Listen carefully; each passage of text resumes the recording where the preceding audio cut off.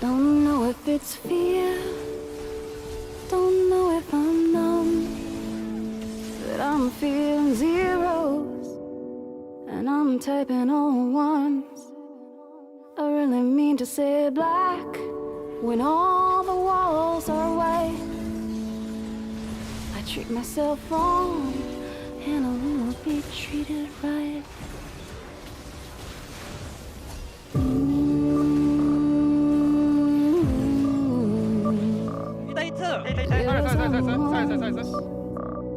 자. 밀어봐, 밑에 밑버. 밑버치. 야, 많이 또. 야, 럼블. 날렸어. 우리 이하로. 야, 바텀 있고, 시슈리, 바텀부터 오버려.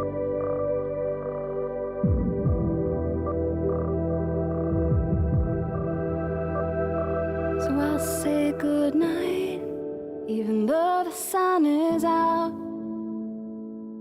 I speak in a whisper, even when the room is loud. I need to let it go, not hold so tight.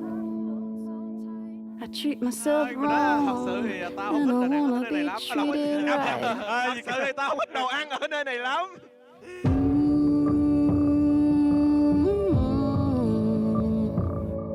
Zeros and ones.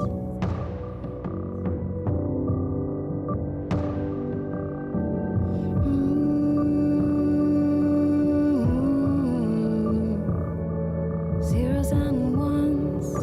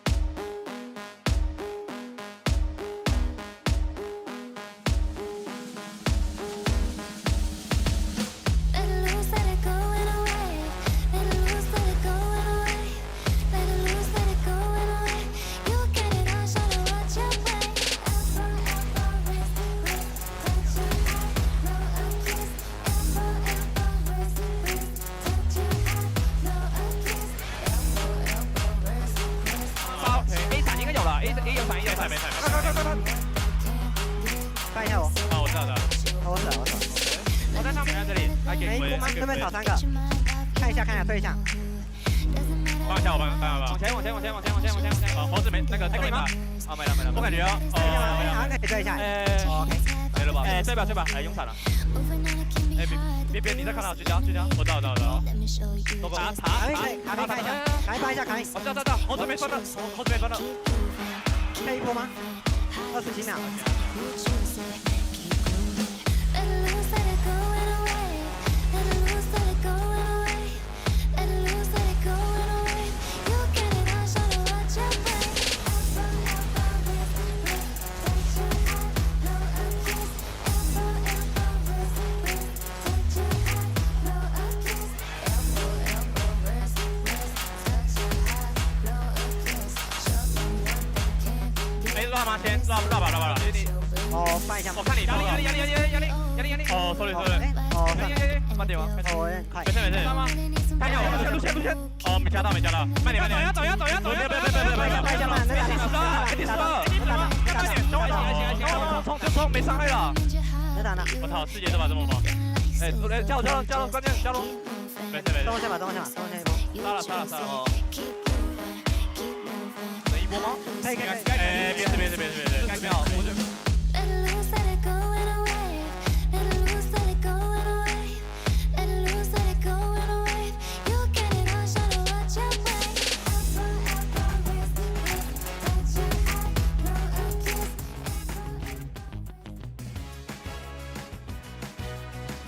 いやハープの個人技からまずボットレーンでデトネーション霞がワンちょっとただカックン健康一滴のダメージをもらう形になってフラッシュダウンです。 dựa lưng vững chãi để họ tiến vào kiểm soát những con sâu. Chiều cuối đã có Ares, anh ta đang sử dụng vi hồ tiết kiệm hôn gió, đang chờ cho Guri hết kiên nhẫn đi lưng lần lách của anh ta. Và người bị giữ chân lại đang là cái bóng của LCP và sát thương là rất nhiều đến từ thành viên của Viking khi mà KT cũng đã có chiều cuối rồi. Khi mà thành công hạ gục đó là Ares, hạ gục được vị trí bên phía bên kia. Còn đứng dưới, nhảy không ăn được, nhưng mà có đi không? Có đi. Solo kill nhẹ nhàng cho Kratos. Công đi đã liều kia ra không qua tường, một ngay lập tức Kratos đã khai thác. Gatling gun, auto attack. Yeah, in both my ears. I feel like I got 3 of them going at once right now.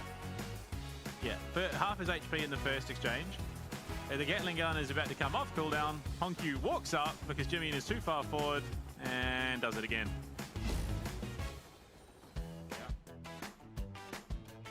Trụ một khu đứng dưới, tức là Gami Sport đang ở trạng thái là 1-2 về trụ, còn chúng ta cùng nhìn lại tình huống khu đứng trên thì sao nhỉ? Kia bị nhốt lại trong trụ và anh ta mất máu khá là nhiều, dính thêm một pha E của Archer và bị solo kill và lực sát thương đến từ những con ma xương.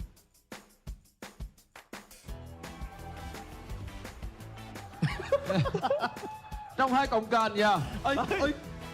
Đi đâu đấy Taki? Taki. Này hình như không phải chủ nhật. Vì thế nên họ chỉ cần cạnh tranh qua ở khu vực giữa trước khi vòng ra của Hoàng Rồng mà thôi. Và Histo đang ở một góc độ có thể tiếp cận để cạnh tranh cú trừng phạt. Mưa tên lửa được thả ra tương đối sớm. Chiêu cuối lao thẳng vào nhưng nở hoa này không hất tung được ai cả. Đối phương đã kích hoạt đồng hồ tốc biến để thoát ra ngoài. Hơi khó. Quang Đình Trấn cũng đã ép một tốc biến đến từ Hero. Ở bên trong Histo đang là người bị quay. Cân bằng một đều về tỷ số quái khủng. Đường trên Archer biết mình sẽ bị băng trụ nên anh ta đang quyết định là bật thường K6 lên để có thể giải quyết lính trước đã. Nhưng máu mất là khá nhiều và bị trói hay không đây, nhưng đó thiếu xử lý quá hay đến từ Archer. 优势的情况下，下一条小龙又是在他们的比较好打的一个情况，而且御使者照中路中塔是可以直接撞掉的。现在的 Viking 反而是目前开起来会有装备跟经济上的劣势，但不开的话，其实现在塔龙能够继续把节奏的进攻给拉满。卡萨昨天 Đây sẽ là một cái trụ nữa dành cho bên phía của Viking. Đã đến lúc để con sứ giả này phát huy cái tác dụng của nó, không thể nào giữ trụ được. Chỉ quyết định là đứng lùi, nhưng đương nhiên rồi, chúng ta sẽ tiết kiệm máu con sứ giả để sử dụng nó cho cái trụ 2. Trừ hút nhẹ cái. Chân đến từ vị trí của Guri. Oh dear, Jimmy. Has flash. Gonna spot out courage. We'll be able to get back to his tower. Actually,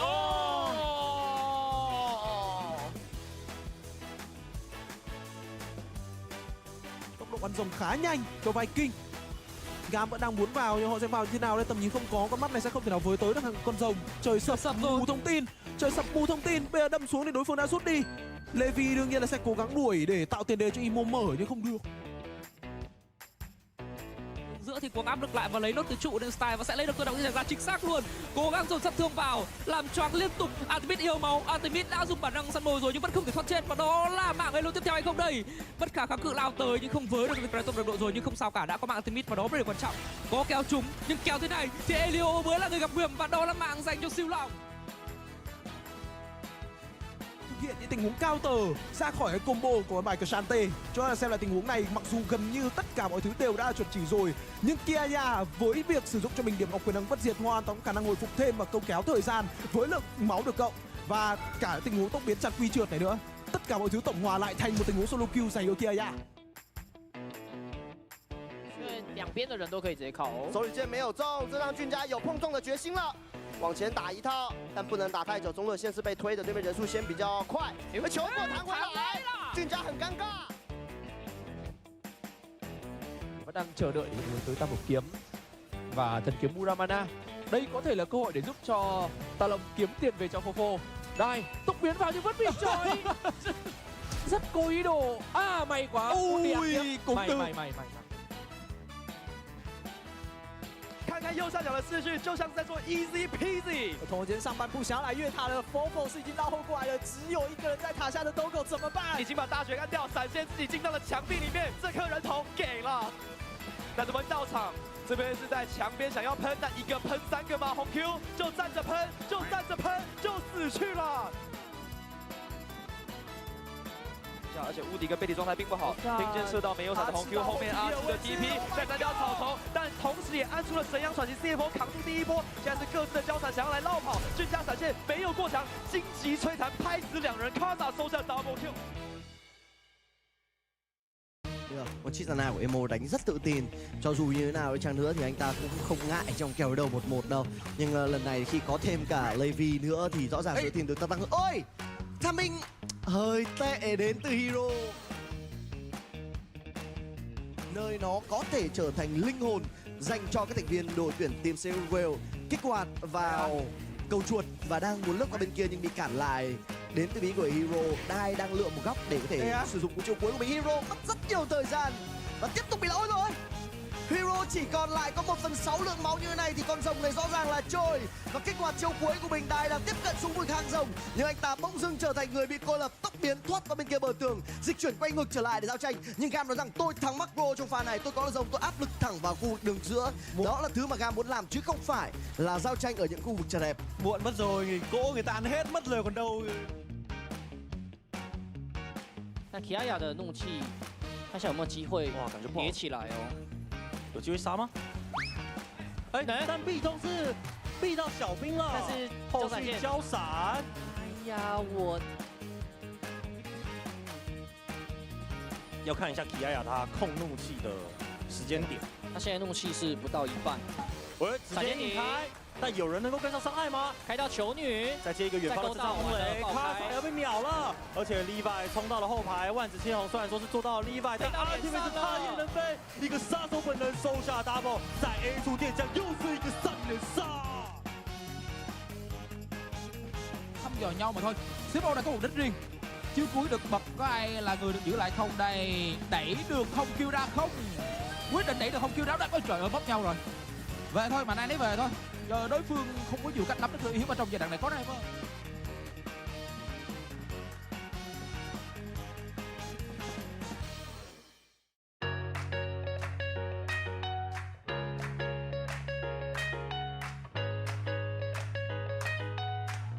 我喜欢台北的夏天。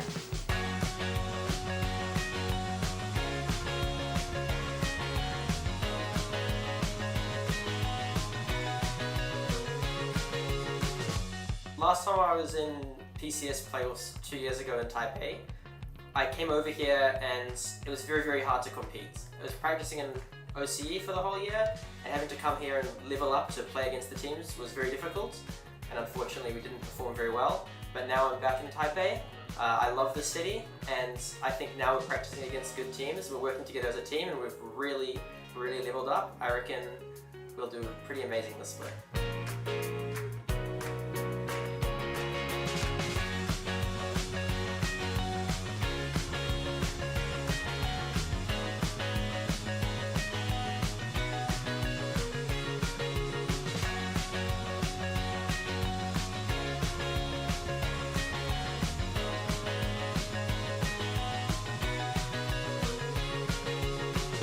当初是没有想要再回来的，只是刚好有这个机会，所以就来了。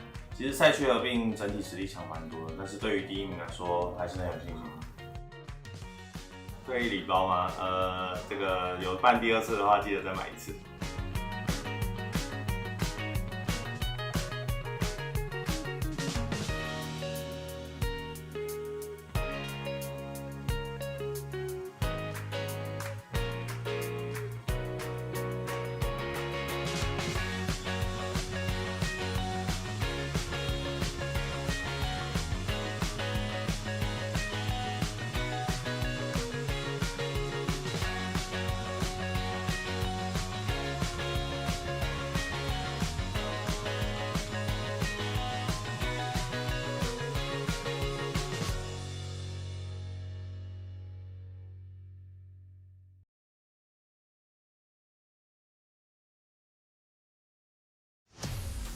Get ready for LoleSports' new international competition, First Stand Tournament.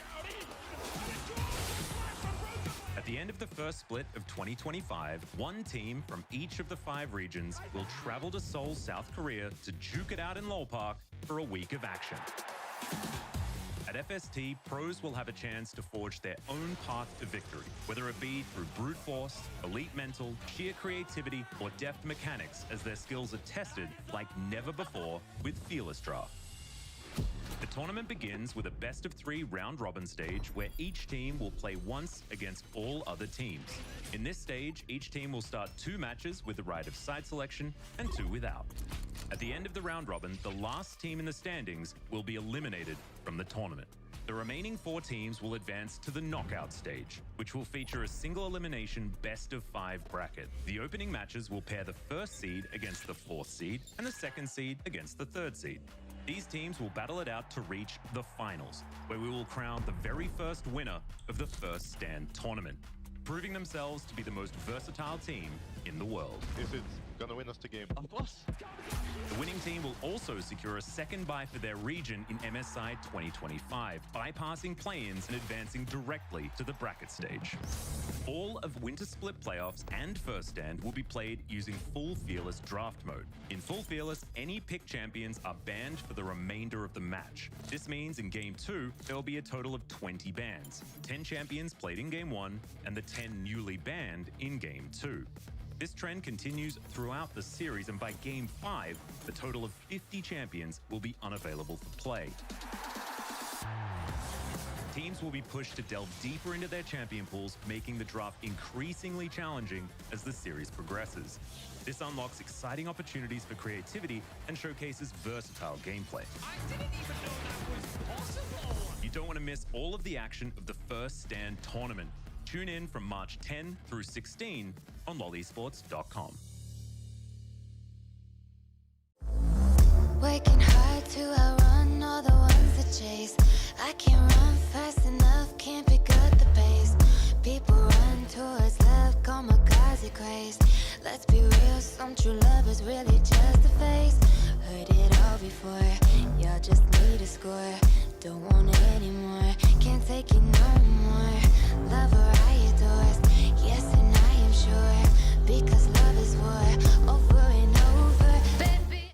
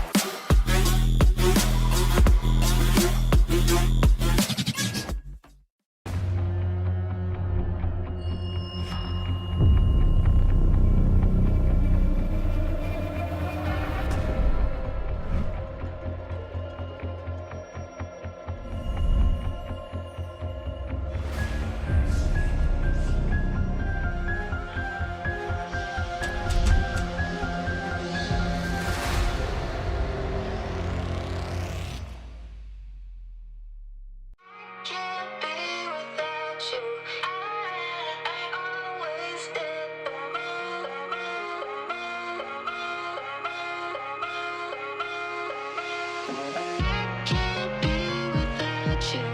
Always one is always in the mood. Can't be. Do you remember 17? You and I, we ran in all the same scenes. Always watched you, thought you never noticed me. Boy, how wrong it'd be.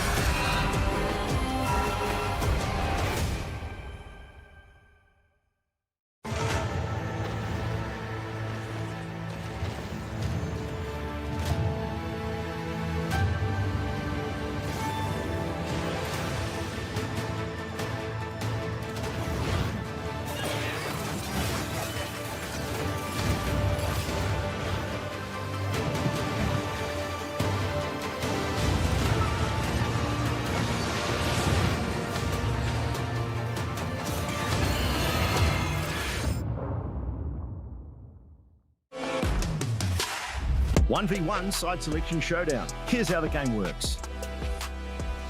Players are only allowed to pick champions from this draft pool.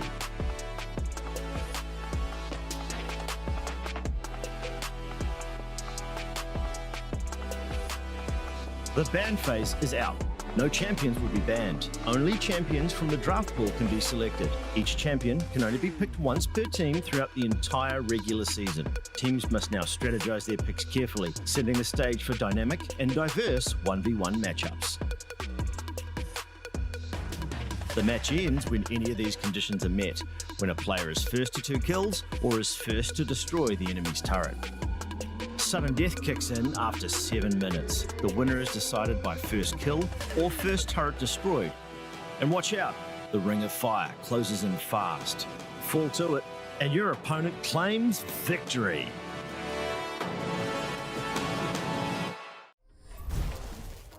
Teams are divided into the contender and breakout groups based on their mid-season standings. Teams compete in a best-of-3 round-robin with performances resetting the slate. In a group breaker match, lower-ranked contender teams face off against top breakout teams. Winners ascend to the contender group, while losers join the breakout group. Double elimination matches then determine which teams advance to the playoffs. Only the strongest will qualify for Worlds and claim the title of LCP champion.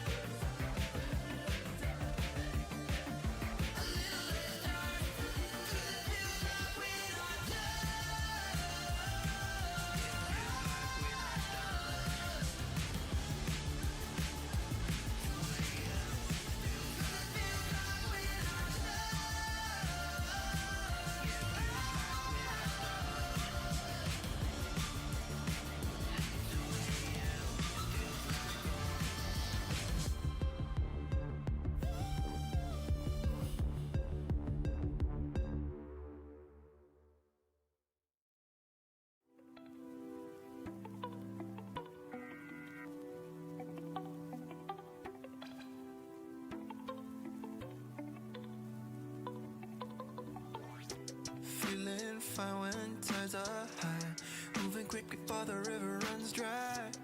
Ain't no won't start without an end. Who knows if it's a heaven sent?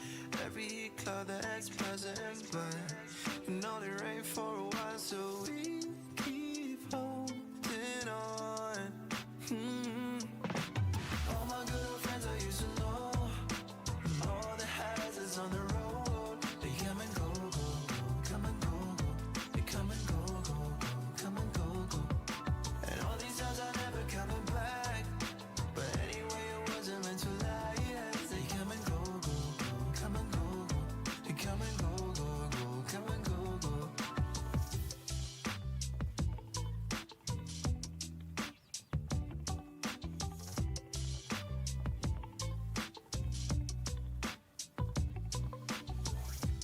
Holding pace when times are fast. Soon enough we're gonna call it past, yeah. One man's luck makes one man sad, and even eagles need to land. Angry words leaving a scar, but she'll be covered with a smile, so we keep holding on. All my good old friends I used to know, and all the hazards on the road, they come and go, go, go, come and go, go, they come and go, go, go, come and go, go. And all these times are never coming back, but anyway it wasn't meant to last. They come and go, go, go, come and go, go, they come and go, go, go, come and go, go.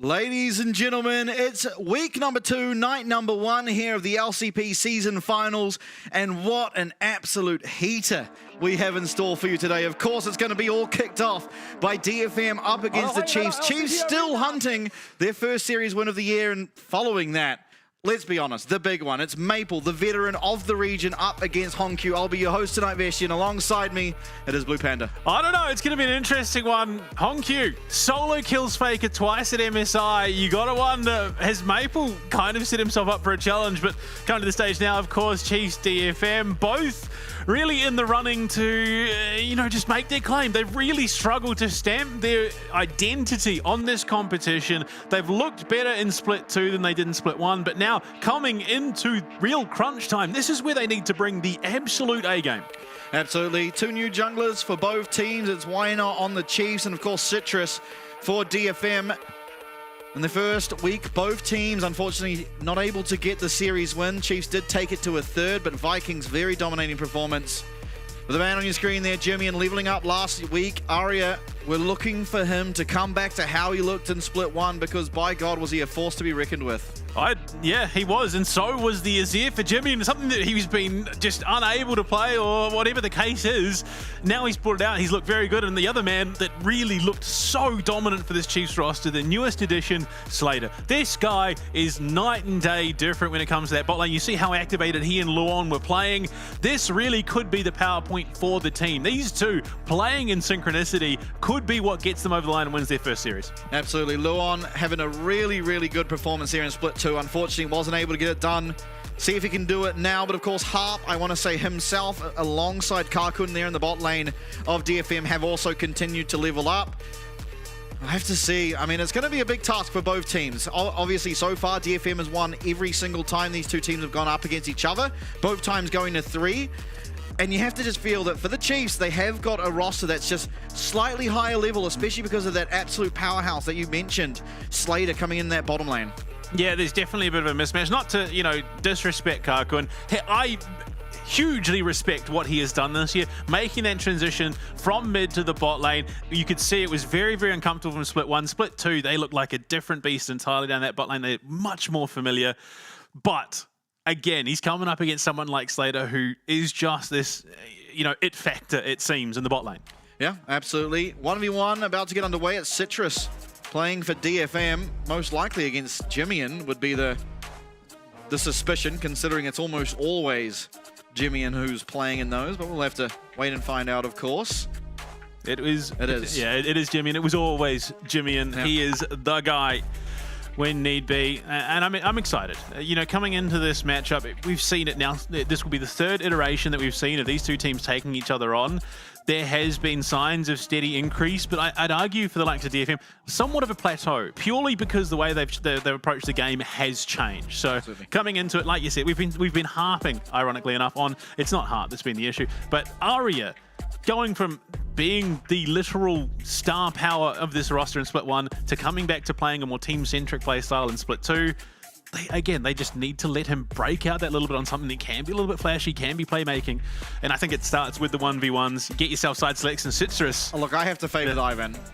Akali, she wants it's because it's a 2v1. Absolutely. Yeah, Daisy does some things to people when it's just left to 1v1. There is no flanking the Ivan when it's one singular lane. And so far, he has a flawless win rate in the 1v1s. 2-0 it is from well, it's actually split. Flawless this split, ironically enough. Well, that's true. It hasn't been played. Akali, no, it was. It was picked up last week. The Chiefs won their game on it. No, I'm saying in the 1v1s, yeah. But across the entire split, it's defeat. It's not had a loss. Akali, we'll see. Look, Akali has a decent amount of skirmishing power, but the Daisy factor can be a real difference maker. Yeah, I'm not betting against. Unfortunately, I just can't bet against the Zygon. No. Both times it's been played in the 1v1s, it's looked pretty infallible. So, generally you want to fell the trees. Now, this one will fight back. Jimmian, though, he has been pretty good. I think he actually lost his first one last week, which, he's lost obviously in the past, but he's definitely won more of the 1v1s than he has lost. Oh, absolutely. And if he's bringing it that same powerhouse performance that we saw last week from him in the mid lane into this 1v1, I would be very concerned if I was Citrus, because he really was just holding his own. Absolutely. We are settling down, I believe, loading in to the Howling Abyss. Eager eyes.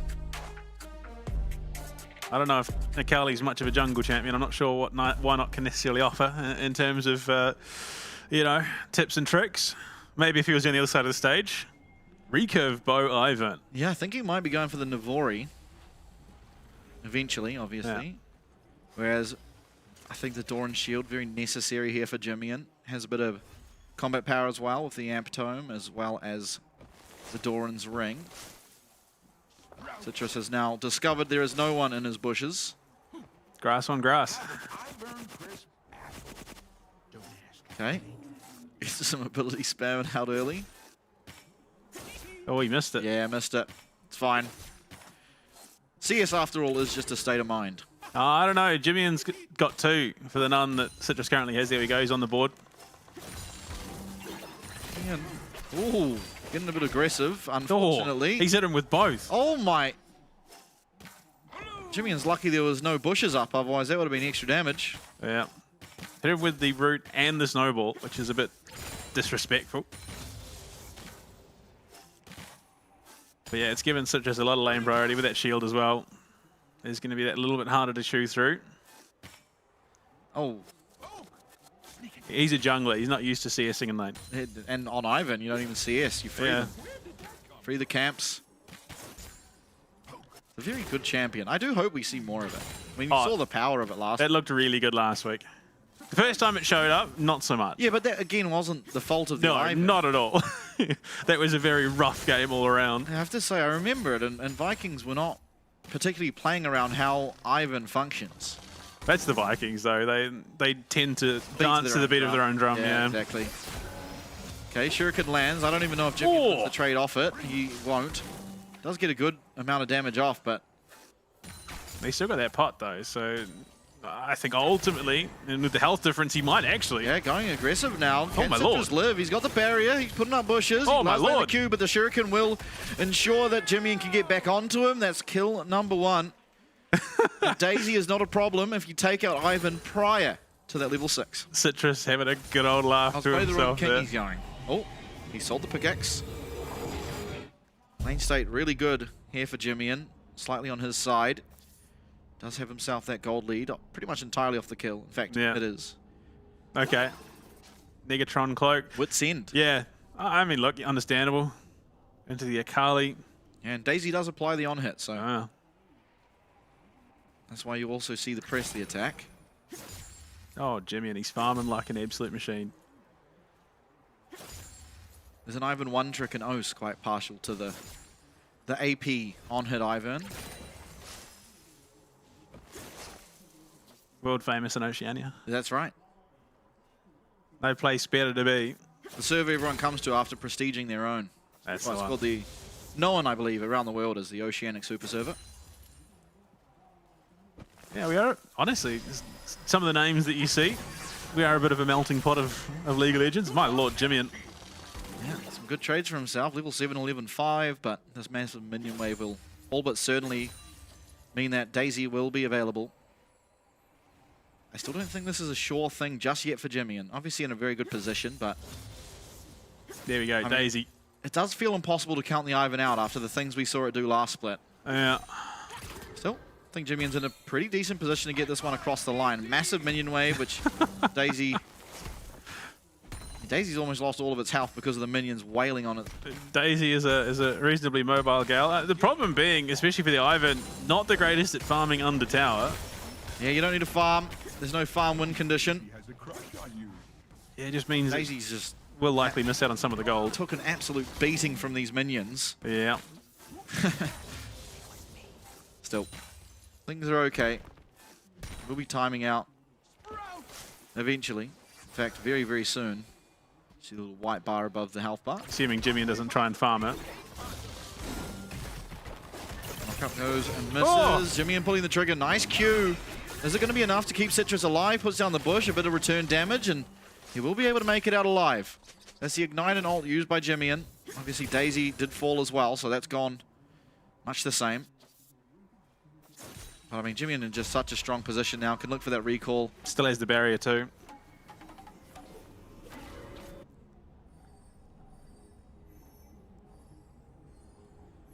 I've never heard that sound before. Was that the Akali recall? Yeah, I guess it is. Yeah. The aesthetic. He's that is back. Spirit Blossom. I love just all of Ivan's animations. Yeah. Oh, that's actually pretty important that he lost that cannon. That's 200 gold. There is the chance that he probably doesn't even get another recall off. I mean, he could look to after pushing out this wave. And maybe that 200 gold actually means he could have had a Wit's End. Let's see. Yeah, he's looking for a recall. He might just have it.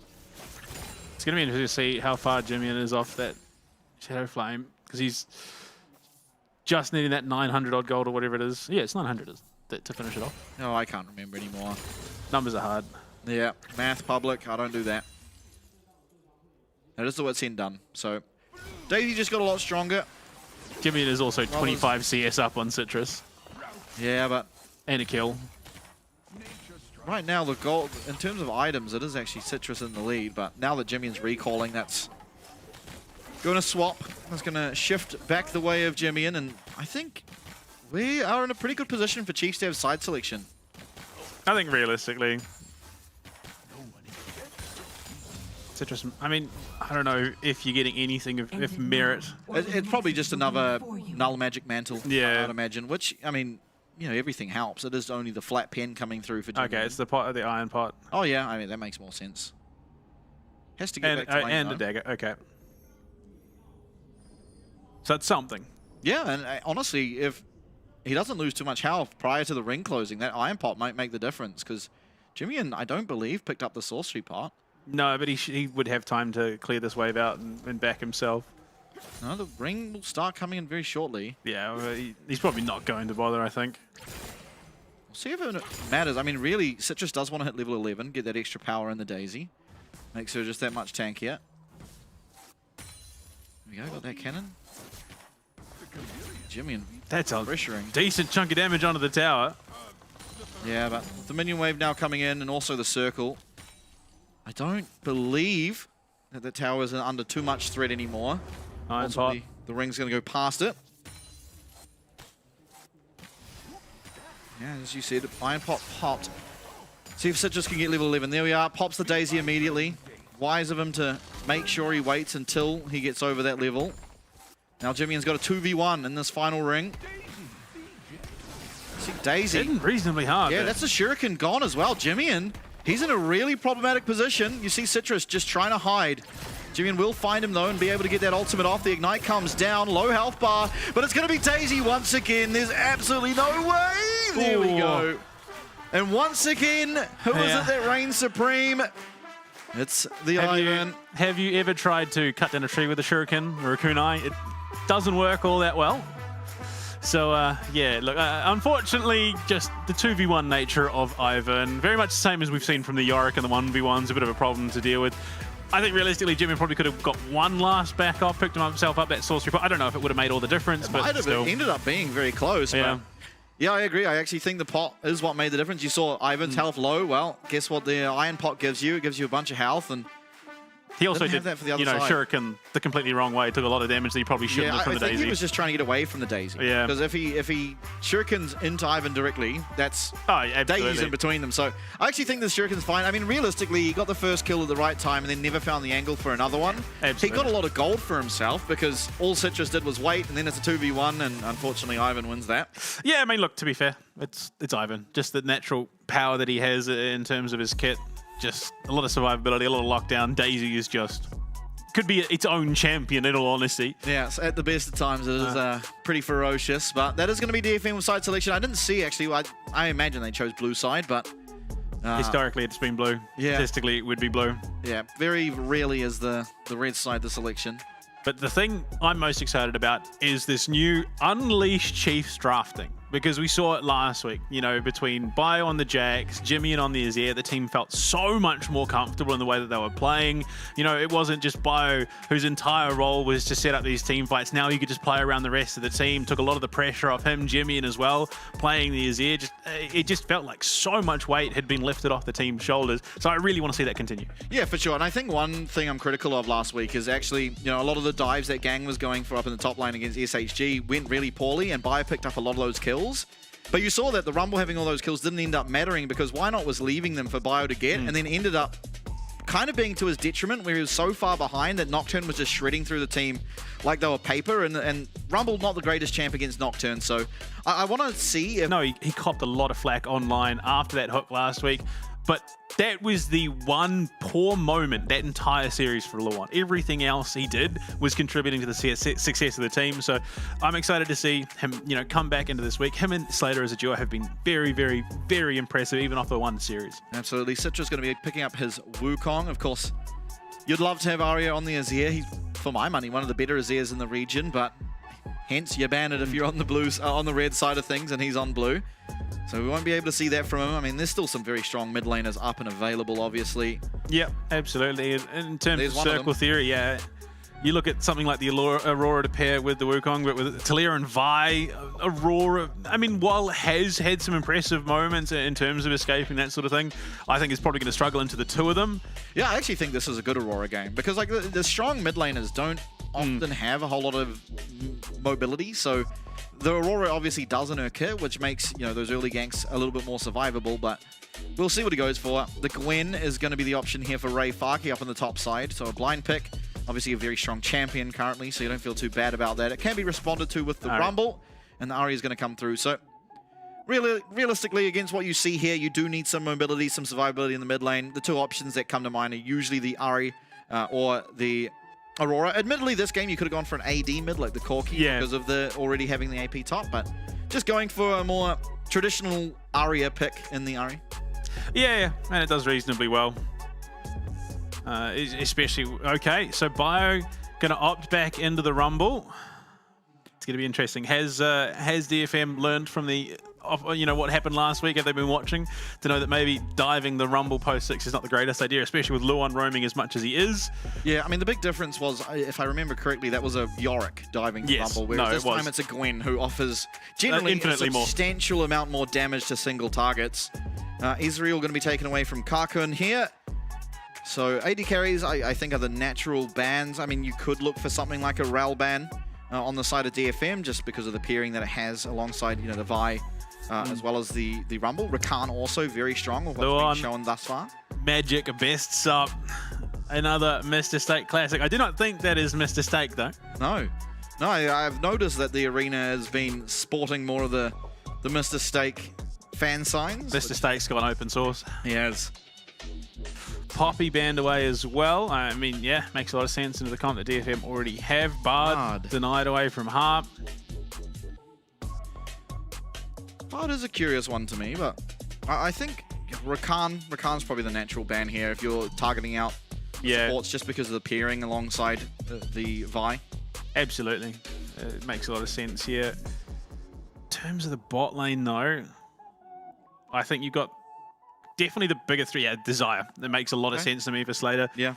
Interesting. I mean, it could have been an option into the Vine. Probably not the best one, given that Slater knows that matchup incredibly well and knows exactly what he needs to play into it to punish it. Well, I think it's just very difficult to get away with Xayah into Rumble and Tilia, so you're probably not wanting the Xayah for yourself, so take it away from Slater. Now his next pick that he's always been known for is the Kai'Sa, but obviously a lot of AP, so it's going to be AD Kai'Sa, which I think is substantially weaker than the on-hit Kai'Sa. At least that's my personal view. I think just the safety you get from being able to, at times, use your W, but either way, he's going to opt into it. A lot of magic damage, though, coming through for the Chiefs. Obviously, nothing like the Scion can come through with the Gwen already being picked up. Or the Galio, I mean, unless you're wanting to play Galio Lucian bot lane, which I don't imagine you would be. You got Brom, you got Nami. Yeah. I think Brom does all right in this game. Yeah, Nami. I imagine you're probably wanting to go the Nami simply because there's still option. Even though there's a lot of magic damage, there's still the option of the Kai'Sa Nico, which is a pretty rough lane for... Nico's banned. Oh, yes, wow, first ban, okay. Rakan, okay, denying that away, so a bit of a double-edged sword there. It makes sense. Don't want to give that over to Luon because that's just an insane amount of dive potential in the back line. Yeah, not the greatest Lucian pairing, but we are now seeing a lot more teams open to just picking Lucian with any engaged support rather than having it only paired with the Nami or the Brom. And it's a great support to synergize with the rest of the DFM draft regardless. I mean, I actually think they more felt like they needed to take it away from the Chiefs, which I think is very correct. Yeah. I think that is what they've realized here, because while they probably did want the Brom, they really do not want Chiefs to have the Rakan with what we're seeing already. Oh, absolutely. I mean, they get the Rel. It wasn't banned away. Yeah. It's going to do reasonably well into the comp setup. I mean, both teams have a very good draft. Both teams have a draft that is very, very capable of running away with things if they find that opening. I think the problem becomes DFM if they position better and if they macro better, which historically they have been into the Chiefs. I think Chiefs fall behind and struggle to get back into the game. So I think there's going to be a lot of onus on why not to impact the map, open things up, and Bio to again embrace that freedom of just being a little bit more proactive around the map and not being the one to force the issue, but at least make moves off the back of the team. Yeah, and I wonder if we're going to see what has typically happened in the top lane now between these two champs, where it's Gwen with Exhaust and Rumble taking the phase rush to try and, kite around those big power timings of each champion, because that, I mean, for my money, you see like Driver against Kiaya, that is typically what they have been taking themselves. So we'll see if Biopanther as well as Ray Faki have put that into their repertoire as well. Well, we're 100% for the Rakan skin so far this split. Yeah, still. Every series has had a Rakan, and every single Rakan has the same skin. Cosmic Dawn. Slater has the best skin in the lobby, but Karkun has also gone with the Lucian skin that does more damage. So it's a tough one between those two AD carries. Both have taken the more damage skins. Obviously, the Faker skin naturally makes you do more damage. I think it's pretty inarguable, that one. Let's see if it's enough to help DFM get this one over the line. I also do like the Soul Fighter Gwen. I actually don't have... I have one Gwen skin. It's the like candy one. I forgot what it is. But I do think my favorite is the Soul Fighter Gwen skin. I don't know that it was Mr. Steak. No. The same, decent energy, but not quite Mr. Steak levels. It wasn't to the point where his voice sounds like it's on the verge. Yeah. Well, to be fair, first game of the night, you'd hope it wasn't there already. Yeah, true. Yeah, both correct skins, I think, up in the top side. And it is Phase Rush on the Rumble too. Minions have spawned. I think I don't mind the Wukong skin. Yeah, hard pressed to go wrong with Wukong skins, I think, at the moment. Yeah, that is true. I think Levy goes for the Inferno one. So maybe there's something in that, because he has been one of definitely the only argument to better Wukong in the league would be Junja. And I think it's pretty hard to differentiate them. No exhaust on Ray, unsealed spellbook for both supports. Yeah, Bio does go with the phase rush, so yeah. Kakun takes a massive chunk of damage there, walking too fast, and Luon does capitalize well. Slater even getting another auto attack in, so pretty disastrous start really to the lane. Wow. Flash forward, barrier is going to be used, flash away for Kakun, but this is about as poorly as bot lane could ever start. This is what I was talking about. Slater and Luon have found the synergy that the Chiefs have been looking for in the bot lane for the longest time. And look, these guys almost feeling like they're playing with the one brain. Yep. Very much on target with all of their abilities. Now Kakun's not going to be able to pick up a single wave, or a single minion rather. Jimmy, however, is getting completely punished. And for my money, not typical of this matchup. Not to this extent. Yeah, it's still Arya though. He is at least personally in the talks for one of the top mid laners in the competition, but unfortunately that hasn't always netted the results that DFM have been looking for. And Jimmy, while incredibly capable, I think at least individually struggles a little bit into Arya. For sure.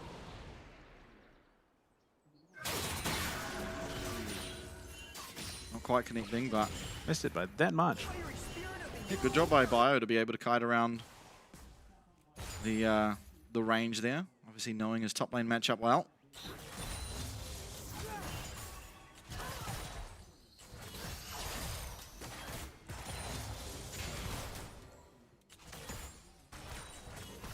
Things have stabilized a little down difference here. In the bot lane. For sure. 3 minutes. As long as he doesn't bleed out any further, should be okay. Obviously a really good position for Slater so far. Yeah, it's about expanding those leads. And to be fair, he is steadily keeping that distance. It's creeping up slowly.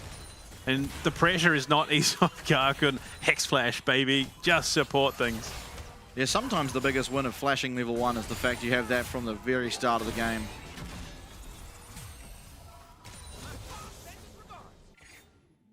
The aggression from this Chiefs bot lane is not eased up for a second. They know, I mean, look, to be fair, unfortunately, Kakun being in the situation that he's been in this year is obviously the easy target, I think, for the Chiefs. And to their credit, they are taking the opportunity to capitalize. Luon. Oh, Kakun, unfortunately, auto attacks the minion there. That could have been a massive trade. Sometimes it's hard. Slater gets away with murder, really, but Harp, very opportunistic. Obviously, they managed to stop that back and do punish Slater, just not as hard as it possibly could have been. Still, Slater will get that recall off now. DFM will have the opportunity to push in this wave and look for one much the same, but it would be an advantage for Slater in terms of that gold off this. Still, not that sizable. Recurve bow picked up. Does mean that he's not going to Yuntal first. So, more than likely will be Kraken Slayer. Junglers have just been power farming. Why not? And Citrus neck and neck, essentially, in terms of their pacings at the moment. Yeah, both jungle champs ideally want to be level 6 before having to have too much impact on the map. Obviously, Wukong with his Cyclone and the cease and desist on Vi is where you become a lot more threatening. Io's actually taken a decent lead up in this top lane. Not necessarily in CS, it's still pretty close there, but at least in terms of lane priority. Yeah, for sure. I mean, Ray's still up the gold, and yeah, for Gwen being up gold is a win in itself, so Ray's doing a perfectly good job up in the top lane, but much the same as Bio. Looking for that gank now, Citrus. He's only level 5, but Jimmy gets level 6. Can he get away? No! He's charmed away, and Arya will be receiving first blood. We said we want to see this guy with a bit more X factor, and he started off good. Absolutely. Unfortunately, the Wukong, problematic at the best of times. They're looking for something on Slater, but Slater, the wave's in a great spot for him. I don't know if they know Harp's there. He's going to know now for sure. Yeah, this is a big nothing burger. Yeah. I think more than likely Harp is just there to make sure no one else is coming down, but leaves it, and Why Not is headed in that direction.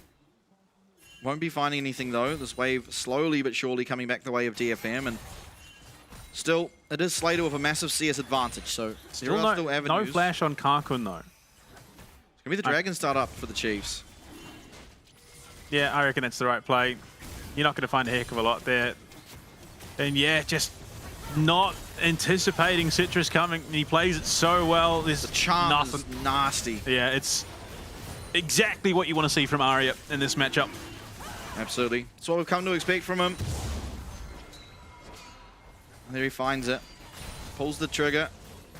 We see Citrus very opportunistic to find that angle to assist in that, but we'll see if Arya can use the advantage he now has to try and impact this bottom lane. Because it is still Slater who is threatening to really take over. Might see the junglers clash here. Why not down a level? 5. This is not much of a clash. Citrus would be much favored in this particular battle, and I think Why Not is just going to have to concede this red buff. No, he doesn't even have Smite, won't be able to look for anything, so Citrus is going to be able to claim the red. Actually, level 6 now for Why Not too. He got off the small Krug. Yeah, there was no Weaver's Wall, and with Arya rotating, oh boy. He does get it. Concussive blows. Does miss out, unfortunately, on that Vault Breaker, and Citrus happy to take the fight. In fact, Why Not in a really rough position is going to have to flash away Citrus. Once again, only just now. That's Harp. Harp's here as well, I guess. Are they going to look for a dive? I'm hoping they learned from SHG as to not to do that, but this is really bad for Karkun. Yeah. 29 CS lead plus that plate. Citrus, though, at least is getting a decent amount of value off this invade. They got the flash out of Why Not. They've taken a decent amount of his jungle away. And, Why Not coming to try and help in the middle lane. Arya still has ult. They're going to find Why Not in that bottom bush. Harp's fine. Just uses that battle dance. It's going to be the grubs for a bot lane invade, but this is still a massive win for DFM. They already got the invade on the top side. In fact, they're not even willing to give it, maybe. They hit it down here. Jimmian's first to the play by a long shot. That's the knock-up, and going to be stunned up. Absolutely annihilated. Good collapse. And Karkun also had to use the flash down bot side you saw in the picture-in-picture. Yeah. Citrus too late to the party. Yeah. This could be greedy, though. This is really weird. I think Citrus should have just finished off the grubs, but anyway, he's here to try and contest his cams. Karkun's in a really rough position. Stunned up. Luon and Slater not going to be able to find the kill, and the tower shot does land onto Luon. Karkun turns it around. That is truly unfortunate. And what was a steadily mounting lead for the Chiefs bot lane has been all but equalized off the back of that kill. That is a rough situation. Yeah, I'm fortunately just getting a little bit too aggressive here. This is where they originally get his flash, I believe. Yeah, Karkun has to flash away. Oh no, this is, okay. Never mind. Good barrier, and then, one more tower shot. Yeah, he takes a bit of damage from the culling, and that's what just tips it over the edge there. Brilliant read from Karkun to capitalize on a bit of a pretty significant misplay, honestly. Yeah, now, eventually Citrus is going to finish off these grubs. I did find it a little perplexing that he went to defend his bot side instead of just finishing these up, but in any case, he's able to do so and pick them up as well. Why Not's top jungle not up and available, so he heads back to his bot side off the recall. Lane swap coming through now for the DFM bot lane, and it's Ray Farkey left to his own devices up against the duo of the Chiefs, and Karkun finally getting some respite. Bio does have the equalizer as well. If they do look for something a little bit cheeky in that tower dive, Jimmy in here now as well onto Ray. Yeah, I don't know how Ray's going to live this. Does try. The teleport's coming through, but he's taking a lot of damage, not able to get out, and that is as clean as can be. Arya's going to be here to mop up the wave, but I think Ray really should have just left. He saw Jimmy and hitting away at the ward. He knew what was coming. Oh, and the recall timing allows Bio to get a lot of time on his own with this wave. He's going to shove it straight on in towards that tower. There's no one here to answer even. So he's going to get some damage out as well. Yeah, it should be one plate. Ray does have teleport to come and answer. You see him channeling it now. So one plate for Bio, a bunch of minions, and that is now a steady gold lead appearing in that top side. You see overall 700 gold in favor of the Chiefs thus far. 2-2 the kill score, so feats of warfare not yet claimed. Definitely a decent shout in from both teams at the moment, having had some success in the objective control. But it's going to be an interesting one for sure. We've seen what a Monster Gwen can become in the late game. But it is just undeniable, the Vi, Rumble, Talia combo and what they can set up with a Rel on the back seat as well. So a good team fight can be pretty devastating if DFM aren't positioned correctly. Absolutely.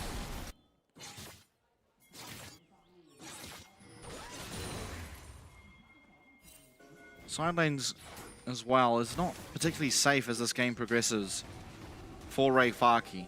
Obviously, you can quickly find yourself locked up and well dealt with when there's a Rumble and a Vi. Even the Talia with that Weaver's Wall.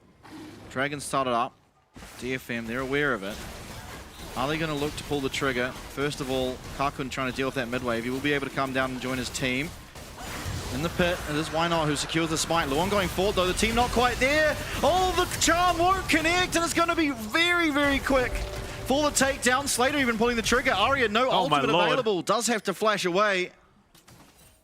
Not necessarily out to safety yet, as Why Not still on the hunt. Will be found out. But yeah, just unfortunately for the side of DFM, Kakun just nowhere to be seen, dealing with that mid wave. They go in, Why Not, steady hands, does get himself that smite, and they're able to take down Citrus with the CC, denying Harp, getting that charm off and keeping that Wukong alive for any time whatsoever.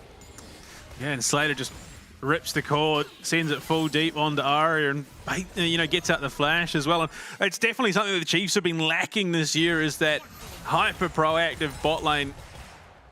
Unfortunately, Lemus and Violet both a little bit more just sitting, waiting, biding their time, as most of the other AD carries in this competition are. Play around the team and what they set up. Slater is very much willing to force the issue and make opportunities for himself.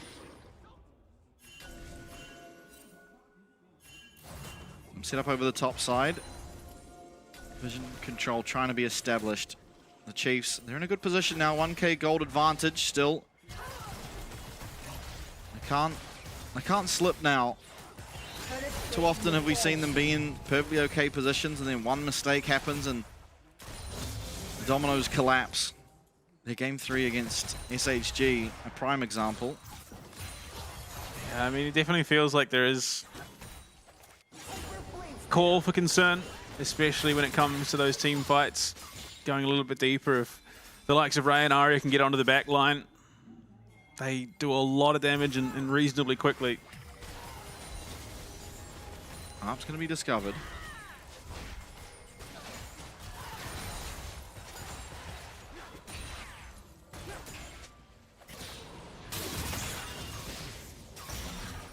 Why doing a great job in this 1v1. Obviously, fairly even, but up that XP. Very important in these top lane matchups. Very much keeping Ray on a tether as well. Number of times we've seen the Gwen just run rampant, get a decent lead off a couple of nasty trades in lane, but Bio's not given him that opportunity and has kept things as close as possible. It's going to be interesting though. I mean, we're hitting that 15-minute mark. Herald is going to be up. We're still 2 minutes 20 odd away from Dragon number 3. And it feels like there is a break point coming. For my money, the Chiefs definitely like the team that would break better at the moment. Yeah, reasonable XP advantages across the rift, really. Level up in both the top and bottom lanes, although Ray Faki has now evened that up. But even for Why Not, up quarter of a level or so.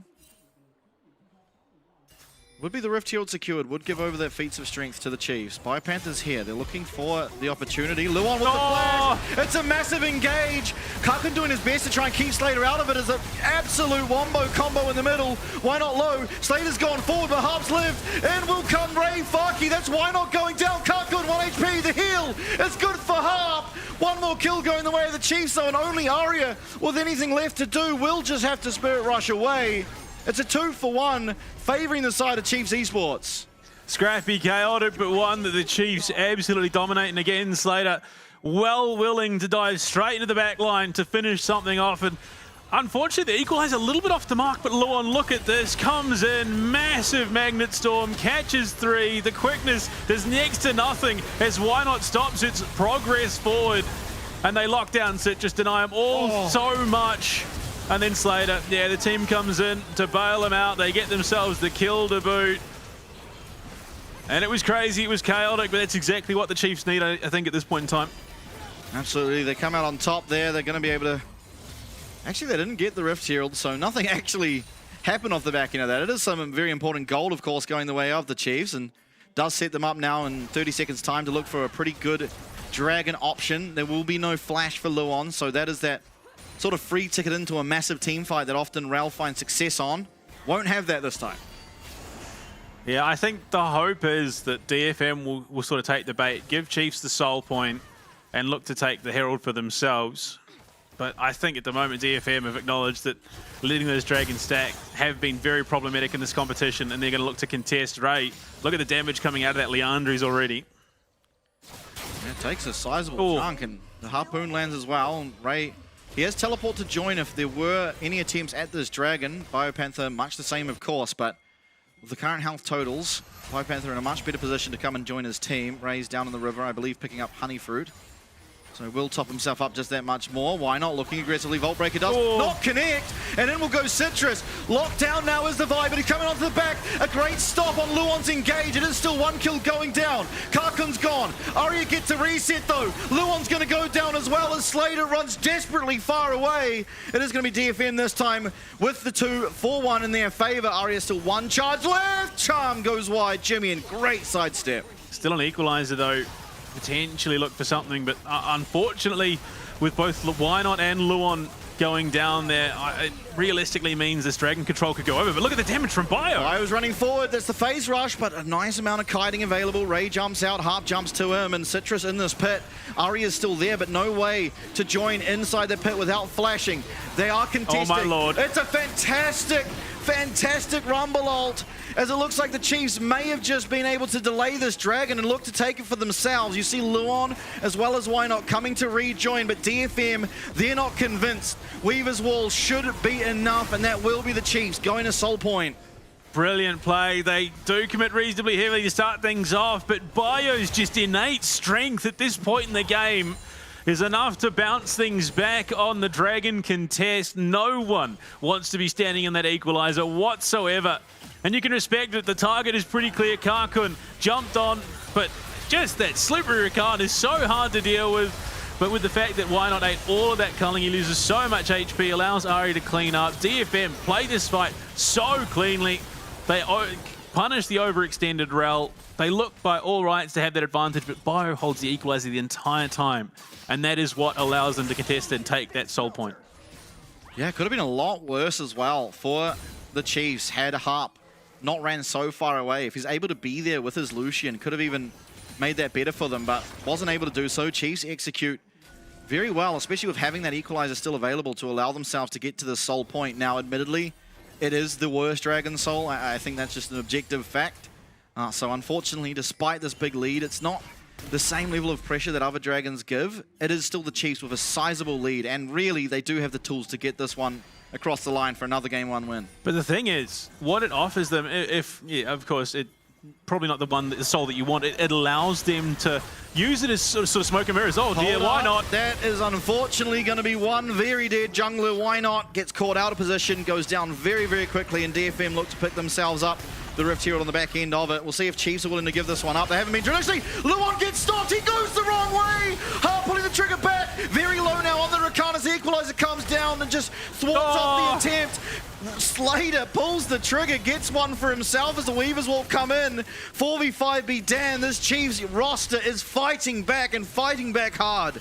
Yeah, looked like a magnificent capitalization from DFM, but again, the raw power of this massive rumble in the top lane, setting things up, and then Slater comes in, plays Janitor, gets the kill onto Harp, and he, again, another massive damage threat in his own right with the setup from Jimmy and to boot.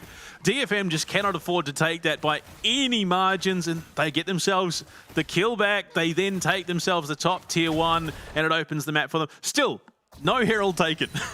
Yeah, it's pretty criminal that DFM are able to lose this, despite Why Not being down and Luon going the complete wrong way on his engage. It is still Chiefs who managed to pick up that win in the team fight. You see it there. Unfortunately, just completely whiffs, but Harp goes too far forward. He has the cleanse to try and get himself out. Hangs around a little bit too long. Still the passive stack there later. Slater going to be able to capitalize with that. Very nearly get Ray as well. I mean, Slater is doing a lot of damage at this point in the game. Oh yeah, 1.5k gold advantage for him on this Kai'Sa. You see 2 minutes He's until beating the out the Dragons, Rumble too, which is crazy because Rumble does a lot of damage, especially when it comes to team fight time. Absolutely. Chiefs very much in a position to win this one. Again, 4v5 2 times in a row, and they're able to take that win. Not the item progression that I would have expected from Why Not, but I can understand why, with the amount of magic damage coming out of this Chiefs roster, but hey. Yeah, I mean, to be fair, I think it's pretty good considering he is kind of just going in to die, get the setup going, and you have the Talia and the Rumble, which obviously stacking magic damage, and the Kai'Sa for that matter. There is a desperate need to cut down some of the magic resist that can potentially come through, even if it's not necessarily present now. That is, look at the damage. Even one harpoon onto Citrus takes a decent chunk out. I mean, look, as the saying goes, it's only stupid if it doesn't work, so we'll see. And given the magic damage on the Chiefs roster, it is going to get an insane amount of value. Certainly will. Otacon aggroed, but more or less just to dissuade any forward movement. Not going to actually achieve anything. Maybe cut a bit of Arya's health off, we'll do so. Every time, it seems like Otacon just travels further and further away from his pit. It's kind of crazy how far away he can get.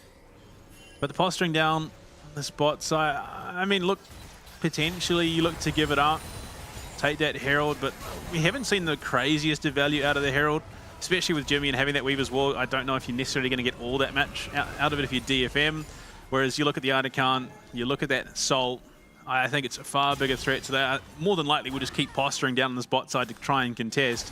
But the recalls coming through, I mean, yeah, Chief's not going to pull that trigger immediately, so they should be back in position to contest. Absolutely. Oh boy, the magic shred out of this Chiefs roster as the Bloodletters is finished up on Bio. Could be a do-or-die fight now for DFM. Chiefs in a fantastic position, first to the Dragon. They are all clumped up. Panther on the bottom side of things can drop down that equalizer from range, but DFM, how are they going to navigate this? How will Chiefs navigate it? As Ray fucking comes on by Why Not? In the thick of things goes Citrus. One kill and it's Slater that goes down. And Arya, he's unleashed. 1, 2, can they make it another? No, they're just going to secure the Dragon. A disastrous fight for the Chiefs, and DFM will get the Dragon and most likely the Otacon to boot. Yeah, and that's why DFM were down here posturing as much as they were. Bio and Jimmy are still alive, but without that equalizer, they just don't have the setup. Can Arya find anything? Is he just going to be found himself? I really want to see. He's running away.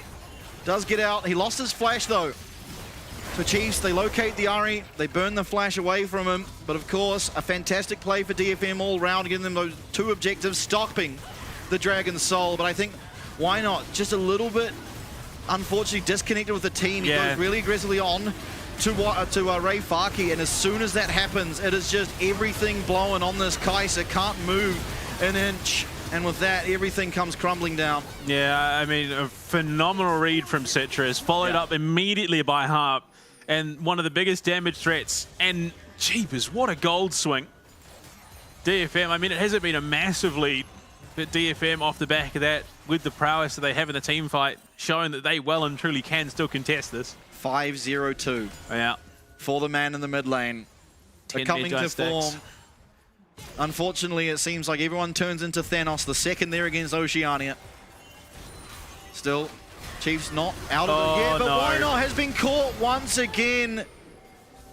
Unfortunate circumstance, but the Chiefs, they have fought these 4v5s many a time. Slater's gonna have to flash away. Harp with the ghost, he manages to catch him, and Slater was so far away, but the gap closes there.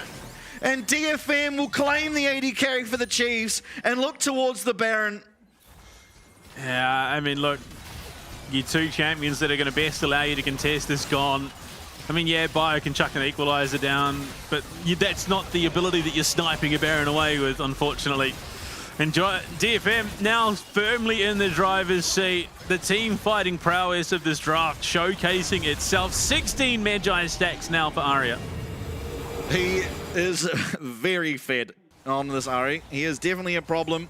And the best champ you have to deal with it generally is the Vi, but he's already accounted for it, purchased himself that second item, Zhonya's, and unfortunately this is the third time. Why not goes to queue out, but Harp will just connect on that grand entrance, take him out. And I cannot believe Slater dies here. The ghost available for Harp, uses the heal for the movement speed too, just connects. Just barely connects, and that's enough for the rest of the team to catch up and make light work of that Kai'Sa. That's flash lost for him as well. Yeah, that's so rough, and I think DFM find that opportunity because of the vision control in Slater. Oh no. Yeah, Slater once again, he does have that killer instinct to get himself out. Harp has found the way in though. He's found the two-man knock-up, but no one there to follow up.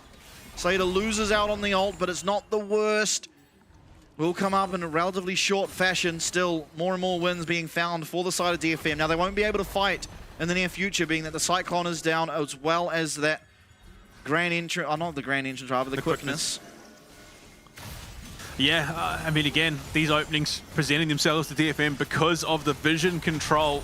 I mean, you look at it, 110 vision score for Harp. Only 35 for Aria, but I think he's definitely doing his job. It's 28 for Karkun.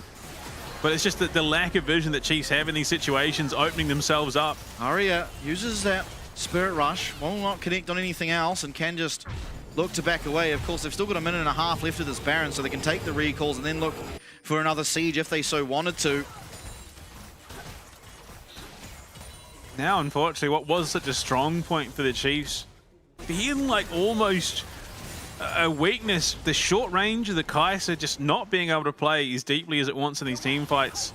Well, the problem is the Kai'Sa has to be enabled by the Vi, or by the team, essentially. Vi obviously being the easiest one to activate off because of the nature of a point-and-click CC ability, but unfortunately just not being able to connect in the same way that DFM have over the past 5 minutes. Definitely a bit of a desync in terms of some of these team fights, but I mean, still a lot of power. Absolutely, they're not out of this by any stretch of the imagination. They've more, I mean, what is the word? I just lost my word. But they've essentially dealt with the Baron. There's 30 seconds left. Nothing else really should come from it. And Dragon Soul in 30 more seconds. Final pulls the trigger. They're going all on to Citrus, but Citrus is still alive. He's gone out with the clone. Down will go, why not? But it's matched as Harp is found as well. Slater flashes away. No one can get onto him, but Aria's golden. Aria has the Spirit Rush back. The needlework just touches the sides. Triple kill for Karkun. And just like that, the game looks disastrous. That's why you don't pick on the nerdy kid in school, because one day he's going to grow up and be your boss, and that is exactly what Karkun is right now. He is the boss of the bot lane. He weathered the pressure, the storm, the harassment constantly on him from both Slater and Luon, and has taken control. DFM come out swinging with a massive game one. Absolutely, we'll take game one, 15-8, and I actually think this is the first time that the Chiefs have lost to DFM in game one. If I remember correctly, in both splits, they actually won the first game. So this could be Chiefs' chance to look for that reverse sweep that they have unfortunately fell victim to, I guess, pretty much every single series they've won a game. Yeah, it's going to be an interesting one for sure, but just the resilience out of DFM, nothing but commendable. I mean, you look at the pressure that they apply to their bot lane from the Chiefs. Karkun has to back before he gets a single CS. Look at the damage coming out of both Bio and Slater. And unfortunately, in the end, it was for nothing because Aria and Karkun massively step up going into the mid to late game. Yeah, I actually don't even think it was necessarily Karkun. He obviously played very well, but I think Citrus and Aria, for me, were the two big reasons why this game turned into such a success, because those two were pairing so well. You saw Arya, even in the team fights that they were losing, and not even losing, the team fights that went poorly for them, he was always alive, he was always able to stay up, keep his gold coming in, the economy was good for him, and eventually it was one single mistake that came out of the Chiefs that really led to a disastrous closing. But I think as Chiefs fans, you can look at this game and be okay with it. It was a few mistakes that realistically you can look at even in this small amount of time you have between games and be like, okay, look, let's not get too aggressive when we don't have vision. We're ahead, yes, we're not massively far ahead. We can't wallet gap them. We still got to stay calm and in control, and those mistakes, you know, you can identify them very easily and avoid them next game. Yeah, and look, I wouldn't even say it was mistakes. It was just, unfortunately, DFM had the better vision game. And because of those timings in which they gained vision control, the Chiefs were caught out because of it. So both teams played phenomenally. Unfortunately for the DFM, the vision control that they were able to gain for themselves and the opportunities they were able to gain were just so much more devastating for the Chiefs in the end. And I mean, you look at it, they well bullied Karkun in this spot lane, and he did get a couple of opportunities back. Yeah, unfortunately, if the culling being the difference maker there, just the enough damage. And Luon, again, on the rel, has been such a powerhouse this year, finds a massive opening for the team. You look at the damage coming out, Slater in on the back line, finds himself a pick as well, and then still manages to get away. Didn't quite find the pick. No, he does. Karkun is about to burn to death, and he does. Oh, I mean, I thought you were talking about Hart. I meant that, yeah, Karkun. But here we go. Even here, I mean, the thing is, between both of these teams, each time that the fight looked really good, there'd be one or two things that just slightly didn't go quite right, and it would mean that either the team fight didn't go as well as it should have, or it just went poorly. Now, this fight was the big turning point, of course. I think it looked like there was a call to go for Ray, as you saw both Why Not and Luon running towards him, but that just left Slater so vulnerable, and immediately there was an answer back. And here, much the same, Why Not and Luon, unfortunately, very far away from the team. You see Talia up on the top side, Slater dealing with the mid lane, and Biopanther was just clearing out the bot lane as he should, and it does mean that DFM find a quick kill, and Slater, I mean, that's just getting caught. That's so rough. He's so close.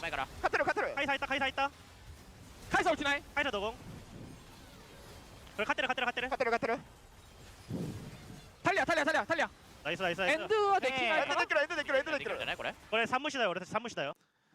A lot of comms. Endu, they knew it. They knew that was game. And, well, look, if you want to level up your game, you can. You can subscribe to the LCP English broadcast. You get yourself a pretty cool emote. The Pengu Garen Bring It emote. And then, of course, the Ramastan's in-game icon. If you're a Twitch Prime subber, unfortunately, you don't get the benefits. If you're a full subber, you get that. You get uninterrupted viewing as well. And especially now, in the season finals, when these matches matter so much more, that is exactly what you want. You do not want to miss a minute.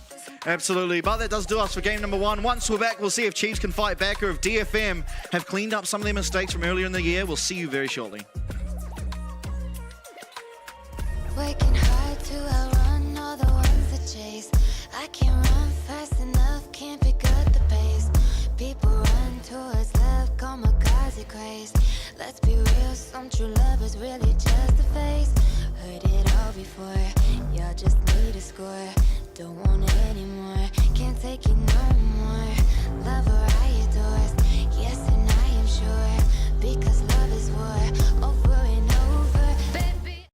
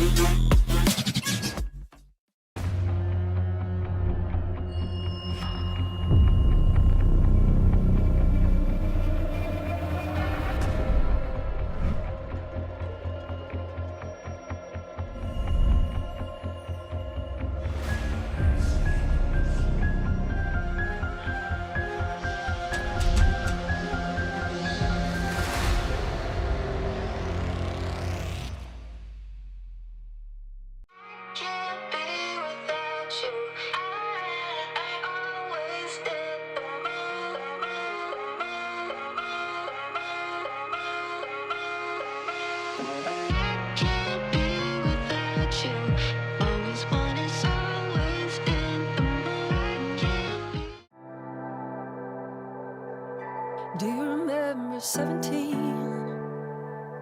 You and I, we ran in all the same scenes. Always watched you, thought you never noticed me. Boy, how wrong it'd be.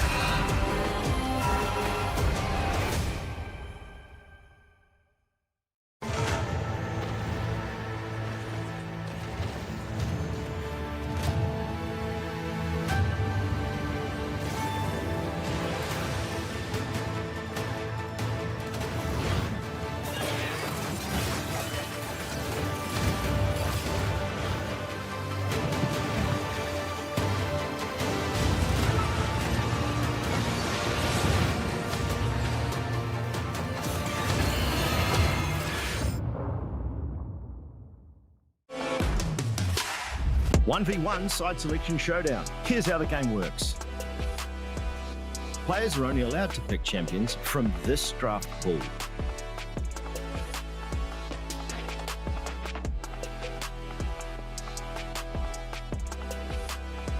The ban phase is out. No champions will be banned. Only champions from the draft pool can be selected. Each champion can only be picked once per team throughout the entire regular season. Teams must now strategize their picks carefully, setting the stage for dynamic and diverse 1v1 matchups. The match ends when any of these conditions are met, when a player is first to 2 kills or is first to destroy the enemy's turret. Sudden death kicks in after 7 minutes. The winner is decided by first kill or first turret destroyed. And watch out, the ring of fire closes in fast. Fall to it, and your opponent claims victory.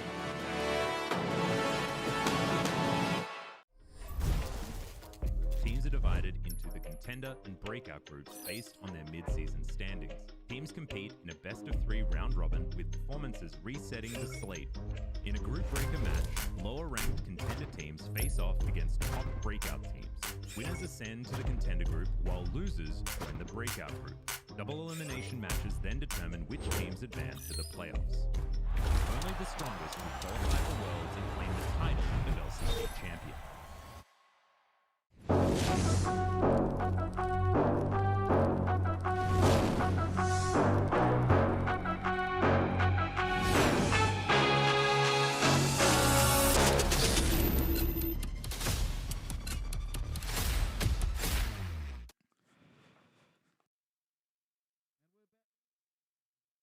And we are back. Game number 2 on the horizon. It was realistically a very close affair here in game 1.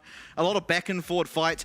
Honestly, a lot of the times that it was a 2-for-1 advantage, it was the team that lost 2 that ended up picking up more off it. And so hopefully off this, see a little bit different. I mean, Chiefs were coming up pretty big in terms of their wins early game. Not really getting a whole lot off it. They got the 3 Drakes, but unfortunately never managed to get that soul.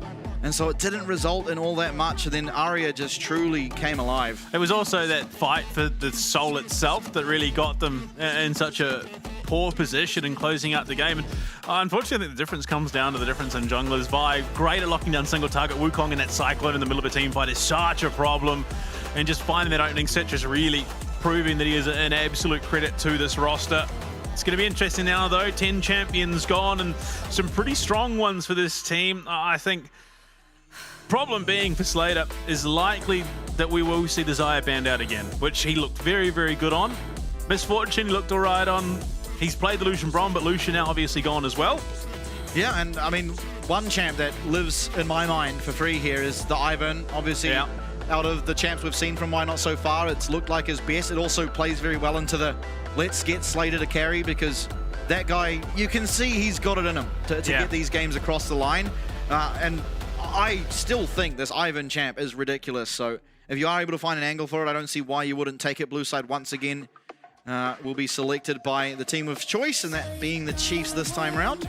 I mean, they got the absolute god draft that game, honestly. Jax, Ivan, Azir, and then Xayah, Rakan in the bot lane. I don't think you get a better draft for the Chiefs, at least in this current iteration. So it's going to be interesting to see how much, if anything, gets let through. Obviously, Rakan no longer an option, so you're going to have to pair the Xayah with something else down in the bot lane. I think the Azir remains potentially permabanned, not necessarily by the Chiefs, given that they're now blue side. I think DFM should at least respect that, unless they force something and leave it as sort of a 50-50 with two champs that Chiefs might want, and then they get the Azir for Aria. Yeah, we'll see. It comes down to, do we think Jimmy's always going to feel comfortable to 1P it? Because he did obviously last week, so you'd like to think that yes, he is. But the fact that, you know, for the last 2 years, 2023 and 4, we saw him always picking it to not, it makes you question. But yeah, banned away from DFM. Nocturne Varus will also receive bans here. Now, I kind of like the Varus ban. It does open up the Xayah a lot more. We'll see if DFM realize that and want to keep that one away from Slater, particularly, as you said, off his performance last week. Yeah, I mean, also, that was the sort of the final nail in the coffin against the SHG last week, was Johan on the Nocturne. 5-0-6 in the champion and just absolutely ran rampant. And he banned away as well from Jimmy in the mid lane. A lot of target prio onto him at the moment. I mean, how do we round this one out? Unfortunately, Aria has a champion Ocean. There's not really much that you can be able to take away from them that impacts things all that greatly. Pantheon, yeah, I think that's smart. It just, in terms of what it offers in the current state of the game, the global pressure, just the natural powerhouse and the survivability, you don't want that getting through for Citrus. Yeah, it kind of just has everything. A little bit unfair, that champ. Now, final ban to come through for DFM. Xayah, Ivan, both open. I don't know if you're particularly worried about anything else. Potentially in the top lane. Okay, Karma, yeah. Interesting. Karma, Israel, Karma, Caitlyn. Not necessarily champions that I would have immediately said, yeah, this screams those champions to me in the bot lane, but the Nico coming through. So left open the Nico. Obviously banning it last game. This time we'll be leaving it up. What is their response to it? I mean, regardless of what you pick, it's probably just going to be a hard bottom lane with the power of this Nico and all that it provides. Yeah, I mean, looking at the natural pairings for Nico. I mean, against Nico, you can play anything with Nico. Yeah, but in terms of what you look for Jarvan. Blind Jarvan. We see absolutely nothing. I'm very perplexed by the blind Jarvan. Unless it, again, I'm not sure if that's an angle you're trying to deny it away from. Why not? It's not, again, not something that I immediately would have jumped to in terms of his champ pool. Maybe they've... It is reasonably okay into the Xayah, being that she can't actually leave the box. She just flies in the air and becomes a bit of a sitting duck. Rise for Aria. That's now, scary. Last split, Chiefs did get the win over DFM while Aria was on the rise, but my oh my did he put on a performance. Yeah, he nearly drugged DFM out of that game too. Like, almost single-handedly denied that game away from the Chiefs, but didn't quite hit critical mass. Chiefs, question mark. Zin's out. Okay. So, matching the strength of the Jarvan early game here, and it will be that mid lane Galio, a perfectly fine matchup for both sides. Realistically, it's not something that Rise has to be particularly worried about. Now, there is a lot of gank set up for him, but the same can be said the other way around. Circle theory currently is favouring the Chiefs. Jarvan, yes, has a decent circle, but you've got Nico, you've got Xin Zhao, you've got Galio. 3 very, very big circles. The Bard, now that is the anti-circle circle. Yeah, and unfortunately, so is the Xin Zhao circle. So there's a bit of 2 anti-circle circles. But obviously, Bard was banned away from Harp last game in the second phase of ban, so we will pick it up here in the first 3. It's a reasonable answer to the Nico, although not much does amazingly into the Nico, so I think both sides will feel fine. Yunara, now available, has been banned. Sivir stands out to me as something lacking that I think is just ridiculous currently. So we saw plenty of it in week 1. So, I mean... I think we saw it every series. Yeah, we did. If I'm not Ambassador mistaken. taken away from... These bans does make me believe that we're not seeing Xayah, because Xayah would be perfectly fine into the Nocturne as well as the Ambassador.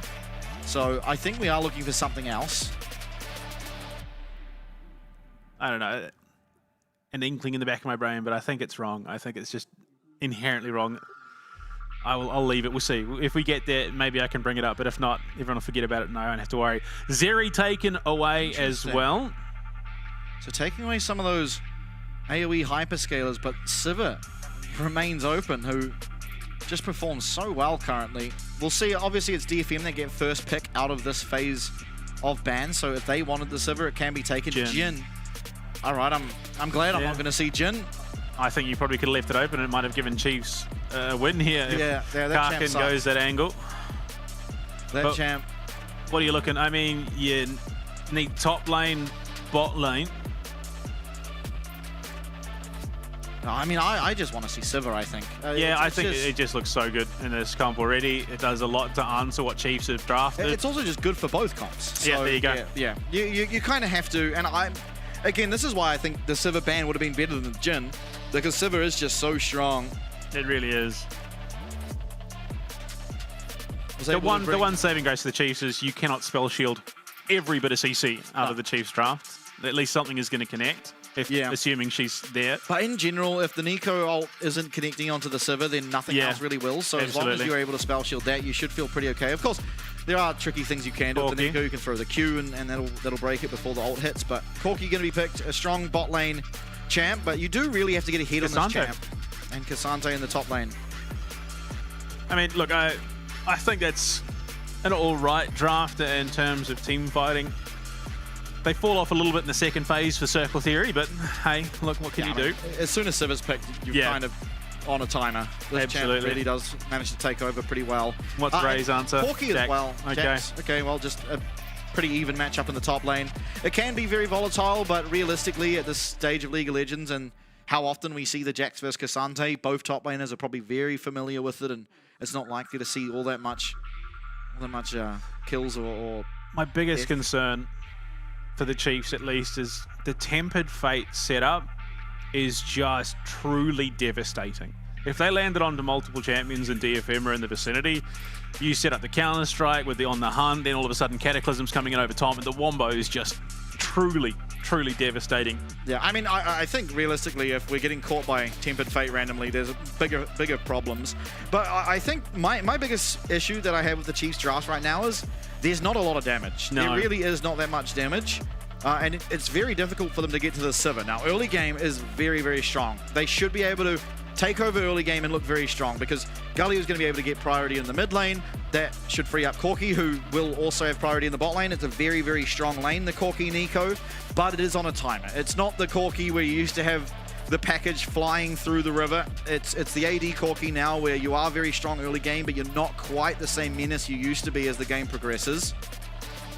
Obviously, jungle, I mean, there's not much to talk about. They're both strong early game, and they become engaged tools or I don't know. They just bruises in the jungle. They all pretty much fill a similar purpose. Circle Theory junglers. Yeah. They both have big circles in their ultimates. I mean, very much a concern that going into the later stages of the game, it definitely feels like Chiefs are going to plateau and ultimately fall off compared to this Sivir, who, I mean, throughout the entirety of that mid to late game is going to be relevant with the Ricochet.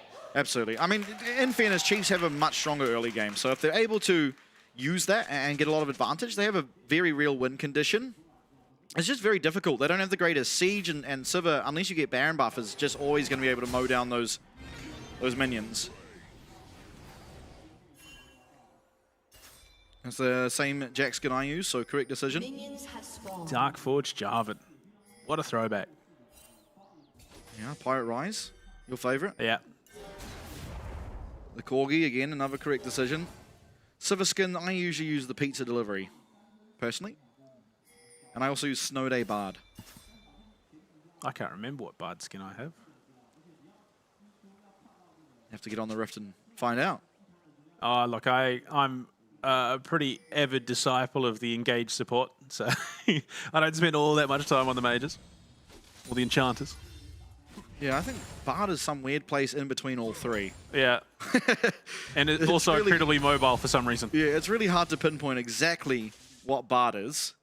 He's kind of just Bard. He's almost an ambush ambusher as well, because you know, set up the tunnel and then turn around and stun them as they follow you through. So it's kind of egregious what he can do. Citrus optimizing his clear here. Getting the Krugs down whilst finishing off the red buff. Obviously early game in the bottom lane will pretty heavily favor the side of the Chiefs. And I think the Nico as well, offering more in that clone. Well, this is a very bad lane position. Yeah. Chiefs doing a great job. Harp trying to establish some pressure, but Kakun struggling to walk anywhere near that minion wave. Jax. Classic. Cassante autos once with Grasp and has equalized the trade. Yeah. But yeah, I was just saying, Nico deals well with the vision control that DFM were able to establish, just having that clone that you can just send into a bush to gain that vision back. I think that's like the most broken part of the champ. Also, Citrus quietly with a pretty rapid Jarvan clear. Already onto his Grom, not yet at 3 minutes, so certainly well versed on the champ, it would seem. Once again, Chiefs getting that control down on this bot side, establishing a decent enough lead. Fortunately, last game, despite that gap, was not enough to get them over the finish line.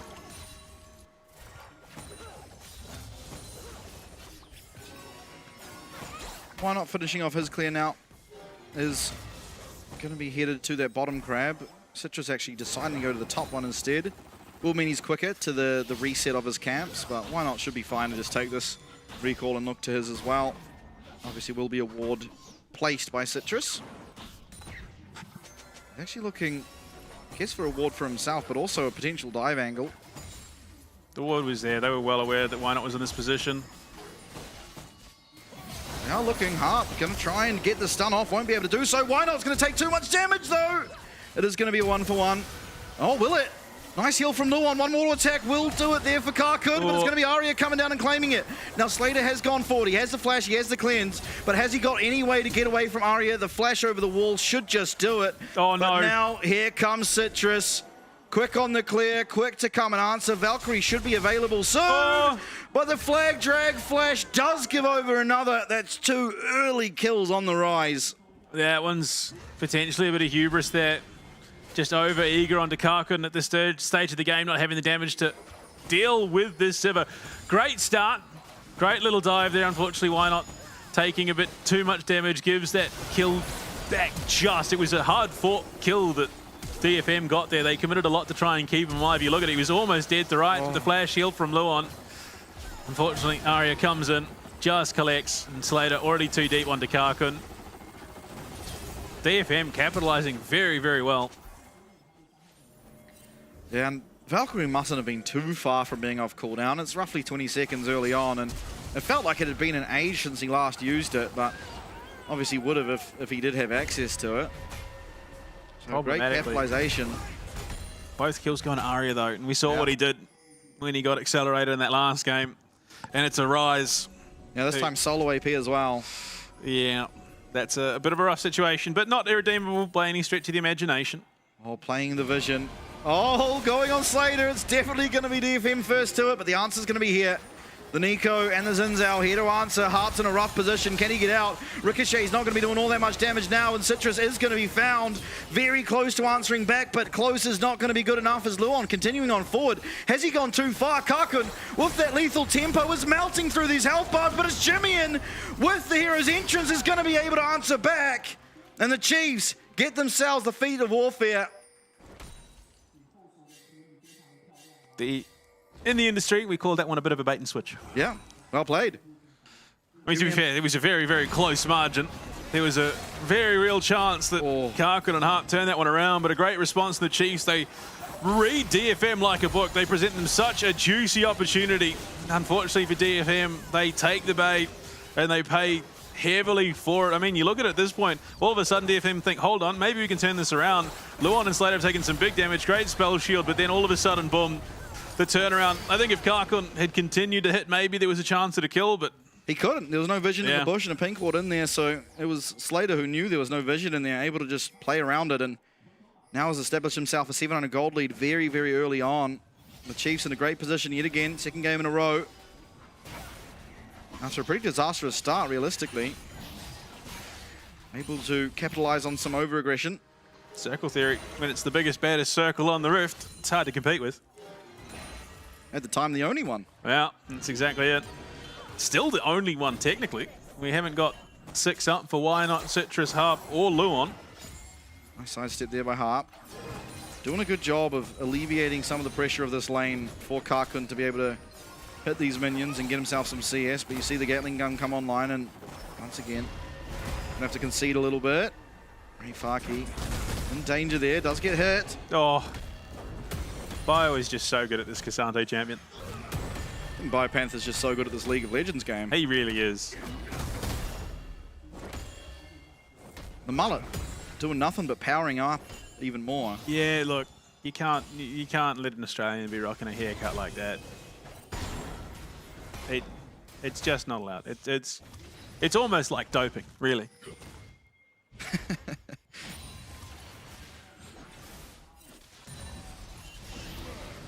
Aria's still very strong here on the side of DFM, but definitely not faring too well as a team entirely. I mean, you have the slingshot on server, it's always a bad sign. Starting up on the grubs. So 4v4 potential here. Realm Warp for Aria available to join his team. Neither top laner here, but there is a teleport advantage in favor of Ray, who's in the base. He's got his gold if he wanted to come. That's one grub secured here for the side of Chiefs.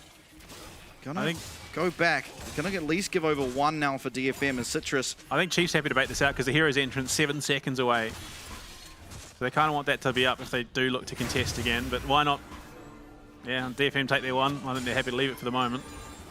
I think wise decision. Ray Farkey could have teleported up there, but it means he loses a lot of gold in that bottom lane. And what is a very even lane, you don't want to be falling too far behind, although in saying that, Biopanther has just naturally given himself a lead.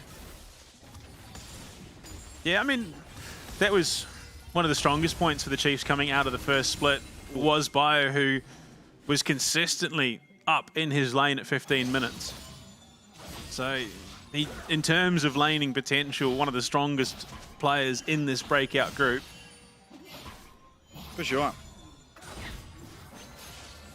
With that second grub now secured for the Chiefs.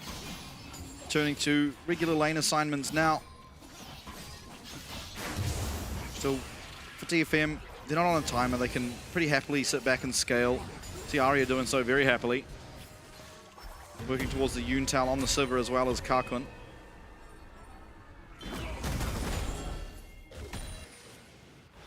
I think very quietly Ray leveling out throughout the year as well. Saw at times, especially in the first split, where he was getting punished quite a lot in that top lane just in the 1v1, but now is able to go toe-to-toe. Biopanther, while obviously not in the contenders group, is a very, very strong player, and particularly in that lane phase. Absolutely. Dragon contest too little too late. Luon, unfortunately. Bold attempt. Not quite in range. That Bard portal doing wonders to ensure the safety of the team. Ray has to be careful. All out potential there for Bio, but does just use that ward to get that leap strike away. This lane will start being easier and easier for the Jax. Gets to a point where he's not particularly killable, but obviously same can be said for Bio. All out on the wall. Not gonna go for it.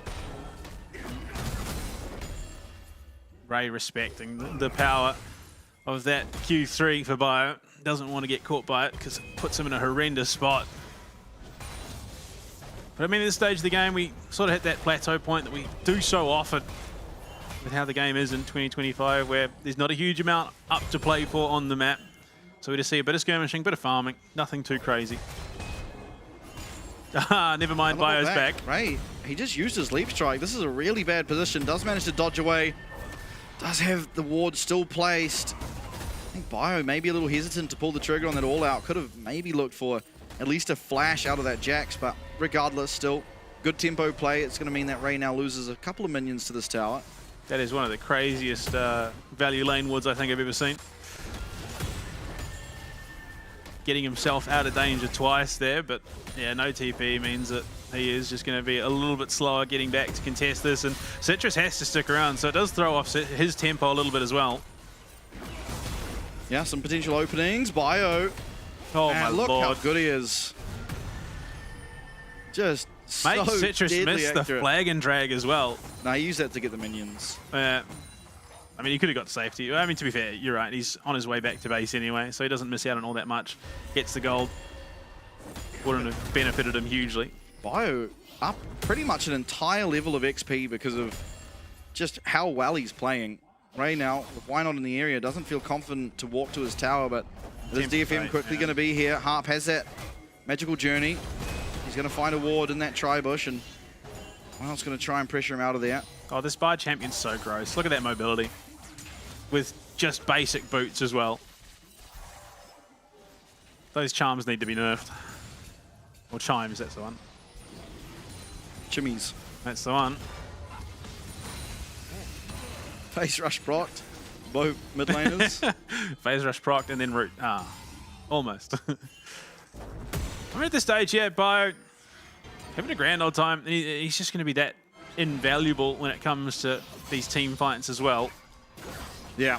Unfortunately, again, unfortunately for the Chiefs, is if they aren't able to blow open this game, the Sivir will just be able to hit Galio or Cassante and pretty much achieve what every AD carry wishes they could from hitting a tank.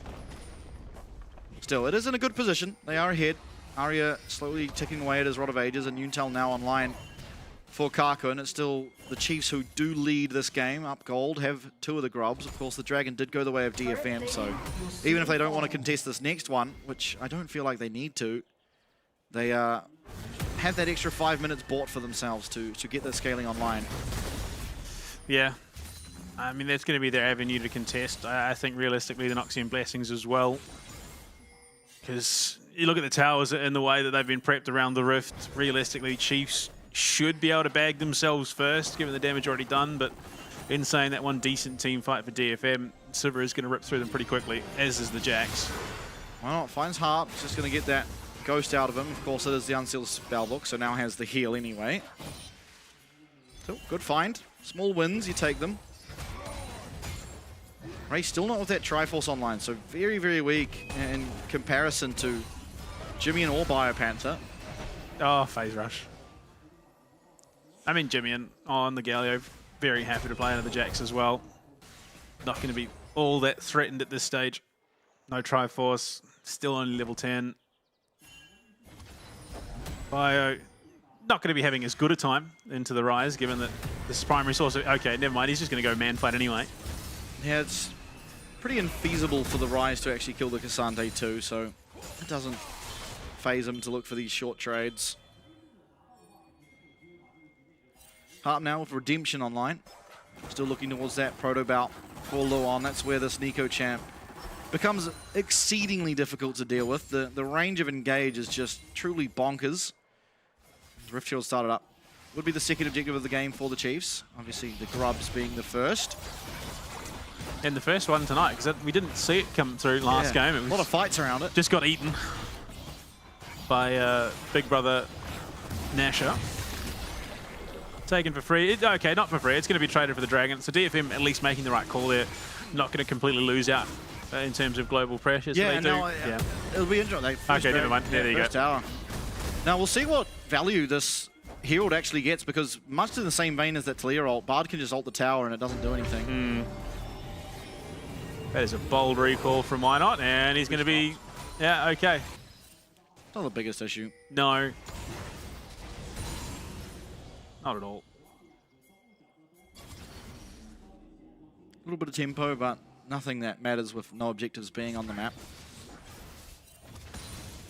5 stacks now, 5 more minutes, and Arya will have that Rod of Ages done. Looking towards getting that, what is it, the Seraph as well, and Kakun here on the Sivir, trying to get himself to the Navori Flicker Blades. I mean, this is okay.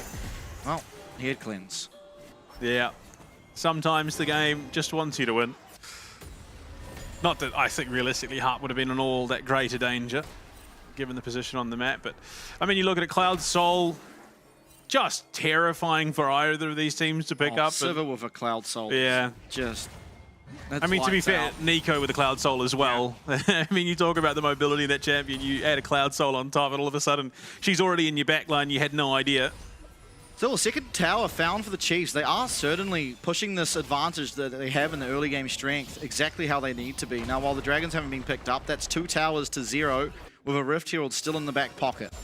Rift Herald, of course, not likely to find all that much as long as Harp's somewhere in the area. It's probably just going to be traded for a Bardolt, but... I mean, it's, again, probably still value if you time it correctly around one of these objectives coming up. 3.5 minutes away from the next Drake, so I'm not quite sure if the timing is going to work itself out there. The Herald will be gone by then. That's a problem. I mean, look, they can maybe look to force something and then make some plays after. Either way, they denied it away from DFM is the main thing, I think. Off the towers as well. I mean, Biopanther obviously just with a natural lead for himself, but has got himself 1k gold advantage, and the 1k almost that Aria had for the entire early game has been pretty much neutralized in that middle lane. Jimmy stunned up, taken a very, very large chunk of damage, and now why not pulling the trigger on to Citrus? The Tempered's Fate will connect, but only onto that Gully. Why not come splits the difference? Kaku will land onto him. Redemption too little too late as down comes the hero's entrance. Aria trying to get his team out. Ray Faki managed to get one in the back line, but he's going to fall as well. No chance for a re-engage, and Harp running desperately far away will be able to just make him out. Still another win for the Chiefs. Harp doesn't have ult, but why not? Inexplicably putting down the Herald will be found. It's traded back. Bio not going to be able to connect on to the Rise. Harp not there though, so can't deny. So they will get some value at least. But yeah, no, unfortunately just presents an opportunity on a platter that DFM foolish to ignore. Was traded back though, so not the worst. He does get the Herald down, so ultimately it's fine. You would have rather not gone down, of course, but still. That's a 4th kill fed over to Aria though. Yeah, no Dark Seal this time, luckily. No, but I mean, a champion that does take a little bit to come online, coming online that little bit earlier is problematic indeed. Tempered Fate almost finds the mark, but only hitting Jimmy and is not going to result in that much, and why not? As well as Luon managed to find Karkut. He tries to flash away, but he's not able to.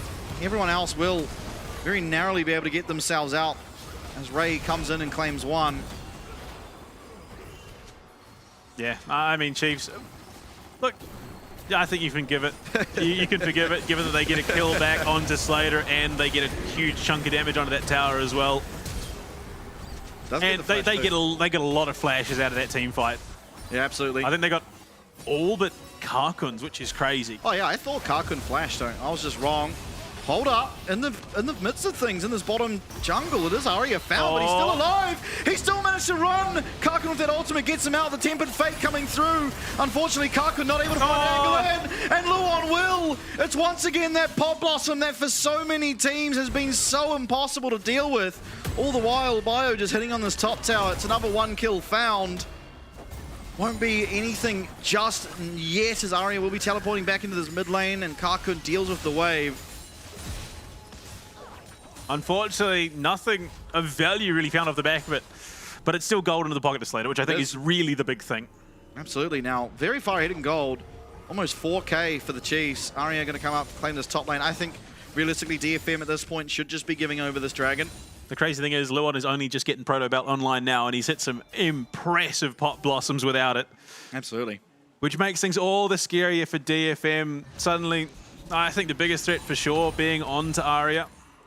If they can close the gap onto him, if Luon lands that Pop Blossom, we've seen just how much damage Slater can do. You're less worried about it, I think, if you Karkun.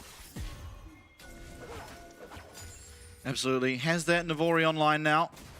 So ramping up here on the server. This next dragon should probably just be given over to the Chiefs for free. You see DFM mostly leaning towards this top side where this Rises, who is so much of their combat power. 4-0 for him on this Rise. Probably not wanting to fight prior to having that flashback and available for himself. It's kind of the wild thing. No bounty on Aria, but there's a bounty, or there was a bounty on Jimmian. Yeah, Jimmian's done a fantastic job of just stabilizing despite the early kills that were picked up by Aria.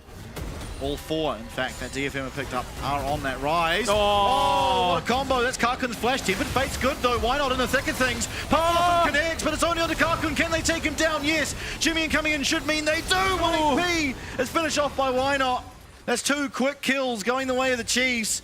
Pings towards this top side, not even a thought towards the dragon. Looking instead for the Otacant. Rayfaki has teleport. This is always they risky. can split the map here, potentially. I don't think they should. I'm not sure. They are. Yeah, okay. No, well, I thought they were potentially setting Slater down, but it was just Luon. So they are going to look to try and take the dragon back, and that puts them onto Soul Point. So the immediate win certainly in favor of the Chiefs, but as time progresses, it just means 15 extra minutes for DFM, really. Yeah. No threat of the dragon win con. Just a little bit concerning, though, Cloud Soul, and definitely what it makes happen for DFM. This was so clean. The spell shield popped by the rocket into the Q3 from Bio. And the snare off the back from Luon too. Why not? Gets into the thick of things. Plays perfectly well here on the Xin Zhao. They claim the tower. Ends up having to finish off the kill that he was leaving for his carries. As Kakud just narrowly trying to run away on what was about as close to 1 HP. And Luon just yoinks away the Raptor as well. And it's something you were talking about, you know, coming off of last week. You wanted to see why not take some more of those kills, and I think he definitely makes the right call there. Does not want Karkun getting away by any stretch. Absolutely. Probably could have been a little bit more proactive with it, honestly. Especially given, I mean, it's a Galio. You do get value out of these kills, but I mean, you definitely want the Xin Zhao to be as relevant as possible. Absolutely. 5k gold lead here for the Chiefs. Very, very far ahead. Really only Aria even contesting. As we saw last week, if you remember back, PSG against Team Secret Wales, this game looked even worse than this. Why not found his way onto Aria? The flash away is there. Tempered Fate onto the Jarvan, who is locked up too. Does try and get away. Pop Blossom will connect onto just the one, but the flashes. Rayfaki in the thick of things will only find. No, he finds two. Why not so low? These overdrives doing so much damage. Jimmy in the front does have to flash away. And the shred. Shutdown one comes through. Luon finds a fantastic snare. And Aria trying to look for more. The all out. Bio trying to turn it around. My lord. 1k gold found from Aria. Bio! And Bio has turned it on a dime for Chiefs to find the win. Bio has been the backbone of this Chiefs roster for the entire year. And this is what he can achieve when he is unleashed with picks that he is able to play in these team fights. We saw it last week. We're seeing it now again here on the Cassante. This is a man changed in the LCP. Absolutely. In the start, it looks questionable. They go for the dive onto Aria. They get the knockup, but he flashes out. And from here, it's so hard to tell exactly what's happening. Luon finds a Pop Blossom, but it's only onto one. And there are just so many sitting ducks. If the Sivir was here, this would be a disaster. Aria's trying to output the damage. Karkun finally arrives. It's this route from Luon that really saves the day. Karkun not quick enough to be able to find that snare or find that spell shield. And Bio once again, another save. Now Aria does, as you see, pick up 1k gold for himself, but it's still a massive fight that BioPanther is able to turn around now again. Harp, stunned up, will be taken out. Why not finds that one as Jimmy claims the kill.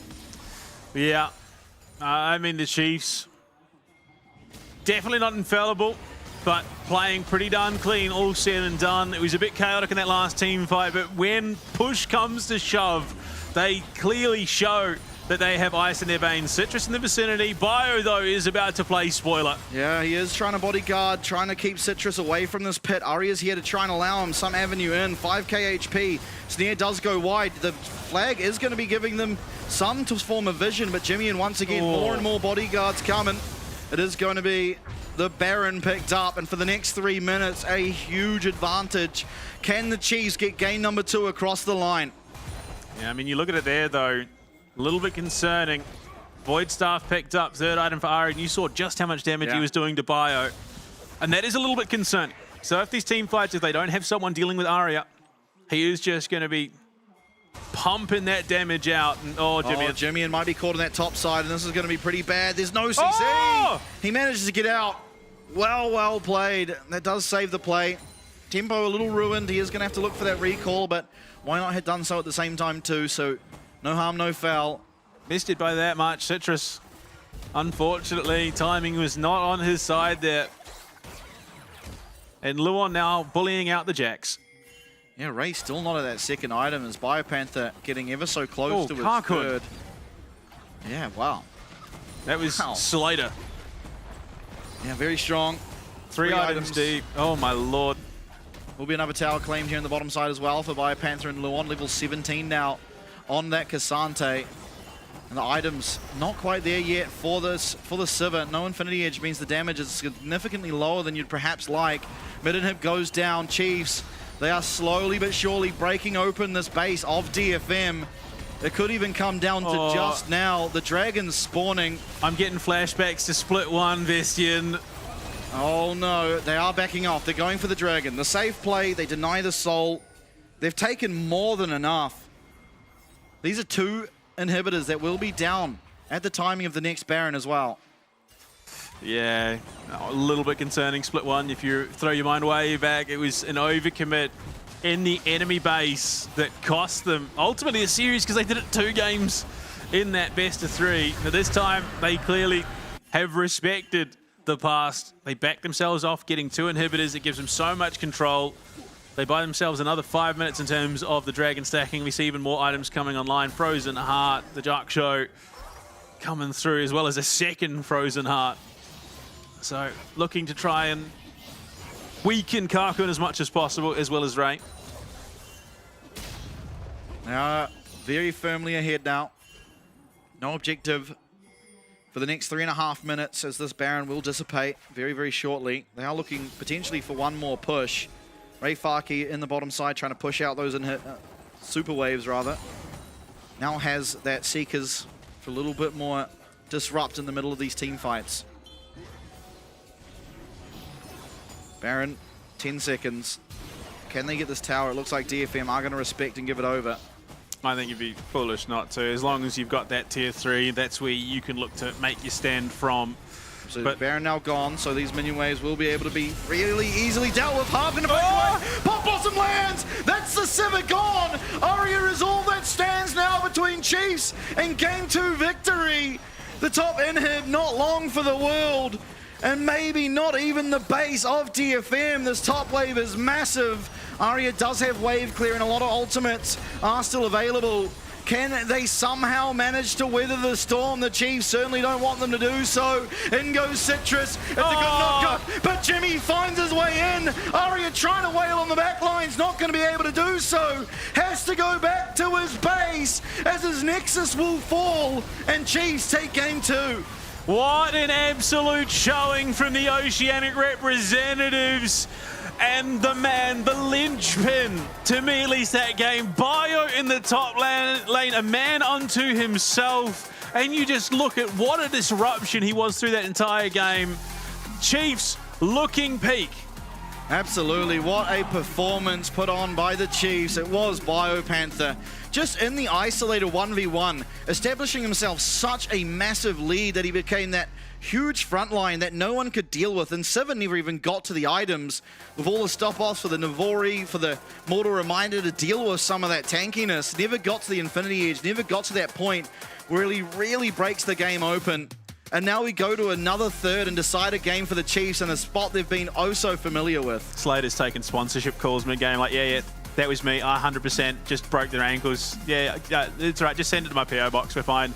But the Chiefs as a whole looking so much cleaner that game. They get some champs that really allow them to exploit the rift. And you look at it, Aria gets the Rise, you get a little bit concerned. Karkun gets the Sivir, they pair it with a Bard. There is a lot of team fighting power out of this DFM draft, but they were just never able to play it cleanly because Chiefs seeming to be very much in the vein of the VCS teams and thriving in that chaos. Yeah, absolutely. And I think realistically, I mean, this was the one bad play that the Chiefs had, and it wasn't even all that bad. Aria just had the first move, so comes down and punishes off the recall timing of Jimmian. You see him here get the kill onto Why Not, and eventually with Citrus returning to the map, able to find an answer back onto Slater as well for a 2v1. But immediately after this, and for the rest of the game, it was just all coming up Chiefs.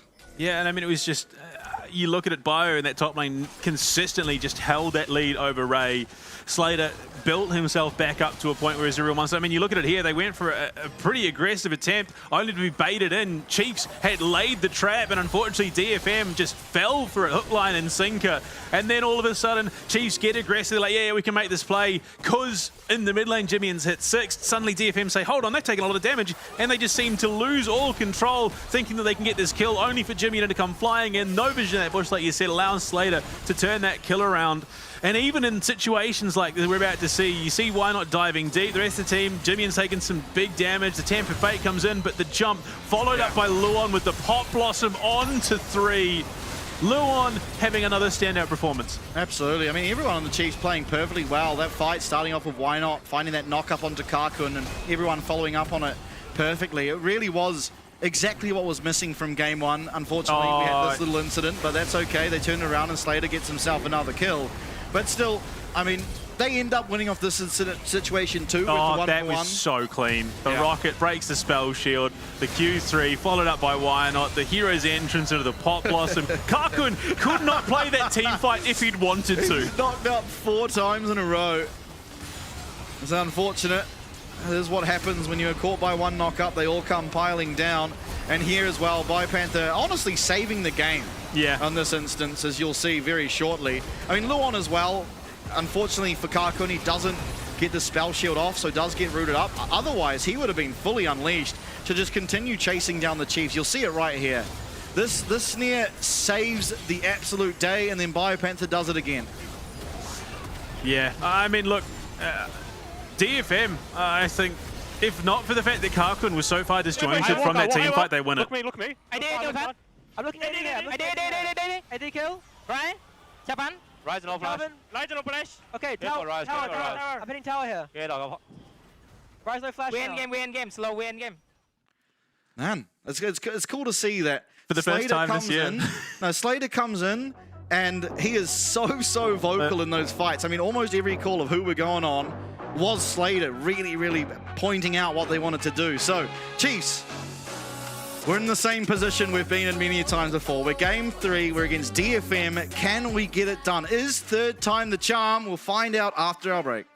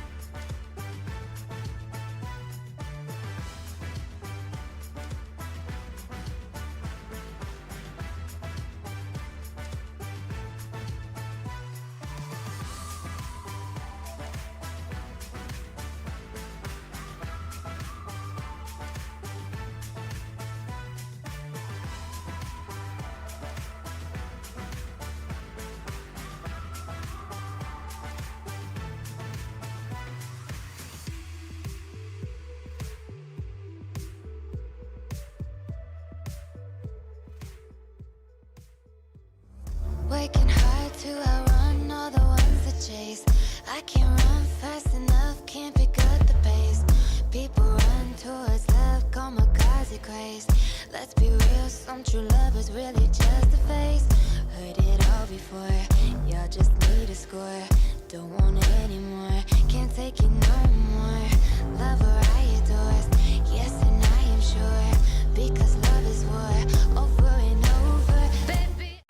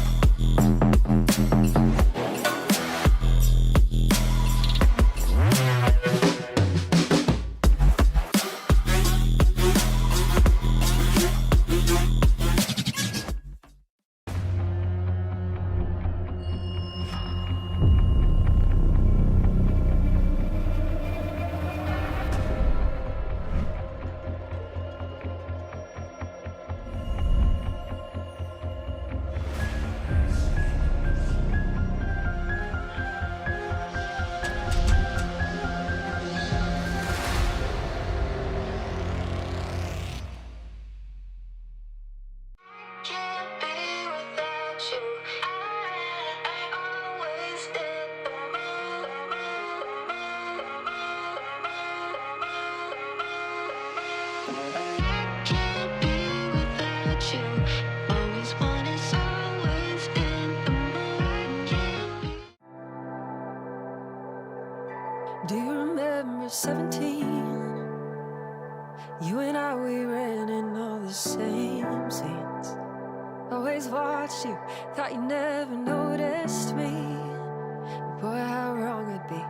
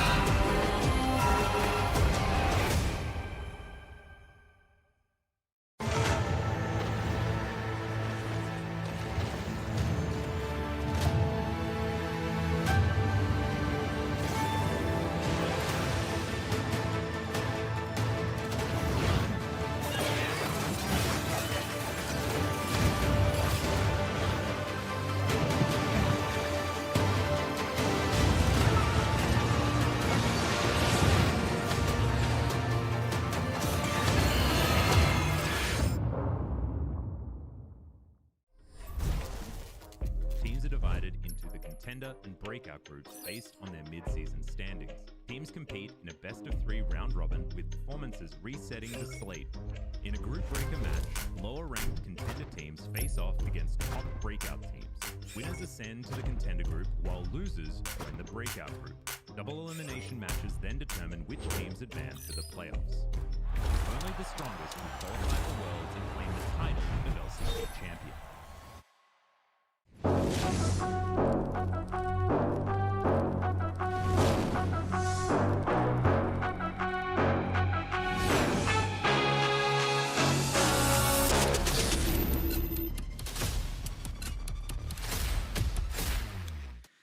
It's a position that Oceanic fans are all too familiar with. It's 1-1 in a series with the Chiefs. This time around, however, it was a second game win.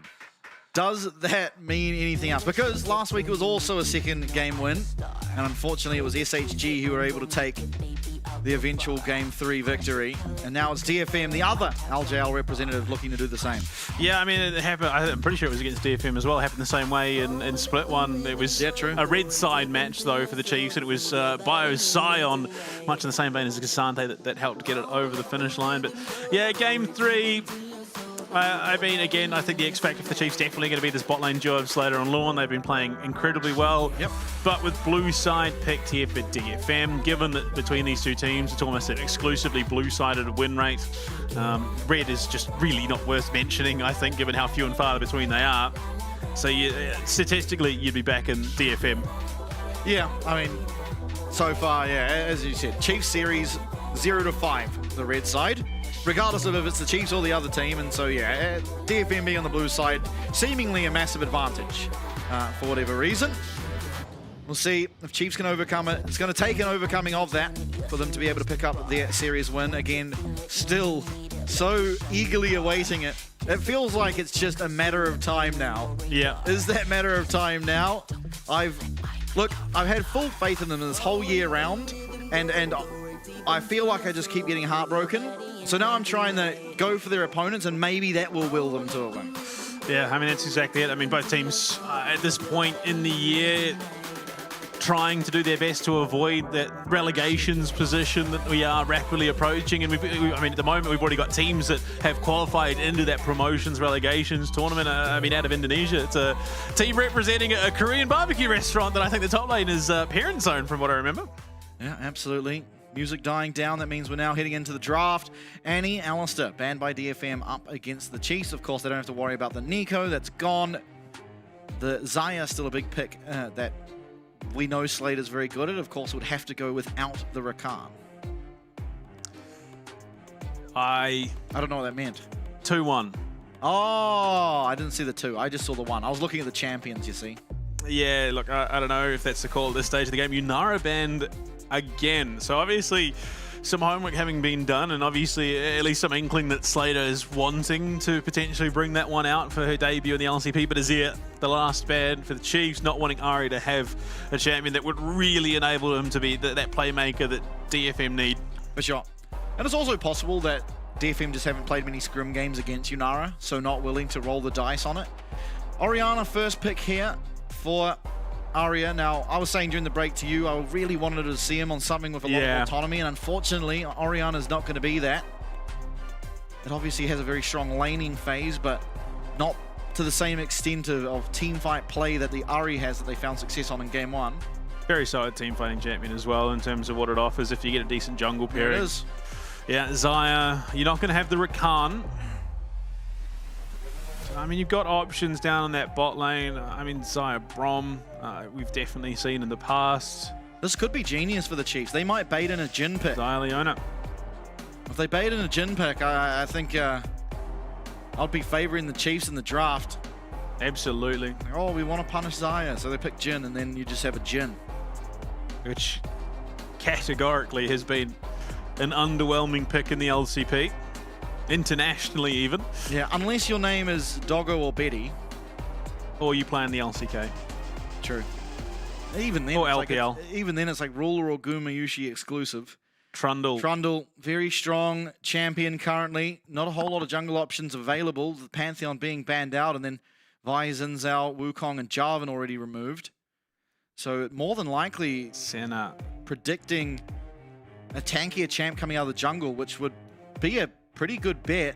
And the Trundle's going to be able to deal with that very well if that is what happens. So Viego's another option that isn't tanky, but not necessarily a champ that we see all that often these days. We've been limited in what we've seen out of Why Not in the jungle. The one pick that stands out to me that's still up and available, the Ivern. I think it just should be. Yeah. Ivern perfectly good into Trundle. Gonna go with the Akali first.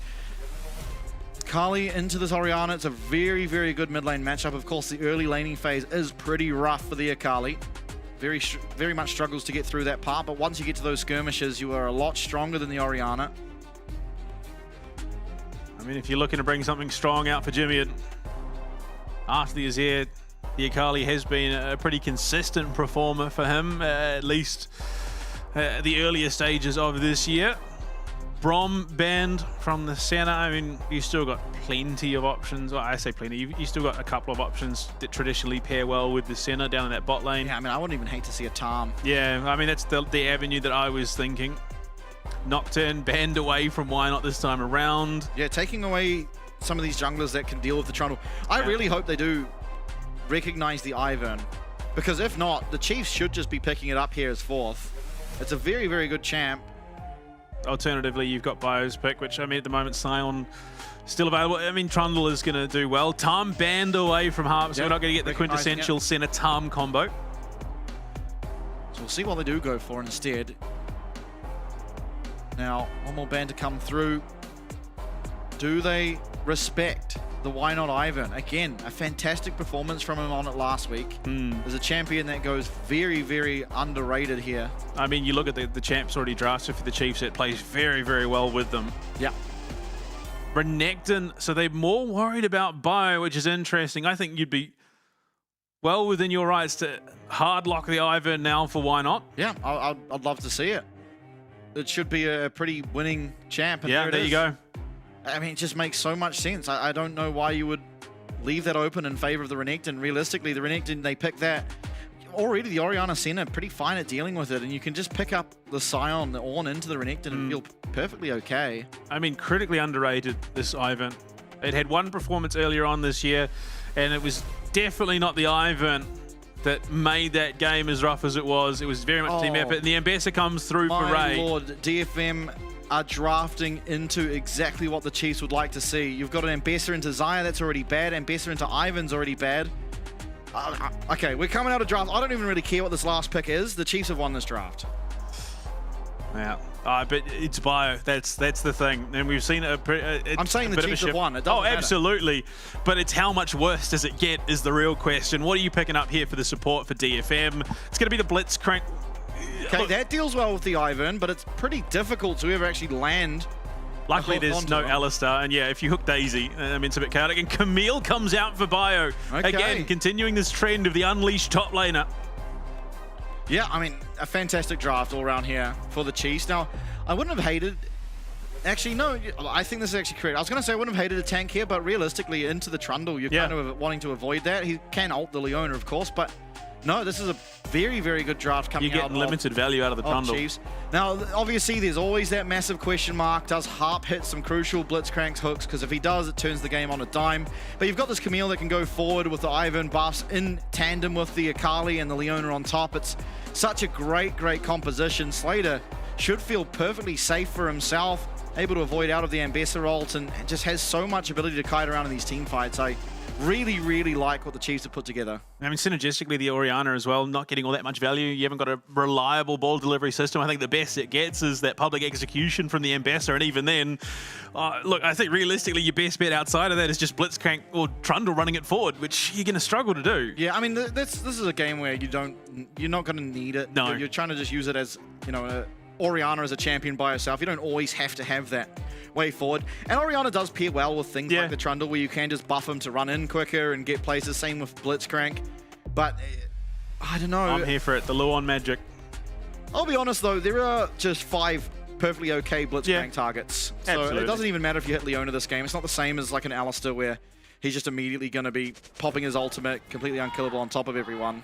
This game, at least, you hook the Leona and she's in. She can't get out anyway, and that's what she's going to do regardless. Yeah. I think definitely with this comp, DFM happy to play a little bit scrappy here.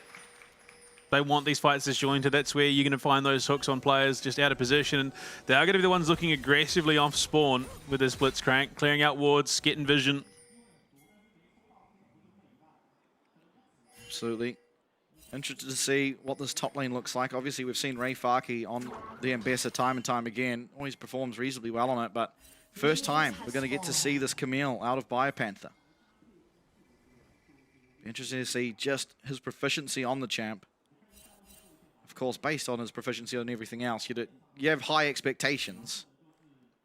And again, it's just that Bio being able to play these champions that he historically this year has not had the opportunity to play is looking so much freer. And I would be very surprised if that trend stalled out with something like the Camille. Yeah, for sure.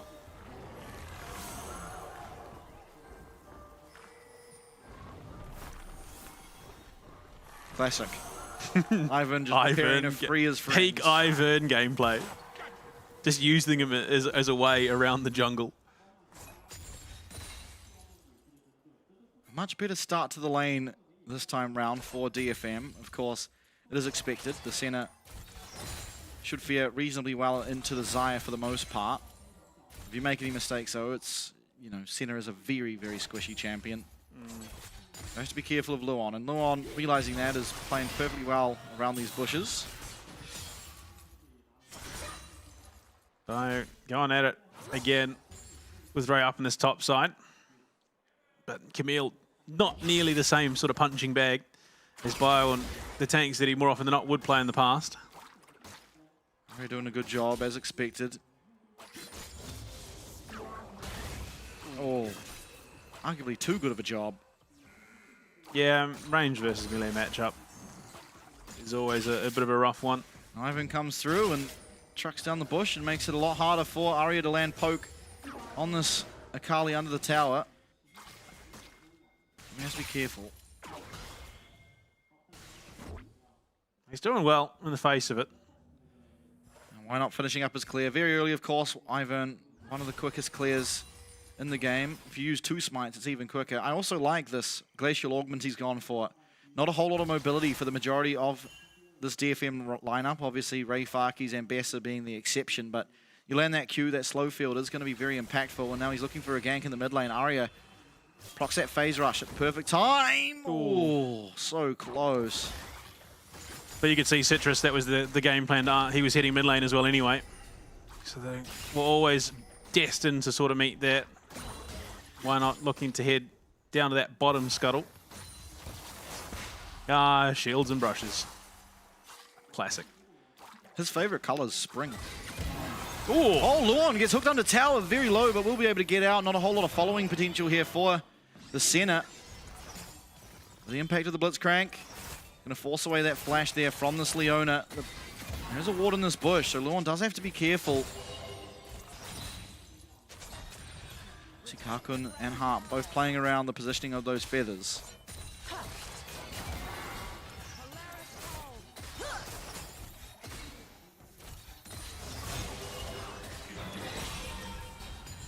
Slater continuing this trend of aggression down on the bot side. It's getting some good damage down while Luon regens. Why not? Potentially going to look for a repeat of what they achieved last game, but drops a ward, looking to head back mid. Yeah, Arya just off the recall as well is going to be caught up there by that Q. Takes a nice chunk of damage there. Good angle found by Why Not, punishing a little bit of an overextension and lack of vision. And Arya, teleporting back from base, had found himself in. Jimmy now, a lot of pressure has been given over to him. Especially once the 6 comes online, Arya has to be really, really careful. Jimmy does take a decent chunk of damage back, but I mean, you look at it across the rift, DFM has established leads.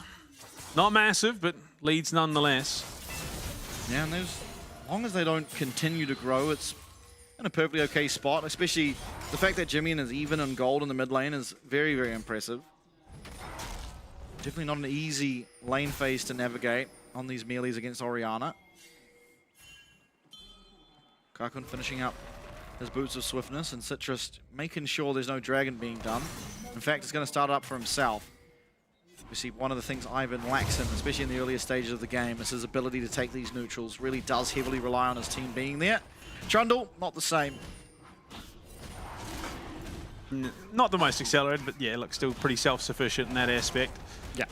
Luon and Why Not heading down. I think realistically, given the HP totals, and Harp in that brush, unscouted, they will see. Here, they are. Oh no! Oh, okay. That was Luon's smite.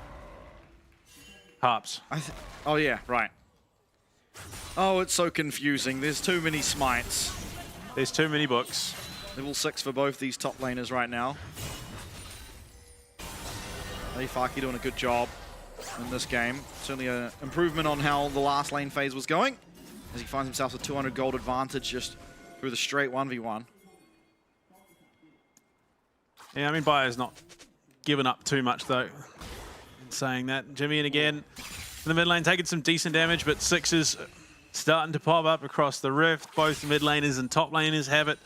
Why Not and Citrus not far off, and there you go. Why Not's going to take over. Citrus still a little bit behind, but it looks like it could be a lane game. 2v2 down here. Luon goes in. No flash, remember. He is going to take a reasonable amount of damage, but level 6 for this Ivern does give a substantial advantage to the bottom lane of Chiefs. Harp's going to have to lose his flash. Hook will not connect. Opportunistic find there for Why Not, looking for that gank, and Citrus trying to answer back, but the XP disadvantage unfortunately means it's a very one-sided affair. Yeah. Jimmy just dodging out of some damage there. Just clearing up the minion wave. Again, still holding things, was looking for a potential roam down to the bot side, get some vision in that bot river at the very least. That is Luon now coming to the top lane. Do not be fooled. What do you mean? The Leon has always been the real threat. Looking to cancel the base, but Ray Faki respecting that does go way back.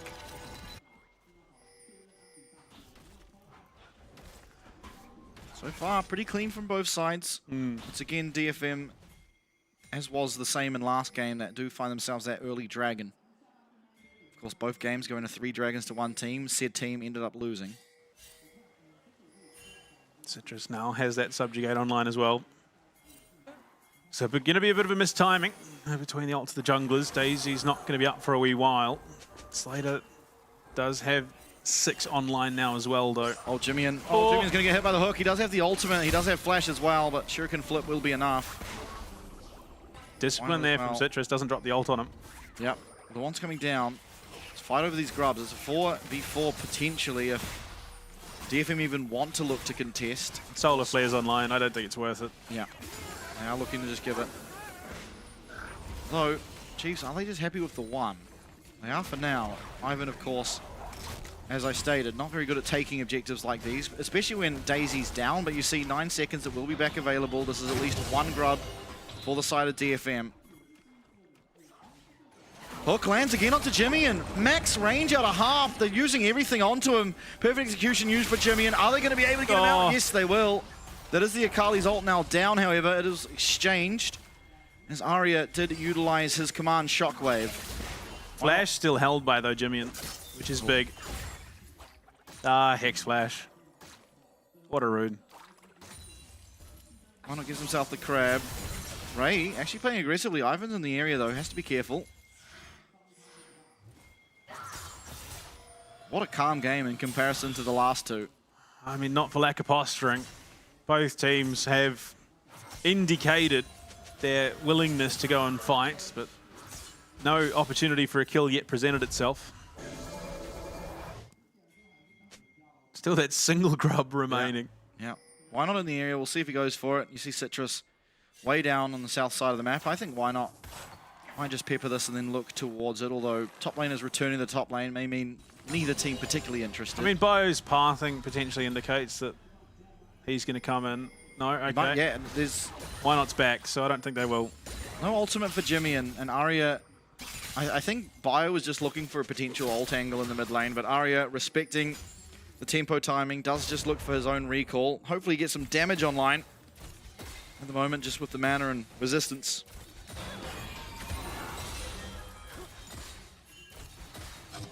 Yeah, not much more Is found. that 18 stacks I'm seeing? That is not where you'd want to be. 19 now. You got one off that minion. Yeah, you missed 2 off the Void Grubs. Unfortunately, was zoned out by Luon. They do have a lot of support for this Trundle. Oh, what a snipe in the cannon. Jimmy maximizing. Oh, Arya misses his. Yeah, it just feels like a game, a series, and a situation, these game threes that we've seen so many times before, where it just slowly teeters on the knife's edge until that critical mass. Bio going in aggressively. There is no support, so not willing to fully commit, as well as not quite with that Triforce. Means the damage isn't as amazing as you'd perhaps. Oh, he was trying to charge Hex Flash. Now he will be able to do so. Harp, unfortunately, not realizing his flash had come back. It may have been like the exact same timing, perhaps. Either way, has Hex Flash. We'll be able to also change that out for something like the Ghost in the future. Jimmy has once again been hit by a max range hook. Everything. I'm pretty sure I saw the sync land. Yeah. It is the Dragon most likely going the way of Chiefs, though, so they do at least trade for it. Yeah, I mean, they dropped 4 ults, which is a lot of their team fighting potential. Unfortunate, but again, it's an Akali. She still will be pretty relevant throughout the remainder of the game. Oh, Bio. Ray under the tower this time. Ray getting the better of these trades, partly because of the combat power through having items versus the Sheen. Yeah. Don't have access to that Sheen proc all the time. Fire Panther going in aggressively. Ray unfortunately getting caught out by the fact Ivan's here, but Teleporter's also coming through. Ray's cleared the distance. Arya's here. Bio's gone in, but that's not the person he needs to go in on. That's another kill going the way of DFM. Dear. Why not now running for his life? But Blitzcrank's here, and Blitzcrank's got it done. It's another kill, a third even, going the way of DFM as they claim the feat of Warfare. What started as a reasonably passive game has accelerated 3 kills in as many minutes. Teleport going up top does mean that Karkun was left isolated down here, and though Citrus comes to try and assist him, they are just going to back on out. Jimmy headed down there. Yeah, I mean, you can see the game plan, but look at the rotation already in place. Arya well on his way up, coming to assist. And Ray, just, it's an ambassador. How many times are we going to have to play this champion before people realize that these dives, these 1v2s are never quite as clean as they seem? Yeah, just so much mobility. Ray kiting around, biding time, gets Harp teleported. Still grub. Yeah, the grub, unfortunately, I believe, will be possibly going down. I mean, Citrus could look for it now. Yeah, he's going to. He finds it. Harp, they're in support as well. 2 kills here on Aria. Every game so far, he has gotten very far ahead. This time, and last time, not on the same level of proactivity. No, absolutely not. And the Oh! Eclipse, yeah, it's a lot of damage. I don't think Jimmy is going to take that shuriken, dare I think. I think that would be a very poor idea. I mean, we are, unfortunately, in a position where Chiefs are in a scary spot and are going to struggle to find much relevance, I think, in these team fights in the coming sort of 5 to 7 minutes or so. This mid game is going to be a pretty sore point for them. For sure. Admittedly, this is a relatively decent Xayah game. The main threat onto you is the Trundle and the Ambessa. If this game extends very far out, of course, the Senna is going to be pretty difficult to deal with. But in the mid game, most of these team fights, Slater should be that big power point. And when you have this Ivan on top of it, it just becomes even stronger. So I think the Chiefs can feel okay in the current given situation. They'll scale perfectly fine and manage to get themselves that 1 dragon as well. So they're definitely looking towards the later stages, though, I think, especially with how things have gone and seeing the timings on some of these items. You look at it, a 1,100 gold lead in the mid lane alone at the 15-minute mark. Once again, Aria, just such a strong power point in this team. You're about to have a Seris online too, so it's going to have that added layer of safety through that massive shield you do gain. Ray as well. We're seeing why the Chiefs Bandit in game 2 has been pretty threatening and really, especially when you compare it to what happened in game 2, been very pressuring and difficult for BioPanther to deal with. I mean, the big problem, I think it's very much in the same vein as game 1 was for the Chiefs, where vision control is what could potentially cost them some big opportunities. That Blitzcrank playing in the fog of war is going to be a real threat. Yeah, unfortunately, Jimmy and already realizing that 3 times. Now, I don't think this Herald is a given thing for Chiefs. It is just going to reset. Bit of a lead in the jungle for Why Not. Obviously, minions favoring Citrus. Part of that is lane minions. If the hook lands, and it lands well, and down goes the shield, and down goes BioPanther. Luon might be following. Slater sends his feathers to the nether realm. And with that, that is a done deal. Fight not possible. DFM, once again, off the back of the Blitzcrank hook, will find another successful fight. Yeah, I did say vision control is going to be a real problem, especially with that Blitzcrank and how proactive DFM were in that game 1 around the vision control. And this will be Herald, all but for free. There's no contesting it, unfortunately. I think Chiefs realistically making the right call here. Jimmy's still down in that bot lane, keeping those waves pushing in to try and take some tower pressure off the map. Should be dragging for the Chiefs, though, but we'll take a look. I mean, really was just Bio coming down to be with the team and just going down of midair. Unfortunately for him, it's pretty light work at this stage. Slater ulting to not get hit by the Ambessa ult, which is exactly what you should do. You would have rather the feathers go the right way, but nonetheless, they serve their purpose. They make sure no more losses are found in that team fight, but meanwhile, I believe that's going to be the feats of strength claim. Yeah, it was. And tier 1 and 2 on the top side. That Herald getting immense value. That gold lead ballooning. Gold just out of thin air. Largely as well in that middle lane. Aria 3-0-1 now on the Orianna. Not necessarily because he's been doing a whole lot more than Jimmy either. Just no. It's been Harp. It's been Harp on this Blitzcrank. Vision score, and I mean, you look at it, Luon has the better vision score purely because they've been trying to deal with the vision control that DFM have set up, not by a massive margin, because Harp really is that problem, it seems. Absolutely. Going to be the Mikhail's Crucible picked up as well for Harp as his first item, so any CC that lands, particularly onto Aria or Karkun, can be cleansed out of. And there's not a whole lot that can land, realistically. If the Leona's hitting them, there's something going horribly wrong, unless it's with that Solar Flare, and that's where you get rid of it. Oh, The blast cone might not have been a great decision. In comes absolutely everyone. Citrus is going to fall in just a matter of seconds. He's lived a lot longer than I would have thought, but unfortunately way too overzealous, and now Aria is going in for a world of pain as Bio comes flying in. It's a great command shockwave. Jimmy might be going down. One more auto will do it. He flashes away. Luon, 1 HP, and Ray Farkey unleashed. Does miss out on that Q.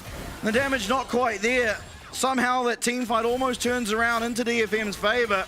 It is still the 1-0, but the tower might just be going the way of the LJL. Harp is just hitting some insane hooks right now. That rocket grab value is just through the roof at this stage.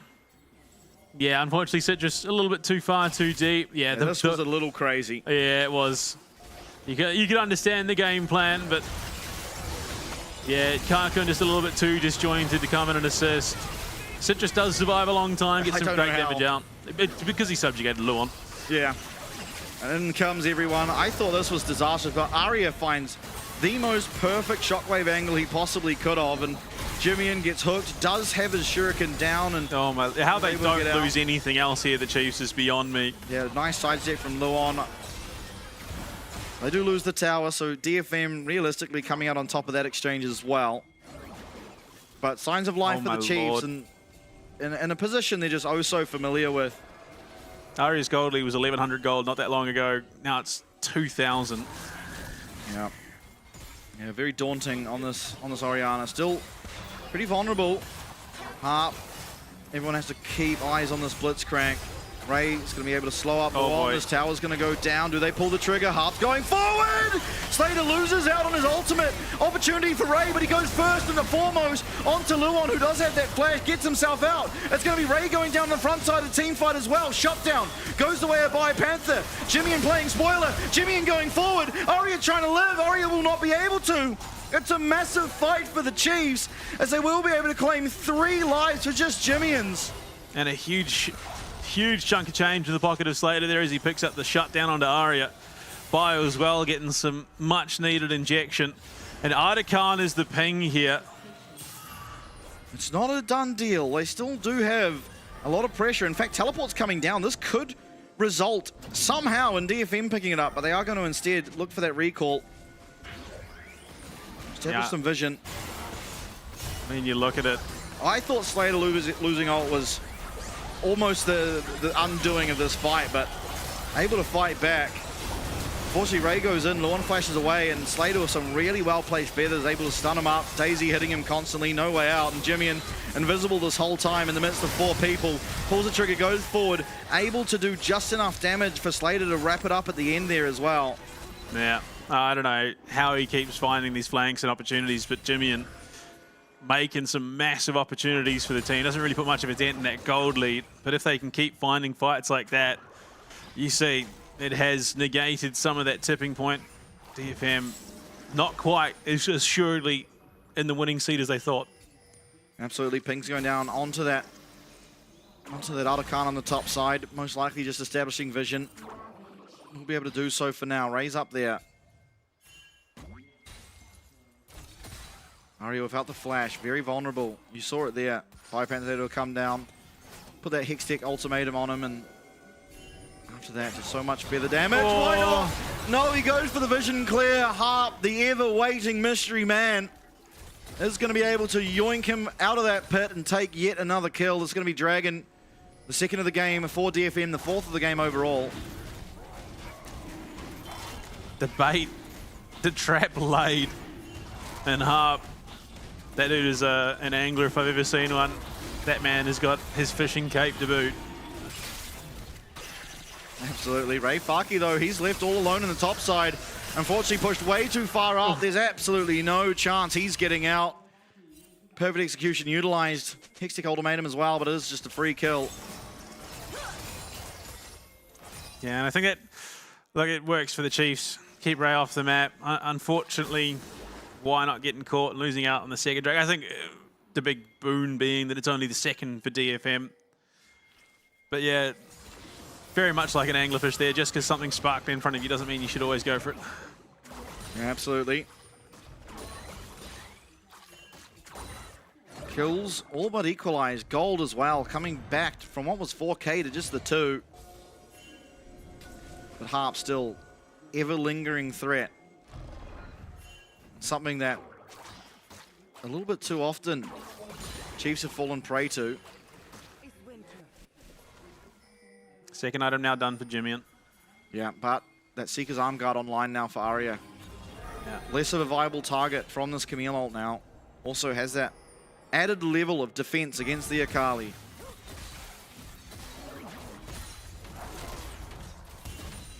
Down in the bot lane. Does have the TP, should they need it. I mean, we're a minute away from Baron. Artikan, the next likely call, and pings are going down. DFM looking to clear out some of that vision, but you look at the amount of vision control they have in the top side river. It's just all blue. Well, Harp has to be careful. Just waiting. But you've seen, I mean, just how quickly the Chiefs can converge onto any given fight. Jimmy roaming up. Why not? Has to flash away. Harp's not in the area, though. He's not going to get punished by that hook. And the one's turning it around. Citrus has to flash away. Teleport's coming in from everywhere on the map. Biopanther and Ray Farkey will join the team. And Luon's hooked up. And he is absolutely annihilated. The Chiefs are scrambling and DFM are looking on the hunt. A bleak situation. That Solar Flare just a little bit off the money. DFM able to get themselves out of danger. And Harp once again with a turnaround play. The pings go down for Artikan. They've already established the vision they need to. There is a ward for the Chiefs up in that top side river, which they will get some vision value out of. Why not as well? He lost his flash. It's not very safe for the Chiefs to look towards this Artikan, and they might just commit instead to the Dragon. No, everyone's walking up. 10k HP on this objective. Harp, can he find another miracle hook? Can he once again put DFM in a winning position? Jimmy waiting in the wings, gets snared up. This is Artikan going down. Have Chiefs overcommitted though? Jimmy is in one hell of a position, and Arya is one very fast mechanical woman. Nice snare from Why Not, and the Glacial getting a lot of value there should mean that Jimmy is safe to get out. Harp getting chased on, no one's recalled yet. Hook not gonna find its mark, and DFM will have to back out. Yeah, I mean, seeing that Command Shockwave go wide means that Chiefs know that there is a significant lack of that fighting power. Arya isn't going to be nearly as effective as he could have been. Harp found, but has that cleanse, or has the Mikhails rather. Yeah, good Mikhails. Mid tower, all the while, was taken out by Slater and Biopanther, so they're still being proactive on the map. Once again, keeping that gold roughly even, but the big loss, of course, when you get this Artikan, it's a lot of combat power that's picked up. 18 flowers currently do DFM have. I'd be interested to see how much it is the Chiefs have, but it is a low total, so not the end of the world, really, this Artikan.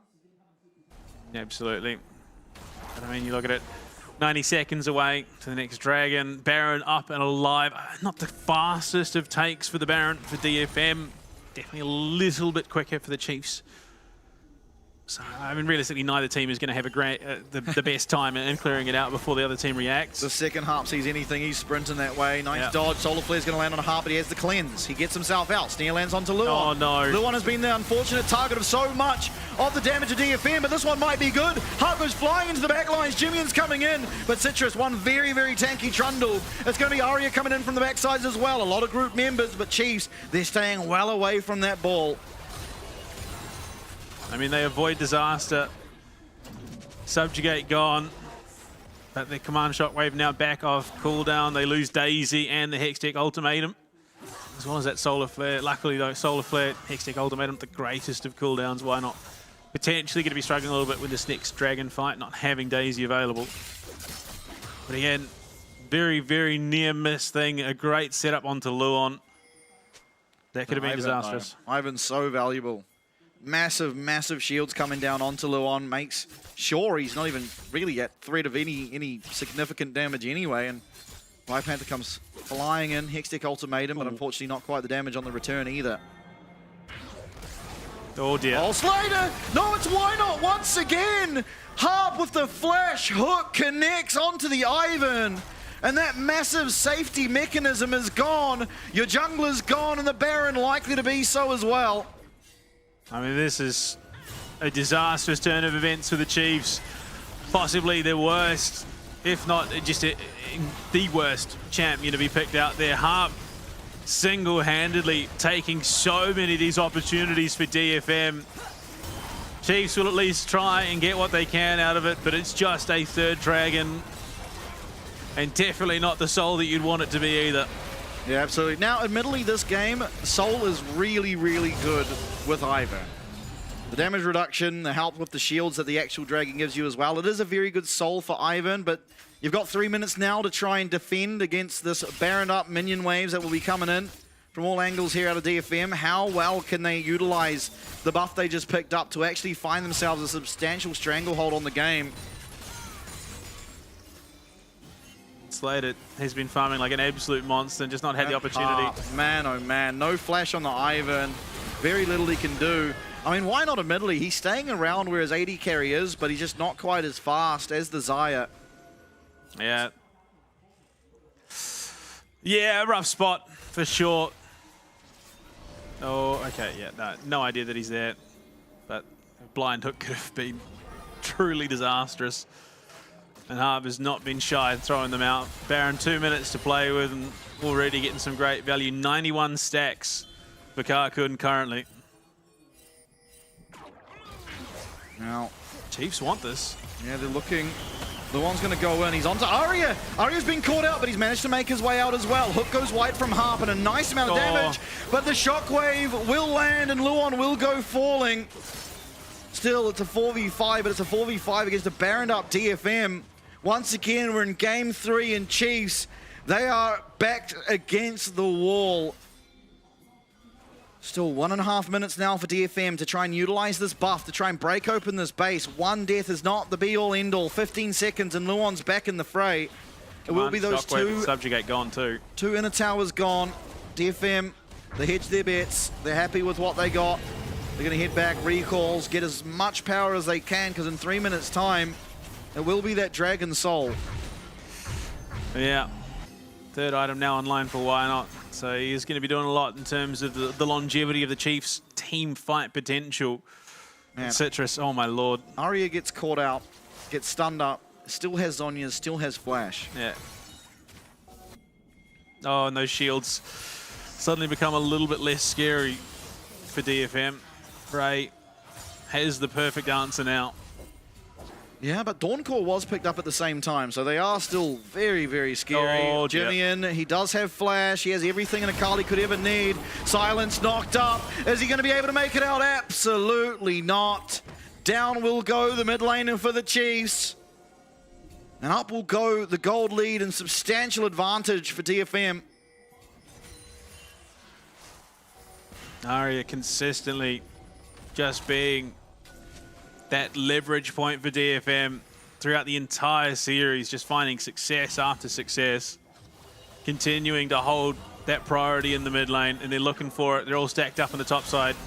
Yeah, the Baron's going to run out, but it's enough time to get those minions to the tower and force the Chiefs out. That's going to be the top inhib, all but certain to fall. Still 15 seconds until Jimmian's up, and it will be the DFM able to back on out now. 1.5 minutes to set up for and try and defend this Dragon, but Chiefs, they have their opportunity now. If they're able to get that Dragon, a substantial buff and damage, buff and combat potential. Slater still 0 deaths here on the Xayah, much the same for Karkun on the other side of things. Problem being is Slater has just not been able to contribute to these team fights, just purely due to the threat that DFM hold.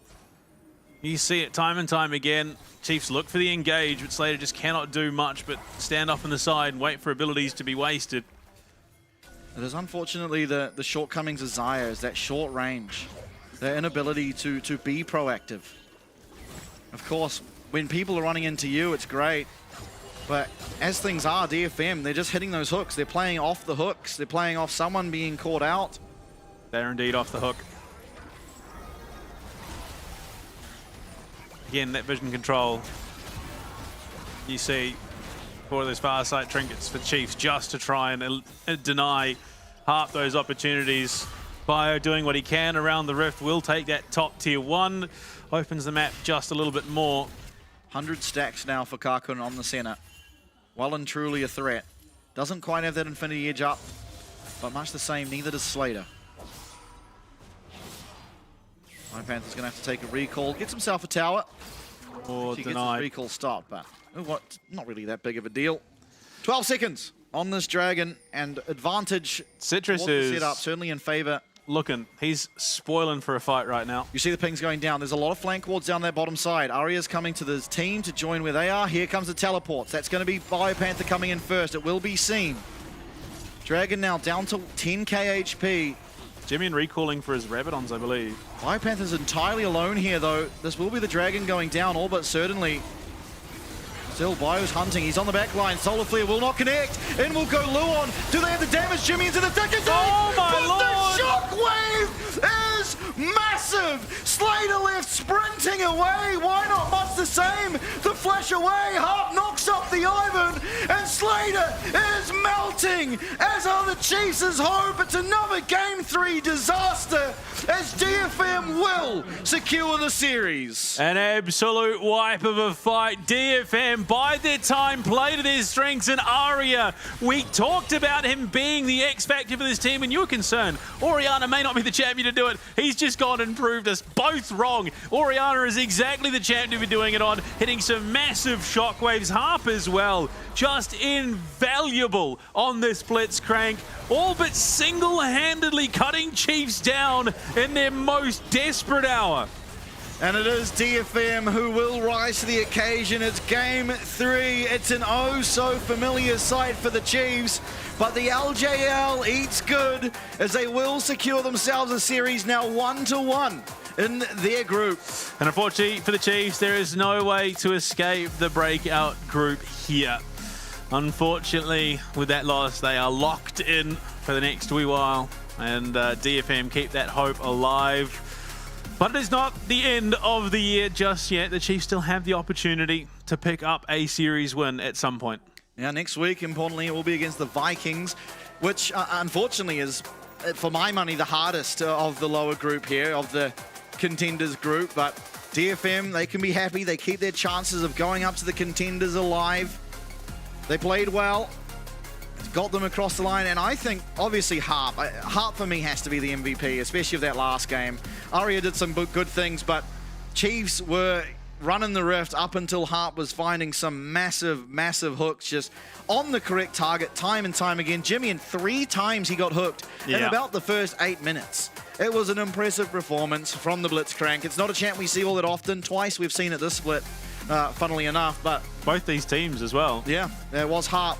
It was Hart that really, really proved the strength of this Blitzcrank, but Aria in that last team fight, as well as Kakun, because that was obviously the Oriana ult coming down. There was a lot of that damage, but it was also the center ult that came down on top of it that just really, really sealed the deal. Phenomenal performance from the carries of DFM, and unfortunately for the Chiefs, that series win is going to have to come at a later time. Yeah, absolutely. Oh, my Lord. The DFM, it's something we wanted, you know, Aria to be freed up a little bit. And look, to be fair, it's not necessarily champions you would say, oh yes, he was just given the run of the rift, but no, it's just he has that command in that mid lane when given the opportunity. 3 different champions, 3 different games where he there is no doubt that he just dominated that mid lane. He was that factor that really kept DFM's hopes alive, even losing out in that second game. Absolutely. And Ray stepped up a lot between Game 2 and Game 3. I mean, Game 3, it was Biopanther, not the sole reason that the Chiefs won, but he was the biggest factor in that victory. And then in Game 3, arguably Ray and the amount of pressure he had on those side lanes was what was enabling so much pressure out of Harp, so much pressure out of Citrus. Realistically, in Game 3, it was the coming together of everyone, and unfortunately the Chiefs were not able to do so in the same manner, not able to replicate Game 2, but look at that. Boom, 1-2 combo.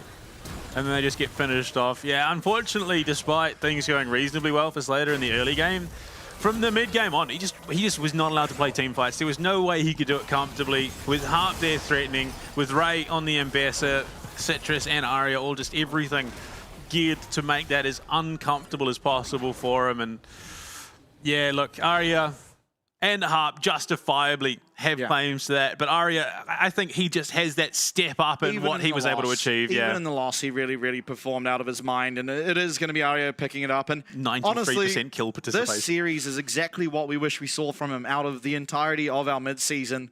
Now here, obviously, didn't find the win in his first game of the season finales, but in the second series, he was so dominant in that mid lane, and was very definitely the key to so much of their success. And it's almost a reverse of the last game, game 2, where, you know, it was DFM that thought they had the upper hand here. All of a sudden here in game 3, it's the opposite. Chiefs think they've got the opportunity to get that kill onto Ray, only for DFM to come in rampaging to shut down what could have been a kill onto Ray to start things in there. Here we go. We're just going to see highlight after highlight of Harp nailing some of the most egregious rocket grabs that LCP will ever see. And Slater, quick on the trigger there, does save himself from being knocked up by that public execution. This was a funny moment. A little bit overzealous, not realizing just the pressure that was being put down in this bot lane, and it does cost Citrus his life, but eventually DFM, while they don't find a kill, they will be able to take down this tower. Yeah, Ari again. He's just so capable. He's so good. There is not a single champion that he's played this year where he hasn't had those moments that he's made it look really, really good. And the Chiefs, to their credit, they were in this game for a good long while, and then it just quickly spirals out of control. DFM gets some big kills, and yeah, this is a good fight from the Chiefs. Ultimately, they were able to find 2. I think one of them eventually goes down. Yeah, Arya finished off here as well, courtesy of Slater. But the only kill that Slater was able to get that game.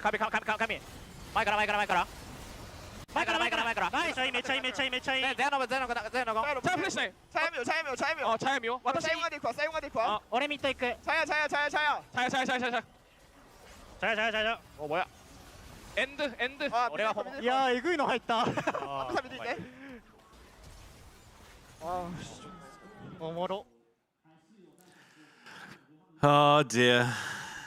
It doesn't get easier. No, it doesn't. It doesn't get easier. It's just, I mean, how many game 3s do we have to get to until things fall in the right place and we get across that barrier? But series number 1, of course, goes the way of DFM. They are now 1-1 in their group, but realistically, this whole night was a waiting room for what we've got next, because we have probably the most anticipated matchup of the split, of the year even, since it was announced, of course. Maple, the veteran of the Pacific region in its entirety, against Hongkyu, the young rookie on the block, the guy who is running everyone. Goes to MSI, takes down Faker pretty handedly, but can he do the same to Maple? We'll find out very, very shortly after our break.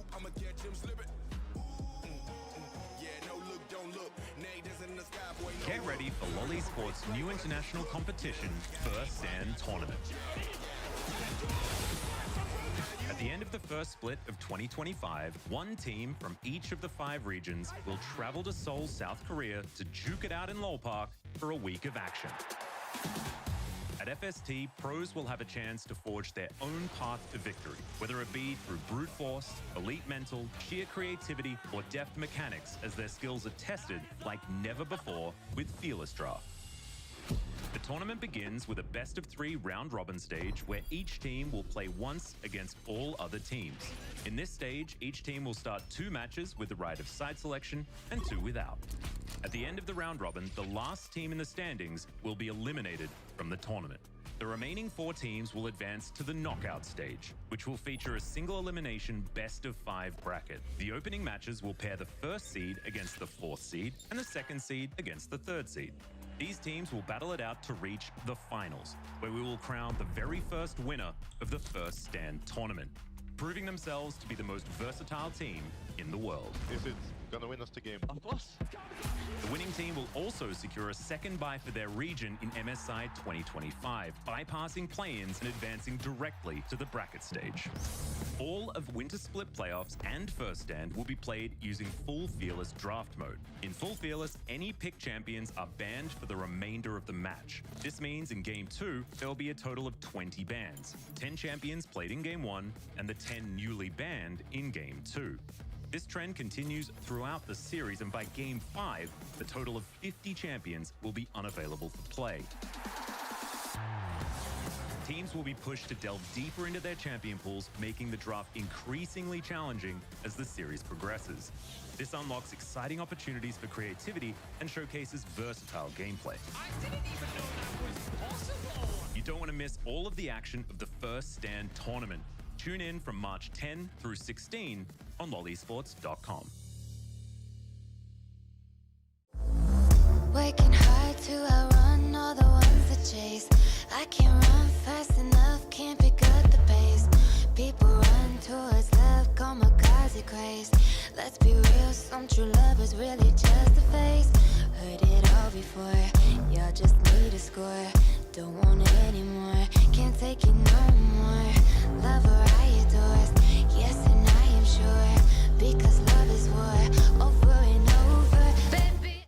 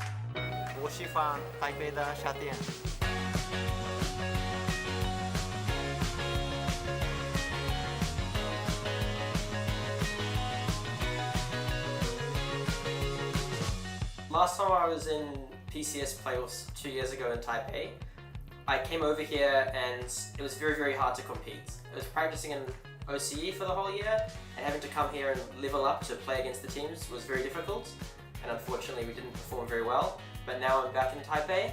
I love the city, and I think now we're practicing against good teams. We're working together as a team, and we've really, really leveled up. I reckon we'll do pretty amazing this split.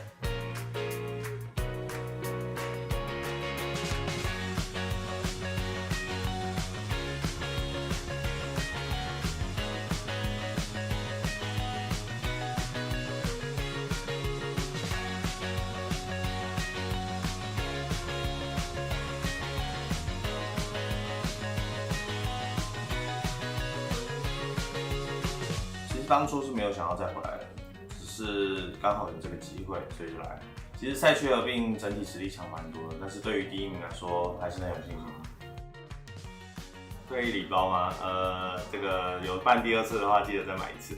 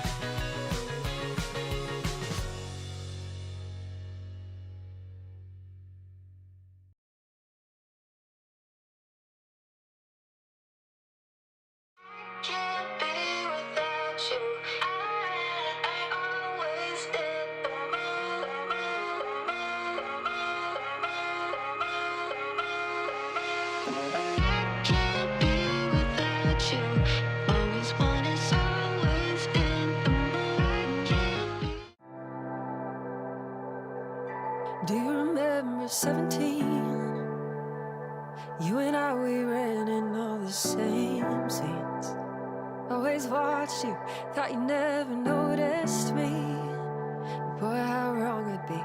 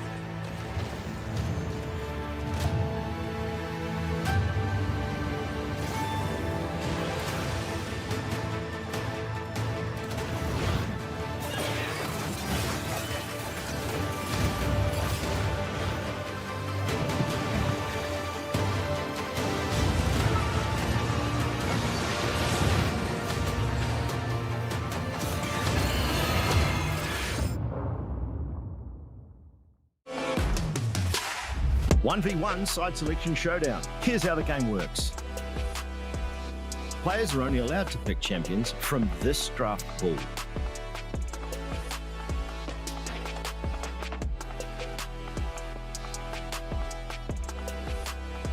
The ban phase is out. No champions will be banned. Only champions from the draft pool can be selected. Each champion can only be picked once per team throughout the entire regular season. Teams must now strategize their picks carefully, setting the stage for dynamic and diverse 1v1 matchups. The match ends when any of these conditions are met, when a player is first to 2 kills or is first to destroy the enemy's turret. Sudden death kicks in after 7 minutes. The winner is decided by first kill or first turret destroyed. And watch out, the ring of fire closes in fast. Fall to it, and your opponent claims victory.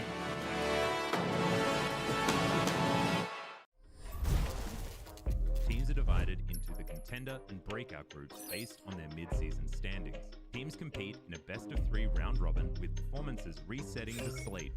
In a group breaker match, lower-ranked contender teams face off against top breakout teams. Winners ascend to the contender group, while losers join the breakout group. Double elimination matches then determine which teams advance to the playoffs. Only the strongest will qualify for Worlds and claim the title of LCP champion.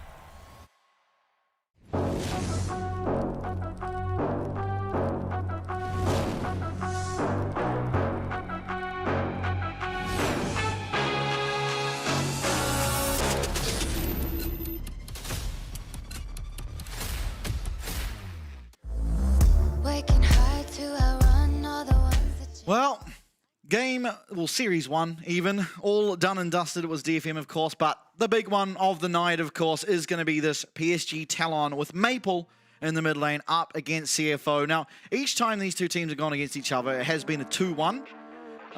Talon has lost both occasions, but both occasions they did not have Maple in the mid lane. Do you think it matters? I don't know. I think what matters more is how last week went for Talon, because that would have been a huge wake-up call for them. I mean, you all this fanfare bringing Maple back into the competition, and then Team Secret Wales come out and just bully you around the rift the way they did. And knowing full well that your next match is going to be arguably your toughest opponent, you'd hope that that's kicked them up a gear coming into at least preparing for this week. So, I'm holding out hope that this is going to be one of the best series I think we see all year. Yeah, I'm also hoping much the same, and I'm also hoping we don't see Vayne or Jin, because I really want to see Betty on some of those AD carries that are very, very powerful, and he can play them, which is the perplexing thing, right? If you get him on the Sivir, he's going to be perfectly capable of playing that, and I think maybe they didn't really respect Team Secret Wales possibly the way they needed to. I also want to say that Maple didn't have a very good series for himself. He was quite far behind in each of the games, so Hongkyu, who, I mean, I wouldn't even say he's necessarily been performing better than Dyer. I actually think Dyer has been one of the best mids in the region. But against Hongkyu, he has so much experience in League of Legends. His champion pool is limitless in regards to Maple, that I'm really hoping to see him come out and actually test the strength of Hongkyu, because Hongkyu did play one singular series in the PCS, and he got absolutely manhandled by a person that Maple was manhandling. So it'll be very interesting to see what it looks like now. Of course, Maple's been out of the scene for quite a while and has been playing solo queue, but that's a very, very far cry from what scrims are like. So we'll see what it looks like, but that is obviously, for many reasons, the matchup to look out for. Yeah, I mean, it's going to be, I mean, again, I think personally for me, it's actually in the jungle. You look at the likes of Junja, Kasa, and we've sort of been building this matchup throughout the year in terms of, you know, split one. Junja absolutely dominates. Kasa looks like he's several steps behind. Coming into the mid-season, Kasa really steps things up. Unfortunately, they fall flat at the final hurdle, being Garm in the end. But now coming into this final, the season finals, you want Kasa to step it up yet again, because we need to see that power between the mid-jungle combo, which was so very, very strong out of, you know, Fofo and Kasa. Yes, it was a much more reactionary style of play. That's where Talon found their success. They waited for their opponents to make those mistakes, and then they pounced, and in such a way that there was almost no way for their opponent to come back. So now, with being a little bit more proactive for Maple in that mid lane, Kasa needs to be the one matching it. They need to be the one setting up the dominoes to fall for the rest of the team. Yeah, absolutely. And one thing to look out for in this series as well is actually Kaiwing, because courtesy of Molecule on Twitter, Kaiwing he posted what Kaiwing's been playing recently in solo queue, and he has been spamming Nico and Poppy. Now, those are two champs that he hasn't played in the LCP, so it'll be interesting to see if he comes out and has those now to be able to play and try and take down the Talon roster, because realistically, Woody is very good at these range champs. He's also very good at the Poppy. So now, if that's available as well to CFO, it could shake things up a little bit and how that bot lane dynamic looks. Yeah, I mean, you look at it, you know, Kaiwing stepped things up, playing those range supports. Poppy was instrumental in shutting down the LCP internationally, so it's definitely something that you want to see him incorporate more. But, I mean, looking at these two teams coming onto the stage in just a moment, there is no single weak point on this Rift. Yeah, realistically there isn't. I mean, at the start of the season, I would have said there are for both at the very, very start of this year. But now, for sure, it's hard to see any. I mean, it'll be interesting to see what Maple's form is looking like, as I said before, because at least in his first series, it wasn't that great. But again, Dyer is kind of being, you know, against Dyer, you're kind of being thrown into the deep end, which makes things a little hard to judge, because Dyer has just been so good. So now Hongkyu, who he has his ups and downs, realistically. Like at MSI, he looked fantastic. At the season playoffs for the mid-season, he looked pretty poor. So what do we get out of Hongkyu? What do we get out of Maple? Again, this is why I'm really keen to see this, because I expect now that Kasa's going to be performing well. We know Junja will be performing well, because he never doesn't. Yeah. So that's where it's really interesting. Driver as well, we saw on our screens that he will be playing for game number 1 too. So Driver against RJ, two of the better top laners in the region. I think RJ hasn't really found his form of late, and Driver very much has. Yeah, I mean, it's interesting as well, seeing for CFO that they're looking to create that overlap in the champion pool for both Rest and Driver. We saw that last week coming into effect just a little bit for CFO. So, I mean, against a team like PSG, I think if you want to be smart, you're probably not doing that level of experimentation here this week, but it's not out of the realms of possibility, because clearly the work has been going on behind the scenes. Yeah. Absolutely. Players are about to be rolling on to the stage, taking their seats, getting ready for the 1v1 for that side selection. Of course, as we've seen, the blue side very, very much the higher of the win percentages, which hasn't been true the whole year. The whole year, oftentimes... Oh, wow. Almost the opposite of last week, where he, you know, it was Driver giving it to Kiai, putting him in his place. Now it's Aja saying, hold on, let's really re-establish the food chain. And here they are, some legends of the Pacific scene. Junja and Kasa, both junglers, of course, heading to their given sides of the stage. What a sick bomber jacket that is for CFO. Oh, it is. I mean, to be fair, both teams, the color palette is just so clean. To be fair, there's a little bit of bias, but there you go. The young gun and, I mean, the veteran of Maple wearing the one for good reason. Yep. Has traditionally always come first in his region. Obviously losing out in their first series means he's got a bit of a climb to make that happen, but if he does manage to help himself and his team take down CFO, that's a fantastic way to start. Really, I mean, that would put Team Secret Wales in a great place to finish out the split at first. And I mean, two of the most prolific supports in this competition, and potentially, I mean, this part of the world, undeniably this part of the world, Asia Pacific. Yeah. But, I mean, look, Doggo, Betty, I mean, Doggo proving that he is just no bark, all bite, completely silent in the player comms, but just running rampant across team fights. Absolutely. Chowie and Corgi at the head of the ship, of course. For my money, it has been Chowie with the more solid drafts in general, although both of them do fall prone to the number 4. I'm hoping to not see that champion rear its ugly head. I don't know what he's saying, but I'm already hooked. Yeah. Charisma. I believe that's Clement. Yeah. Charismatic guy, ultimately. But yeah, I mean, interesting. Obviously, CFO, not the most dominant win over Garm last week, but a win nonetheless. And then Talon, who really, they were 10k up and unfortunately fell victim to Sivir, weren't able to get their single game. But were in a position where they should have ultimately done it, and it was one crucial mistake that was the undoing. So if they're able to play as well as they did for the first 30 minutes of the game. Doggo in the 1v1. I don't think we've seen much of that, have we? We have from time. Like when Draven was in the pool, he was... Yeah, but it's going to be the bot lane mirror matchup in the 1v1s. Yeah, Betty always the 1v1 it on the side of PSG Talon. What do we see? Not the most depth to the pool in the 1v1s, at least starting things off in the season finals. CFO win, Doggo player of the match is the prediction from the fans. I think CFO, many fans over... Far-reaching. Well, in the entirety of the Pacific, really, and the world. Well, yeah. KC fans, I actually think, are also secondary CFO fans. Oh, they would be, given how things went starting out the year. But I mean, we saw it, even through MSI, the number of CFO fans in the arena grew steadily as the days went on. So there was a very consistent APAC takeover. For sure. It's interesting to see as well, because obviously the last 2 years were entirely dominated by PSG. They're coming now to the LCP, and it looked like for Split 1 it would be again.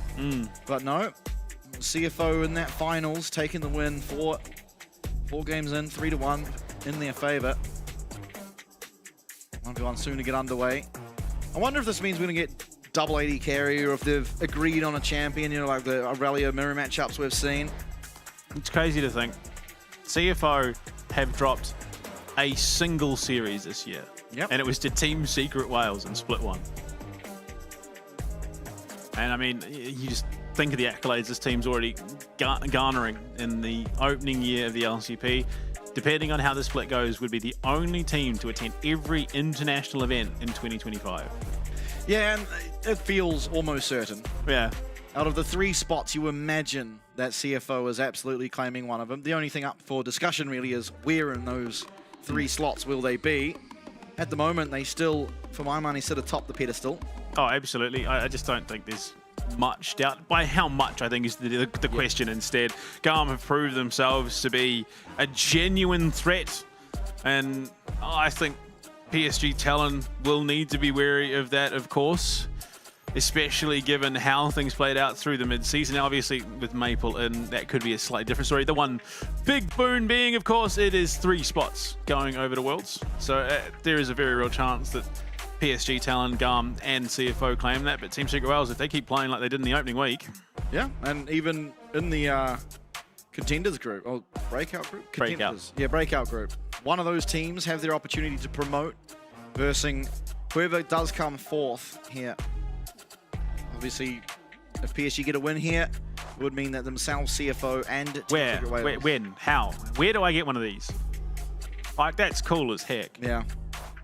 Yeah, the merch game... It's illegal. It's illegal how good the merch game is in the LCP, and it's illegal how hard it is to get it to New Zealand. Yeah.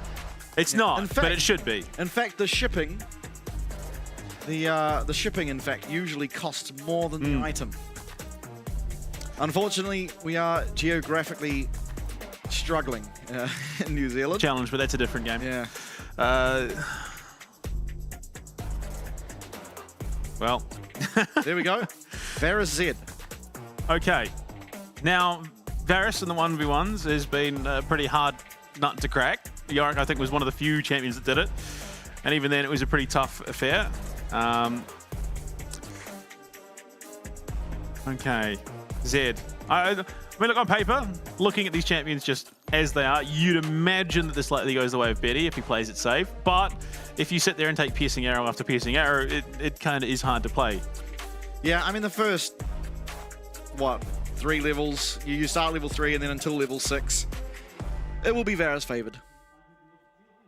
But Betty is probably going to prove you wrong because we said that about the Jin for him, and then he made it look reasonably good. yeah, no, there's not really any fight potential for the Zed. No.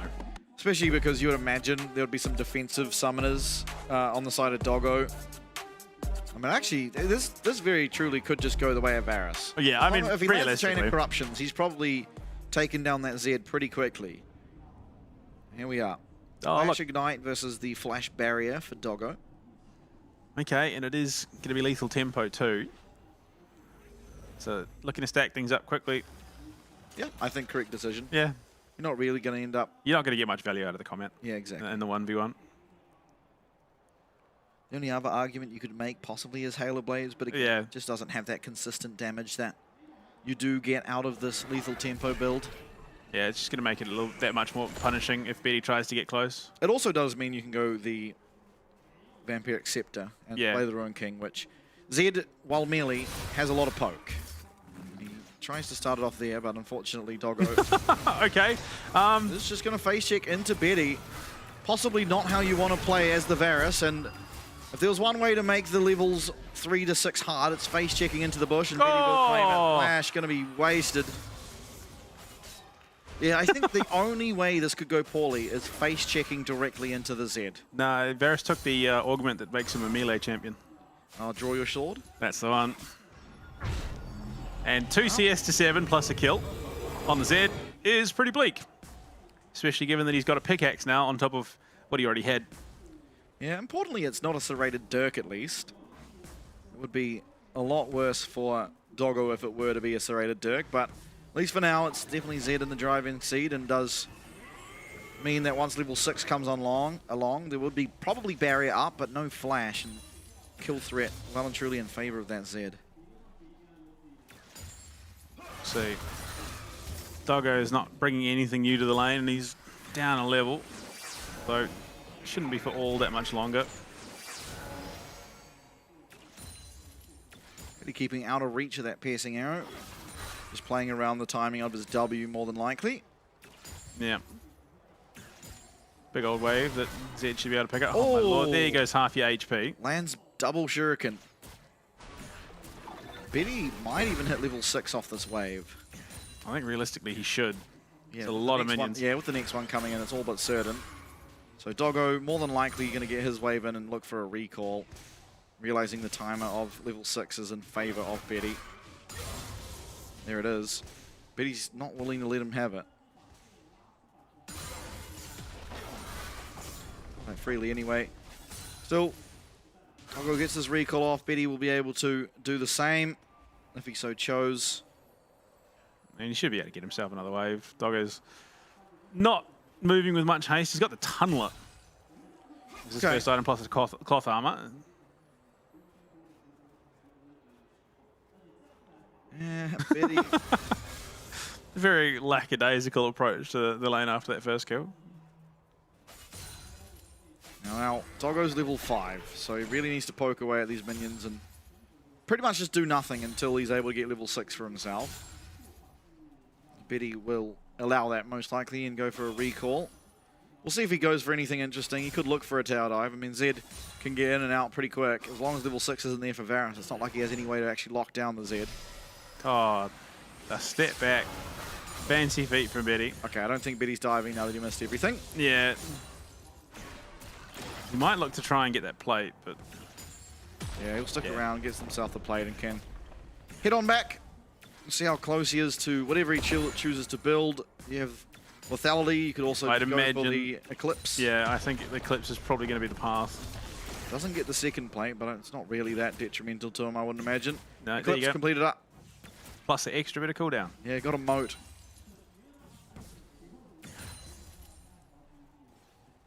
barring a catastrophic play from Betty, much in the same vein as Doggo did to start this 1v1. I think realistically, the stone has been writ upon, but never count a Varus out. That's true. He's a very, very strong champion. Never mind. And yeah, good amount of poke there found from Betty. Does utilize all of his cooldowns, of course, as Doggo looks to play proactively on that, but Betty won't allow anything to come of it. I think we might just have an eventual sudden death with Betty having a gold advantage. Doggo, you see, very, very hesitant to walk anywhere near the wave. Surely he just takes that, Yeah, there's going to be the death mark coming out all but certainly. Barrier is there for... Okay, that's not even close. That is not even close. The stat stick champ meets its match. Yeah, I mean, I think Doggo made that about to be fair, yeah, he did. He did. But for the second time this year, Zed has caused some disruption in the CFO camp. Yeah, absolutely. This time at least it's only for side selection, not for an actual game. So it will be almost certainly PSG selecting themselves the blue side and CFO on the red. Of course, blue with a much higher win rate at the moment. Yeah, for sure. For sure. Has consistently been the trend throughout this year. I mean, in the season finals, it is blue skewed for the most part. It's about a 33% red side win rate, and so the numbers have fallen off a little bit, but I think that's more than anything just the trend that we've been seeing all year. Ironically, in part because Talon lost 2-0 on blue side. So looking to buck that trend for themselves, I would dare imagine. Very excited to see this matchup, of course, Honkyu against Maple. It's been talked about and hyped up on social media, and it is really the talking point. It's the guy that is the father of the Pacific, Maple. He broke all the boundaries against Honkyu, who's coming in and doing it all over, and honestly, arguably doing it even more impressively. Yeah, I mean, look, it's definitely a precedent-setting matchup for sure in the mid lane. For every other role, it's pretty much business as usual. These guys have met several times throughout the year to pretty much the same result every time, but to differing levels, of course. The margins have been at times very wide and at times very, very slim. Yeah, I mean, every single game, there hasn't been a blowout yet, this split between the two. Every game has gone to at least 3. One of the finals was 4. The second one was 5 that, honestly, PSG should have won in 3, but one mistake and a smolder Aurelion Sol truly turned the entire narrative of the series around. And unfortunately, because of that one mistake, Talon also missed out on going to MSI. Yeah, it was a rough time for them coming into the draft. You want to know a crazy fact? So here in the season finals, our average game time is 33 minutes and 33 seconds on the dot. Wow. We'll see if this series good. I think, was it PSG that had the longest game? The Siva versus Vayne one? Because that was a pretty long, but it was... Yeah, it was. Yeah, 44 minutes and 13 seconds. Yeah, that was a long boy. And our short one was Chiefs SHG 2509. Yeah, and that was the surprising thing about that one was it was SHG winning it, right? Yeah. After Chiefs looked pretty comfortably ahead. Well, comfortably, maybe not so, as we look at these bans so far. Sion, Zinzao, and Jax all very much targeted at the top side of CFO's Rift. Talia and Varus, so targeting out Maple and Betty. I mean, not necessarily targeting out Maple. Talia's just that strong at the moment. It could be anyone, I think, would cop that ban. And the Great Wall of Sparta just completely denied by CFO. Yeah, both parts of it gone. I mean, Pantheon, a true staple of our ban phase. I don't even think we've seen it. I think it has just strictly been banned. I mean, it started at MSI and is Azir for Maple. If there is a champ synonymous with this man, it is Azir. It is his most played champion by a long shot. And so really put him to the test now. Where is Honkyu at? Yeah, the Yone. Now, this is an interesting one. So Azir, yes, staple for Maple, but Honkyu has also done a pretty decent job on the champion. But Yone coming in. Now, if you remember, I do. This was the first champion that Honkyu played in the LCP, and the first death he had was to Arakan, of all things. So bringing it out against someone like Maple, this is a champion he's looking to make a statement on. We see the tank matchup of the jungle. Honorable tank matchup is not too common. It is not commonplace here in the LCP. I mean, it was mid-season for sure. Yeah, but that was after the Zinzao and stuff were all gone, not in game one. Yeah. Game one, we seldom see these. First split, we definitely had a lot. It was more Sejuani than anything, but it was like Sejuani, but then the other side would still be Zinzao or Vi or something. Yeah. Realistically, though, these are the two junglers that, alongside Levy, actually, that prefer being, or like are happy. I wouldn't say prefer. They're very capable on other things too, but are very happy to be that setup for the team, that front line of the team. It is Junja, Carter, and Levy who tend to take that role and take that role very happily. Now, it is the Gwen coming through, a very daunting pick indeed, but this should just be matched by a pretty easy Rumble.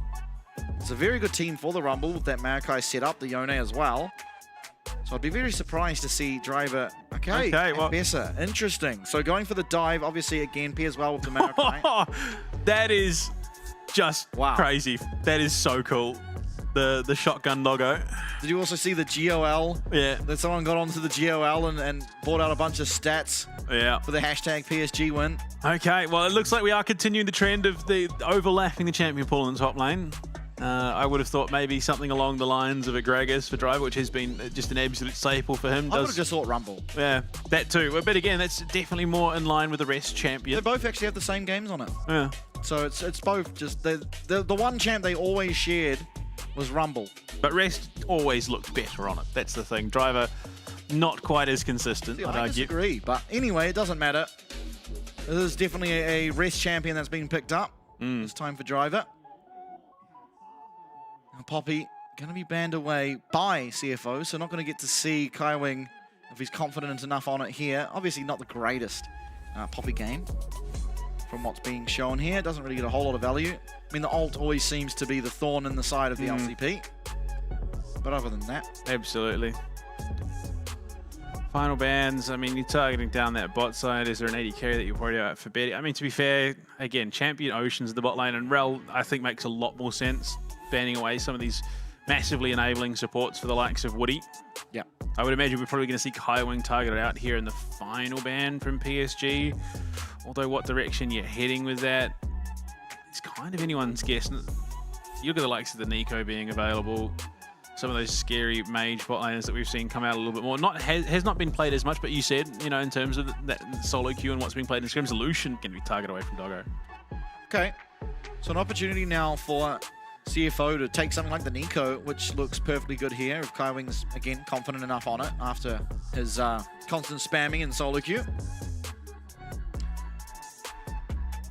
Obviously, there are tools to deal with it, like that Emperor's Divide, but pairs well with his team. I have concern that there might be a Jin angle for either of these teams, and well, there definitely shouldn't be for CFO, considering the damage profile. Yeah, no, but that's not stopped teams in the past. Israel makes a lot more sense, and I think was arguably always going to be a bit better into this comp. Betty, of the two 80 carries, I think would be the one to go Jin. Pick it, please. Pick someone that deals damage. A lot of talking. And if it is Jin, you could imagine that a Brom would be the answer. Siva. Okay, there we go. Blessed. They've learnt their lesson. The blessed Siva pick. Obviously did lose, unfortunately, the game earlier today. I guess it's only lost so far. Maybe I'm wrong. Now, one more pick to come through. This one will be for Woody. What support does he want to pair alongside the Siva? Okay. Alistair. Okay.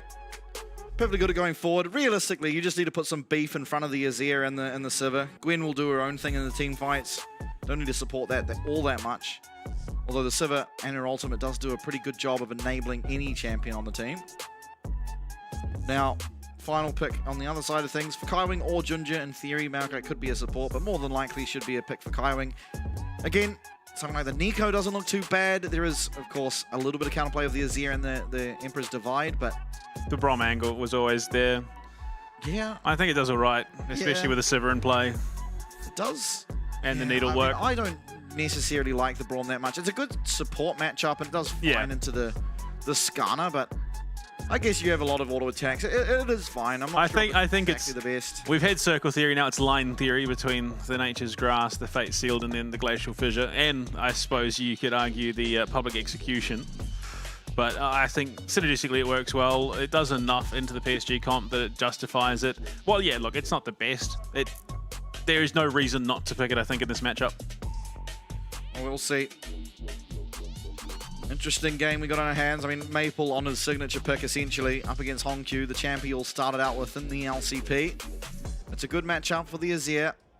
It's also a strong skirmishing opportunity. It's CFO, I should say, that will lead in the skirmishing. And that's the Gwen skin I have, so I'll get to find out what the name is. I forgot. No Ambassador skin? No. And quite often we The Unshackled. Space Groove, there you go. That's what it's called.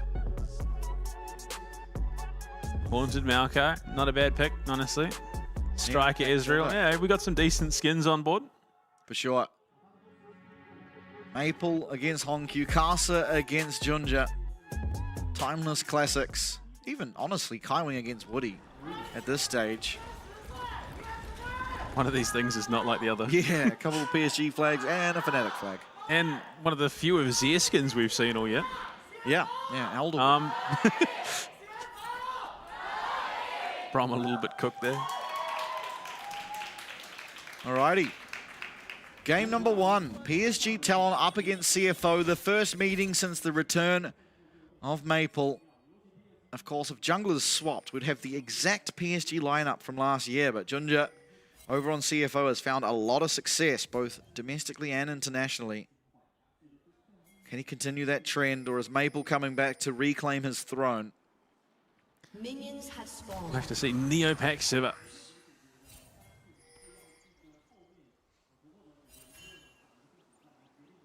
Looking for some lane pressure down here for CFO. Some early aggression.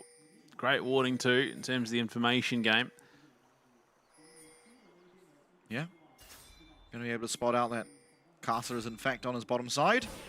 See what Junja does with that information.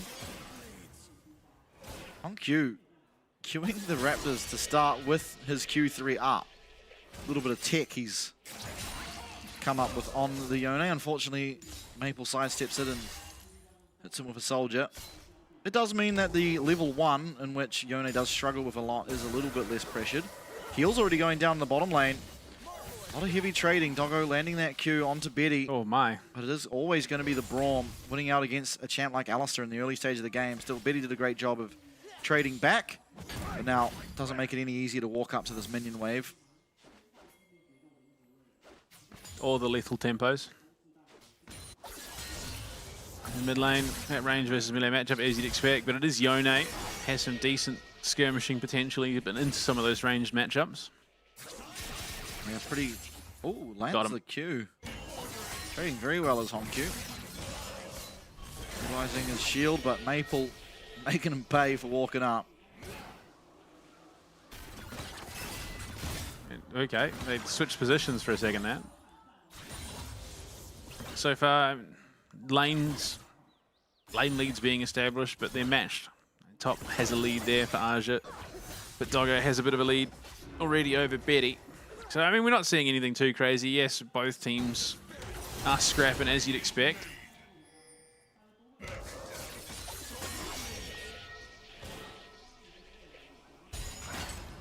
You really taking it to the old timer. Not making it easy on him.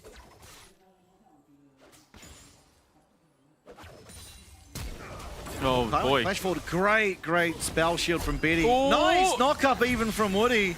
And CC is going to be there as Junja is going to force away the flash from the Alistair, but a pretty well played, I guess, gank, but not navigating the gank well is the easiest way to say that. Yeah, Kasa looking for the response, and there's no ward there for Driver, so he's not going to know.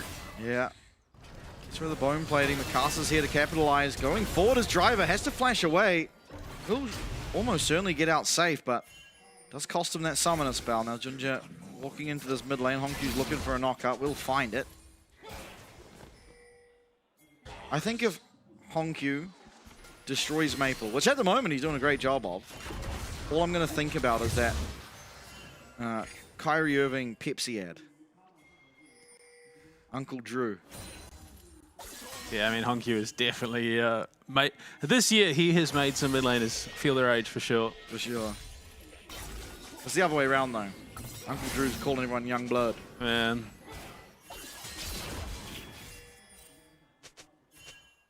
Yeah, I mean, not often do you see the Yone actually up in CS in this matchup.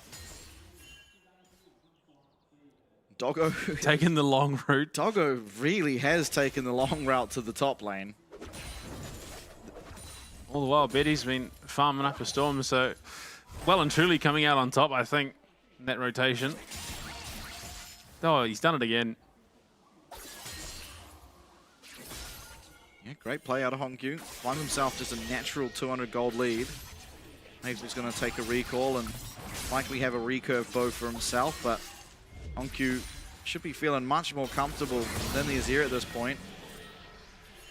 At least Woody's going to be able to stop that wave from crashing to allow Maple to pick up the entirety of this wave. It's the blasting one he opted into. So looking to start their Dragon up down as well. I mean, again, for all the posturing that we've seen so far, there hasn't really been a huge opportunity for kills to present themselves with summoners up and available. Both teams have gotten out pretty safely. Absolutely. Will be the first Dragon of the game claimed. On the other side of things, though, a possible dive opportunity onto Arja. Is he ever going to be able to navigate? He gets level 6, actually, just as they go for it. Oh, Doggo's going to have to leave. Junja's going to have to flash. Arja, realizing his level up timer well, Driver will spot out Casa, but not before the Dragon's already claimed. Now Woody's here to defend the top camps. Bramble Smash. Doesn't mean there's no opportunity for that headbutt pulverized combo. So Junja's able to walk on out or drops down a sapling. Yeah, and so heavy posturing. Driver into Betty. Realistically, again, shouldn't be much, if any, kill threat with that spell shield. This Driver can pull off some fancy feat, break it, and then get the public execution. But with the wave at the state that it is, you're going to be hard-pressed to find a successful tower dive with just the 2 longswords. Yeah, Betty going Essence Reaver instead of the Yuntal means his damage will be slightly lower, but he can just spam abilities at will going forward now. There is still Flash available for Doggo, but Kaiming doesn't have it, and neither does Junja. Junja's here. Level 5 still on the Maokai, though, so no Nature's Grasp to try and really threaten anything. PSG are able to just walk on out. Yeah. Nature's Grasp should be up in just a moment. It's Junja very near, heading to his red buff. And that's when we start to things get a bit haywire with the Yone, Fate Sealed, and Nature's Grasp combo. Can be hugely devastating. Yeah, so far, slight advantage going the way of CFO. Although the Dragon picked up early is where a lot of that advantage stems, because all the while, Junja was able to just farm.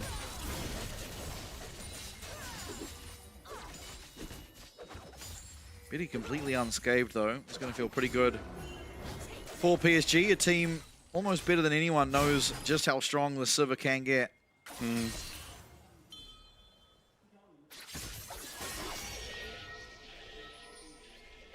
For as loud as this early game has been, there's not been a heck of a lot found off the back of it, barring that first Dragon. Grub's now up, and you already see Junja is there ready to go, has 6. Woody in mid lane.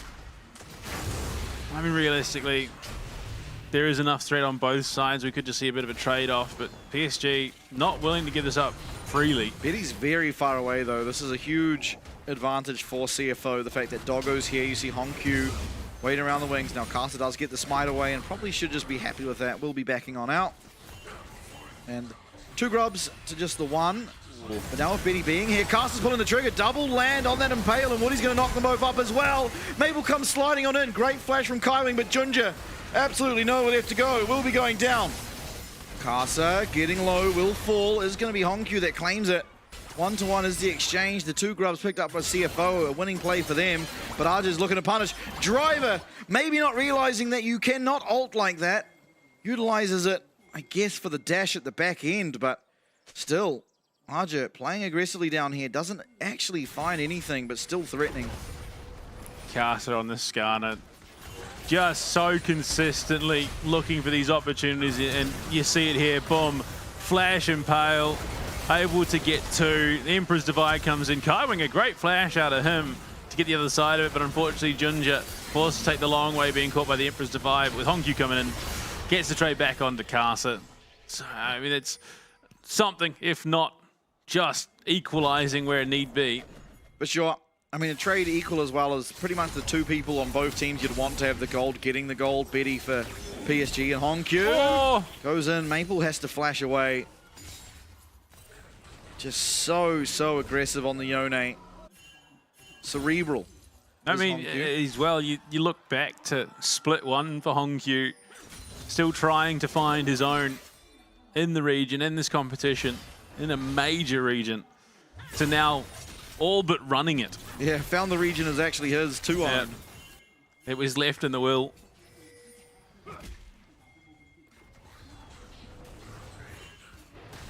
Nothing really up on this top side. Kasa getting that early dragon. I wonder if he will look towards the second one. Of course, Junja does have flash again, whereas he does not. Maple as well, lost it in that mid lane. With the summoner advantage heavily favoring the side of CFO, it might just be their option to give it over. Maple so close to having that Nash's online, but not quite.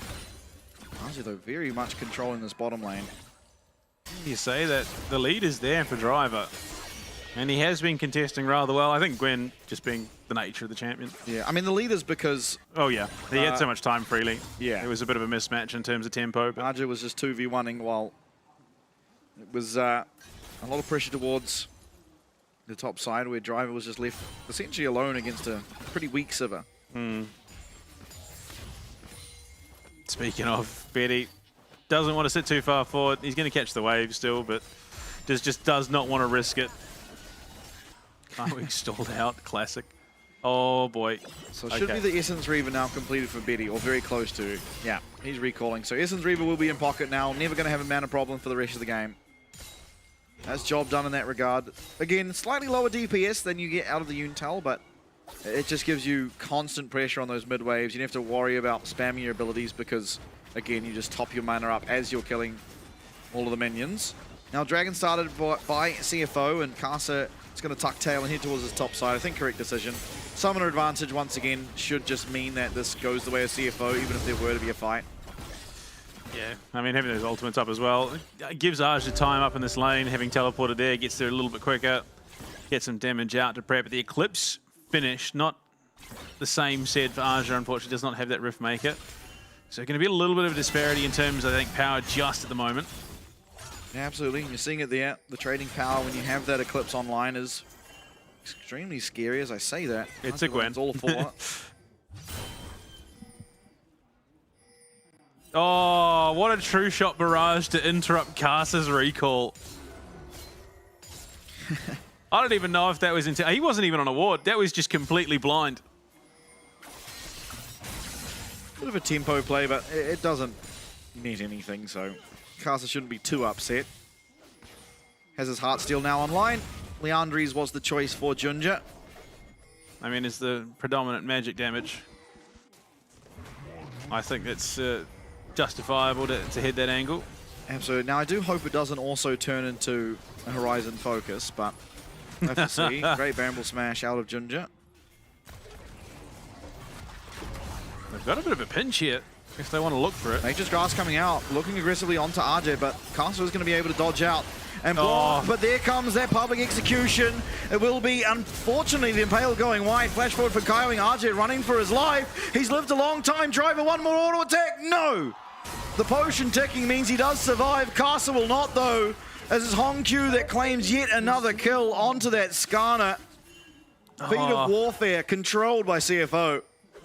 Limit testing at its finest for CFO. That Impale goes just wide and allows them to get the finisher onto Arja, and then Hongkyu following up from the mid lane.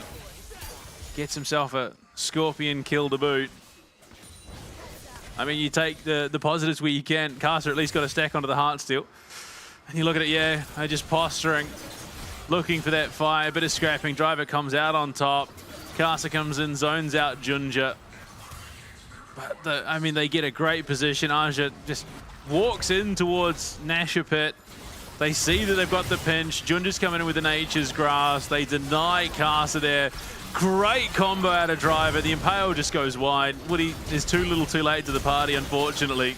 They get the setup there. Great kill on the Driver, and then Hongkyu comes flying in from the wings. All the CC layering. Maple gets a couple of auto attacks off, but that's about all he can offer, unfortunately, at this stage in the game. Absolutely. Advantage ballooning a little bit now for CFO. As you see there. Still, again, the ticking time bomb that is Sivir, as well as Gwen, realistically, still there for the side of PSG. But CFO, I mean, once they're this far ahead, it almost always feels like a done deal. They're just so good at closing out their games and pushing their leads. To their credit, PSG, pretty much the team when it comes to playing from behind. They've had some crazy comebacks throughout this year. Unfortunately, the team that they've consistently always failed to come back against is CFO. Absolutely. Honkyu, statement game from him. He's up 1.5k gold. Getting the better just in the 1v1 of the mid lane, but then also utilizing what his champion does to its fullest in these skirmishes. Rift Shield being started up now by Junja. Caster not looking even slightly interested in contesting, and Maple has to be careful. Maple has to be very careful. In comes the Nature's Grasp. He does have that Emperor's Divide. How is he going to navigate this? Knocked up, it's a good timing, but the Fate Seal's even better. And Honkyu will take another name. That's 3 for him as Maple will fall. Yeah, unfortunately, on his return to the top competition in his region, Maple is continually the hard lessons driver. It's Ambessa. Yeah, but this is Skarner locked against the wall. Impale lands. There's no way out for this Ambessa. 500 gold shutdown going the way of Arja. The tower goes as well. Yeah, it's a good find. With public execution on cooldown, that was always going to be hard, but this, if it had not already been Noxian Blessings claimed, was definitely going to be. Well, the tower was claimed actually on the bot side. Yeah. Either way, they'd already got it done. They got the Rift Shield, so it did already secure it for him. But in any case, taking stock of the situation, Maple down 2.5k gold now. That's almost an entire item. Jeepers. Going the way of Honkyu.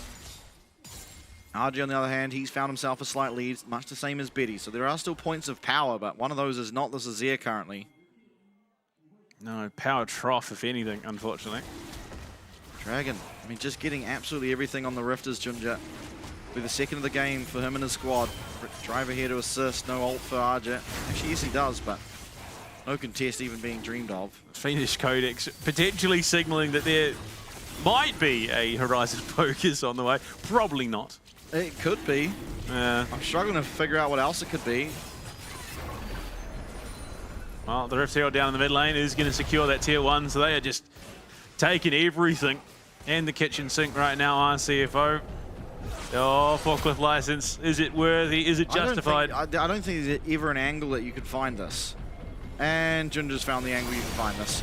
This guy is so unbelievably incredible. Lockdown onto Arja, but it's not very good. As there's one bit of CC that's a suppress, and the best CC in the game is death. It's Driver falling. They still get it though. They do get the tower, but I'd argue probably not worth dying over, considering you didn't need to. No, but would it be an Ambessa if you didn't just full commit? It's kind of what she does. Kind of crazy to see. Obviously, we've seen Rest on the Ambessa all year round. And in particular, his game 3 against Garm last week. It does make you wonder if maybe they should just let Rest have the Ambessa. Right, so Driver's had it so 4 games. This is his 50% win rate on it. And you're right, he actually has played... Oh no, sorry, Rest has played less Ambessa. Oh, Kaiwing.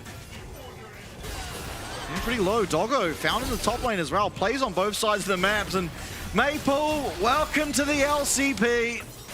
That tower's going to do very little to thwart off this 3-man dive. It is answered back, of course, but Maple is getting absolutely put through the ringer. Absolutely.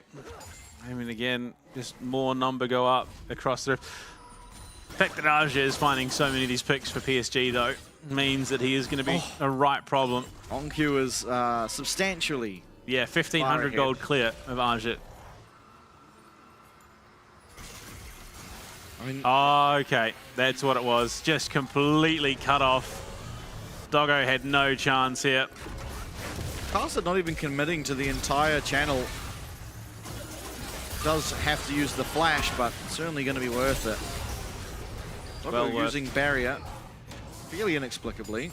And then Maple, a man alone on the wrong side of the rift. The TP even comes in from Driver. Look how far Driver runs to join this play. The Emperor's Divide gives Maple some clearance, but here he comes. Reinforcements have arrived, and Maple has no Emperor's Divide. Nothing you can do. They just pile in on him. I mean, he played it about as well as he could, and thankfully, Driver did teleport down. Artican being started up, though. Needlework available. Emperor's Divide coming up in 3 more seconds. Teleport there for Maple. Actually, no, it's not. No, it's not. He's well away. This is just going to be Artican gone for free, and not often do you find such an decisive and well-discovered Artican play. Driver on the backside of things, though. He goes unstoppable, maybe finding an avenue out through Arja. Does manage to use the taxi system. Woody low, no ultimate. Honkyu, ever so opportunistic, dodging out of that Skarner ultimate, and Maple desperately trying to stay alive. Will be able to narrowly do so, but that was Artican for completely free, and a bunch of summoner spells used off the back end as well. Fate still there for Honkyu to boot. Discipline holding that ultimate for himself. This Honkyu kid is crazy. He's nearly 3k gold up in the mid lane. He is almost the entirety of CFO's gold league. Yeah, absolutely. Oh. Mystic shot. What an ability.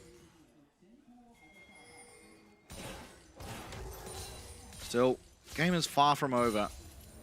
Unfortunately for PSG, the last 10 or so minutes has been completely ran by Junja. Bloodletter's Curse is what Junja went for.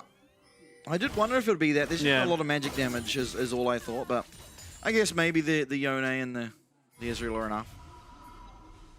Not that it's substantial amounts of magic damage. Yeah, but at least amplifies it somewhat. Synergistically, it's not bad. It's not terrible. It's going to mean he hits that a little bit harder. It is better than the Horizon Focus. Yeah, absolutely. It does make him that little bit tankier too. Doggo, he's got his 2 big items. He's finished it. Oh, Arja. Yeah, Honkyu should win this out, but I'm not sure if he'll actually find the kill. In fact, Arja, oh my lord, not able to get out of there. Honkyu really making a statement here. Just absolutely slices up that Gwen. The gold trough widens. 3.5k. And he's still got his ultimate. He's not had to commit it in the last 2 fights that he's been involved in. And with it, another objective will go the way of CFO. This is their 3rd, so Hextech Soul on the horizon for the CFO roster. You see the pressure they have because Maple had to respond to top. Driver is just wailing away at that bottom lane. Petty will go down to answer. Still scaling away here. Is working towards the Infinity Edge. Has a lead over Doggo. But that's not really where this big threat is. Look at a Black Cleaver finish now as well for Driver, so just any resistances that PSG have are going to be shredded. I mean, maximum value secured really for both Honkyu and Doggo. Both of them doing a bit of hybrid damage. Kai, oh my lord, no, please. I was going to say, surely they're not looking to bully Maple again. Leave poor Maple alone. Man can't catch a break. Unfortunately, he was never going to in the LCP. There is no easy mode in this competition.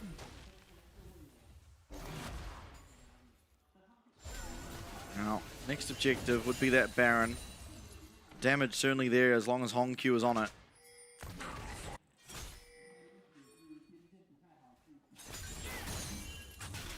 Problematic state of the game for PSG. Of course, if they're able to just hang on, you'll get to the point where Gwen and Sivir are very, very scary, but I mean, Honkyu's already at that point. He's been at that point for a wee while now.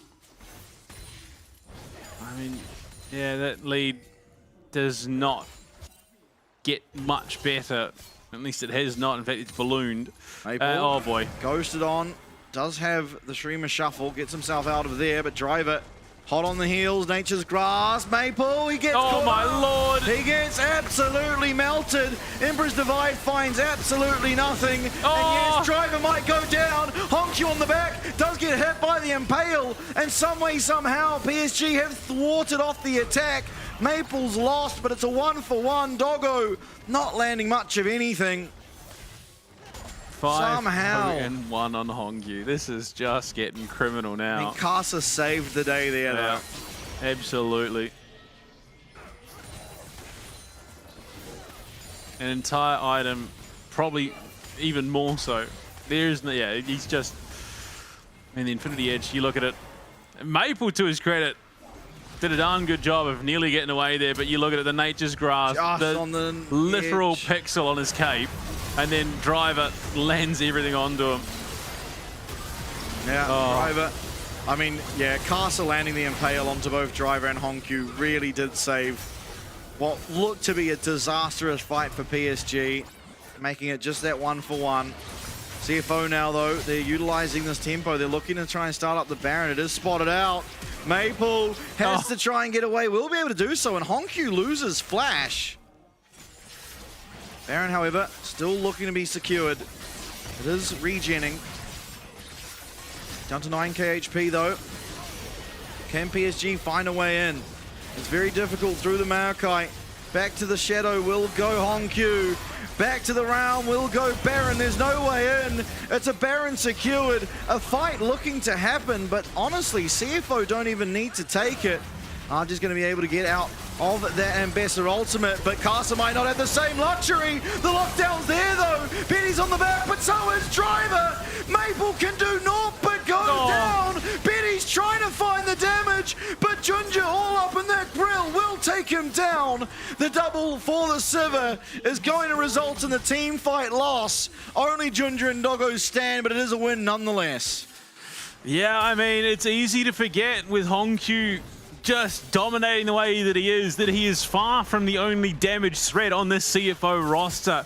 They are hitting so incredibly hard right now. The shutdown does go over, but Doggo easily able to mop up from there with Junja in assistance. They crack open mid. They don't take the inhib. The respawn timers aren't quite that long at this stage in the game, and it was a brilliant answer onto Honkyu.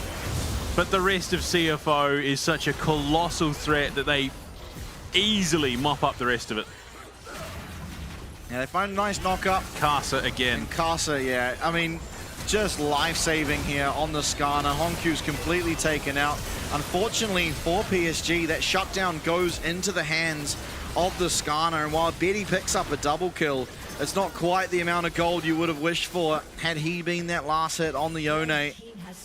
Still, the one big positive really is that the Baron was just picked up and they got rid of it on 3 members. So the side lane push is going to be very difficult. Teleport coming in. Honkyu looking to come in, help secure the Dragon Soul. Casa desperately trying to dip and dive. Maple takes an absolute arrow to the knee. Now 9k on this Dragon. Casa's had difficulties getting into the pit. He'll once again have them. Honkyu outplays it this time. In comes Driver. Betty is hitting on the back though. Archer being menacing in the front. It is the Hextech Soul. It is a nice Lord, but it's not nice enough. PSG will fall. This will be the ace, and it will be game 1 CFO. An absolute shutout to close the game, and Honkyu plays it so cleanly, breaks Casa's ankles, and CFO with another big win in their campaign towards Worlds. These guys just do not ease up. They are just so incredibly on one. Ever since they lost to Team Secret Wales, they took it personally and will not lose another game. But that is game 1, of course. It's not over. But boy, oh boy, does it look difficult. It does at that, and Maple goes from Team Secret Wales in the opening week at the hands of Dire to Honkyu in week 2. Oh boy. The learning curve in this region is steep. Isn't it, Justin? There's only been one player that's really been able to navigate it, and that's that man on the Yone. And now, while he did absolutely have a fantastic game for himself, I think the impact of Junja cannot be understated, because without the impact he found, those opportunities wouldn't have been opened up to Hongq. So all credit to Junja that is due, because it is hard to make the Maokai look as impressive as he does. The only other player, person that has is Levi. I mean, the guy is just a savant when it comes to the Maokai. And I mean, that's been the story of the entire year. Junja really is the lubricant for this team that allows the door to swing wide open. No creaks, no squeaks, nothing. They are just storming through your house, taking what they want. CFO continue to prove why they have the right to claim that crown as the best team in the region in 2025. Yep, 28 minutes and 42 seconds, all it took, and an absolute domination. Casa, he got himself that early dragon, but from that point on, it was all the CFO show, as we're almost certainly about to find out. I mean, what a great start. And honestly, Casa played his damn heart out. He really did. It was a very, very impressive Skarner game.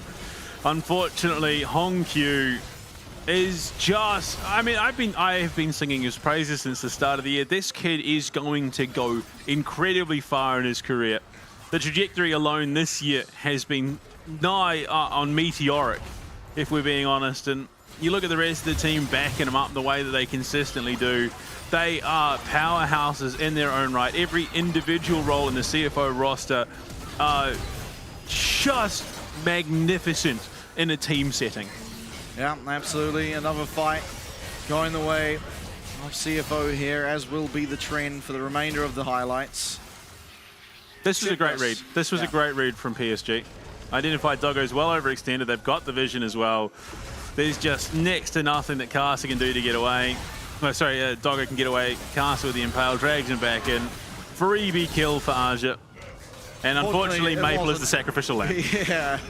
Maple does a great job here of delaying, but because Driver did teleport down to the play, it's all but certain that it's going to work out eventually. Just waiting for him to arrive. He can tank up the tower pretty safely. Of course, make it look as clean as they did. And Maple, I mean, he almost makes it out here. Unfortunately, he doesn't. This is why Edna Mode says no capes, because that sort of thing happens. He gets caught the tail pixel there, cleaned up by Hongq. And Casa again, just consistently with these spoiler impales that make so many of these situations that could be absolute steamrollings not in the face of it. 就这样呗，好，没了。没事，没事，放一下，没事。好，哎，还警会，哎，跌，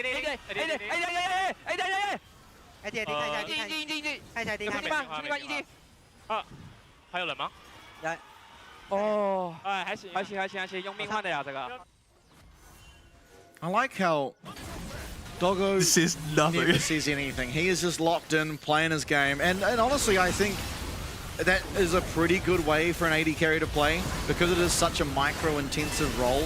If you're able to have other people fill the communication roles and let them just focus on their clicks, it does honestly speak well to getting some good results. Well, I mean, they say, you know, some dogs are all bark and no bite. Doggo is all bite and no bark. He just consistently steps up and pulls out these massive performances. And if you want to be a massive performer here in the LCP, you can. You can get on Twitch. If you are on Twitch, you can subscribe. You get yourself a pretty cool emote, the Pingu Garen, the Ping Garen, bring it emote. And then, of course, the Ramus dance icon, repping the LCP. Now, you and I both rep the LCP icon. We want you guys to do it at home. Let people know that you're an LCP fan, because everyone needs to get behind the LCP, because we've already seen what they can do internationally, and there is still the biggest, baddest international competition left to go this year.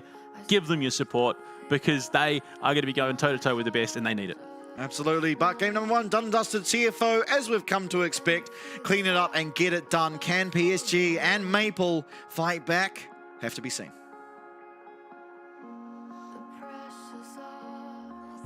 Can't pick up the pace. People run towards love, kamikaze craze. Let's be real, some true lovers really just a face.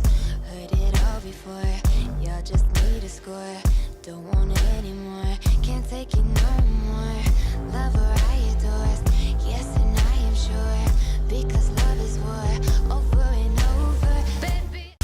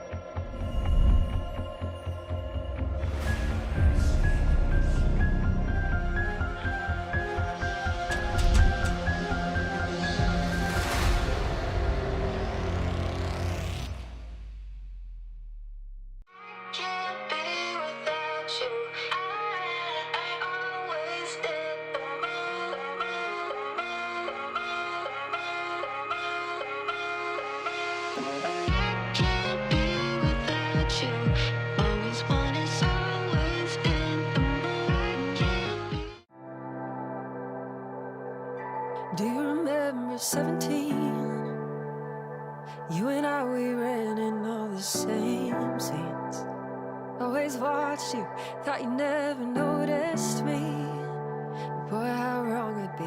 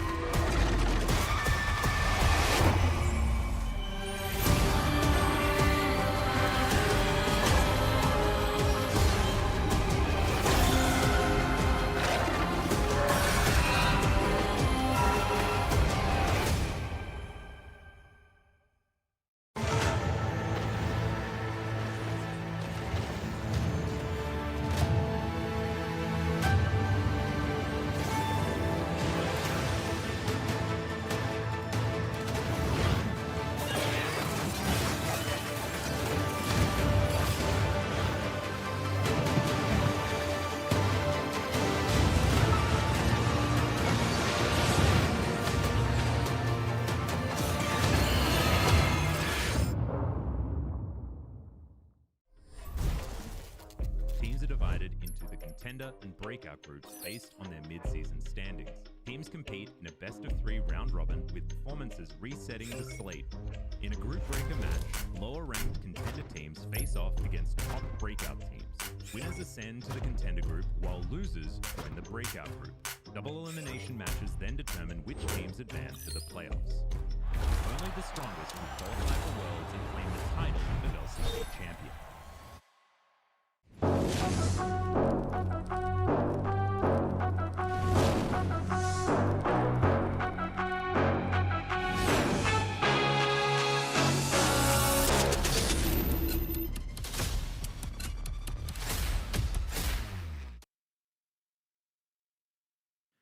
Well, a new game, a new top laner for CFO. Rest is in. Obviously, a very decisive game one coming out of CFO. Some great play and realizing the weaknesses of champs and the strengths of their own and truly capitalizing on it. See what PSG can do to respond. A lot gone. Obviously, Maple's most comfortable champ, Azir, now removed. So, be interested to see what he comes up with. Yeah, no, I did look back on it. You're right. Driver has technically played more Rumble games. Yep. By one. And both of them have won 3 games on the Rumble. So I think more earlier on in the year, it was when Driver was picking it up, going into the later stages. When he was, I think it was when he was coming in his second game and third game. But I mean, recently it has very much been more for the side of Rest coming in. It's still an option. There's still plenty of options, and potentially, given how that went with Driver picking up the Mbess, I wouldn't be surprised if we are going to see that continued. At this point, I wouldn't even call it experimentation. It's just implementation of the diversified champion pools for their top laners. Absolutely. Hopefully get Champions League underway soon.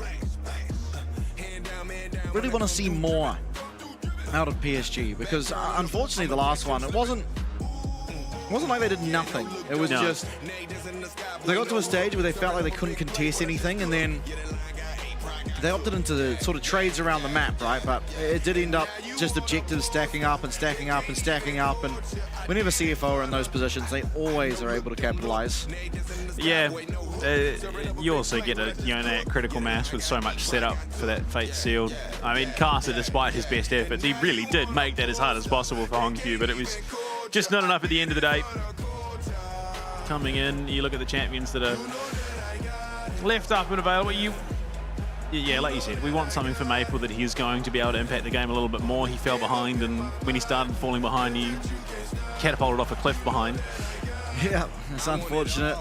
The nature of League of Legends is oftentimes you get behind, it's very hard to stabilize, and not able to do so in that last game. Castle there on your screen had a very good game for himself. He did. Unfortunately, it wasn't enough. Oftentimes isn't if you're performing well, but you're on a Skarner. Your team's behind. Music fading means we should be hitting into Champ Select. It is PSG once again choosing themselves that blue side. Now, Zinzao and Kasante banned away from the side of CFO. It'll be the Varus and the Talia in response. I would imagine Pantheon also going to be taken away. It's that final ban from CFO, unless they want to, again, sort of force that handoff, depending on what PSG are angling for. A lot of still high priority picks. Yone, not completely falling off as a mid laner, but definitely less absent in the less present rather in the mid season. Absolutely. Wukong, their final ban, pretty much forcing the Pantheon, but then the Vi remains as a pretty standout. So it might be just CFO trade. Yeah, potentially. I mean, Junja might just still be happy to go for something like the Sejuani. Yeah. Junja pretty consistently showing that depth. Yeah, absolutely.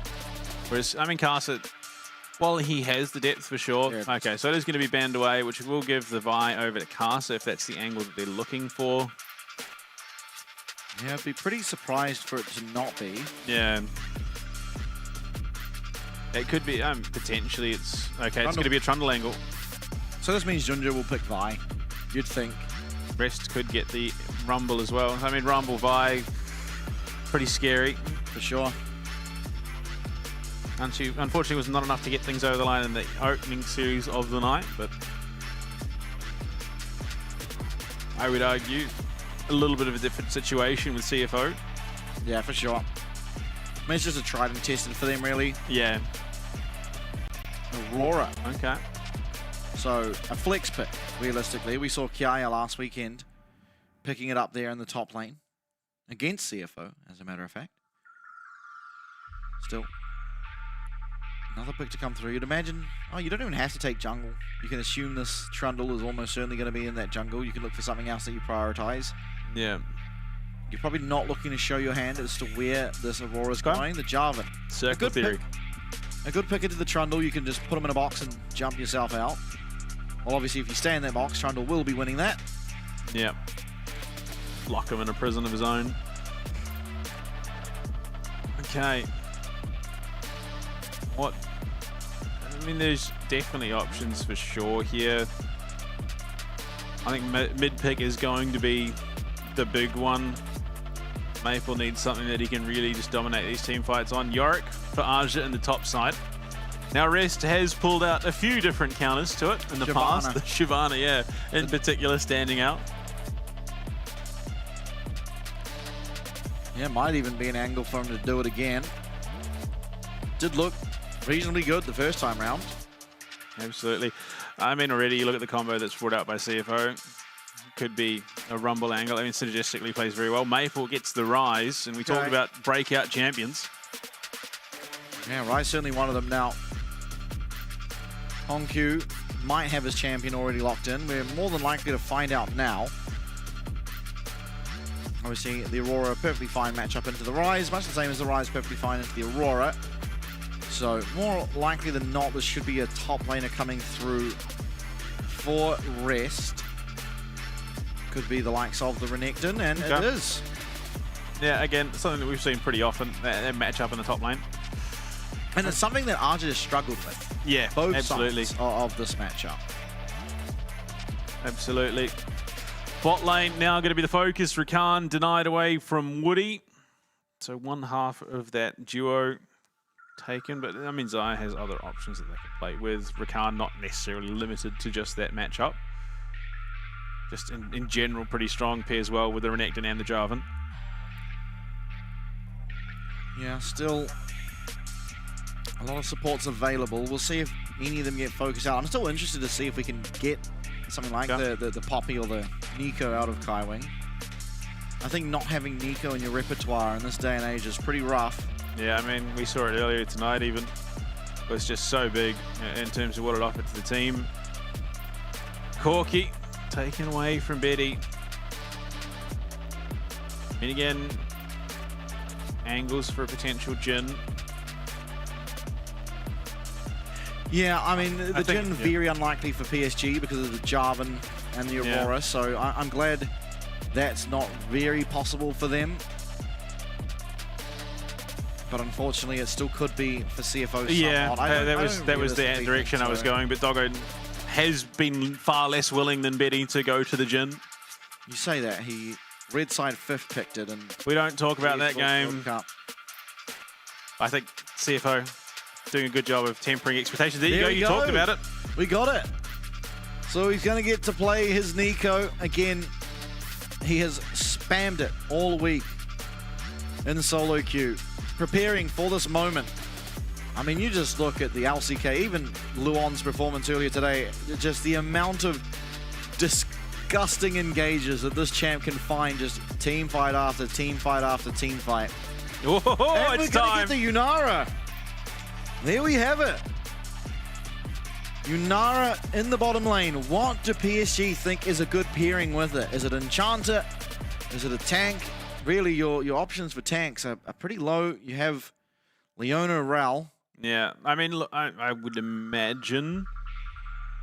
I mean, to be fair, both, I think, have their talking points. Lulu. It's going to be Lulu, Yunara. Okay, see, I am of the opinion that Yunara is somewhere between Zeri and Kog'Maw. And what is the best support with both those champs? Well, it's Lulu, so I don't hate this. I actually very much like it. Absolutely. Obviously, I'm not amazingly versed on the Yunara. I've played a few games of her. Crazy enough. You just build AP. Yeah, you can do that in Summoner's Rift too, as a matter of fact. I think the strongest Yunara I versed went something like Guntal Shadow Flame, and it just destroyed me. Oh, it was gross. Here we have it, the Kai'Sa for Doggo, a champion he time and time again performs on. We've already seen one fantastic Kai'Sa today out of Slater. Can Doggo repeat it? The first Yunara we're going to get to see of the LCP. Now, if it has its ult up, it can get out of the Jarvan ult. If it does not have his ult out, it is stuck in there. Yeah, it definitely feels like there is a bit of a timer on this game for CFO. I mean, Ryze, Yorick getting to the later stages of the game becomes very, very problematic. So CFO are going to be looking to probably accelerate this one a little bit. They do have the champions to do that once, around 6, around level 11. They do really hit some spikes. Absolutely. Coaches will, for the second time tonight, head towards the middle of the stage, give their fist bumps, and watch as their teams compete. We do have our first Yunara and our first appearance of Kaiwing's Nico. Again, certainly starting to, of late, feel more comfortable on some of these ranged champs. The Nami, the Bard. Now adding the Nico. I think long overdue, considering just how strong that's been for how long. That Trundle looks awfully similar to Ornn. I mean, I suppose. I think Yorick looks like Lucian, but just because it's the same color on the skins, because it's high noon. Who do you think wins the skin game? I don't know. Again, I'm partial to Pirate Rise. Yeah. But you've got Renekton. Yeah, see, that was the big one for me on CFO2, is the Renekton. Yeah, it's hard to beat Renekton. Because while KDA have some great music, I still think IG just does slightly more damage. It does. Okay, Maple's on board. He's no longer running the Fnatic emote. Or he probably is, but he's not popping it at the start of the game. Here we are. The CFO win, Doggo POM again. Doggo probably not making the greatest case in game one, not because he played poorly, just because of how well both Junja and Hongq played. Yeah, the Renekton is a good skin.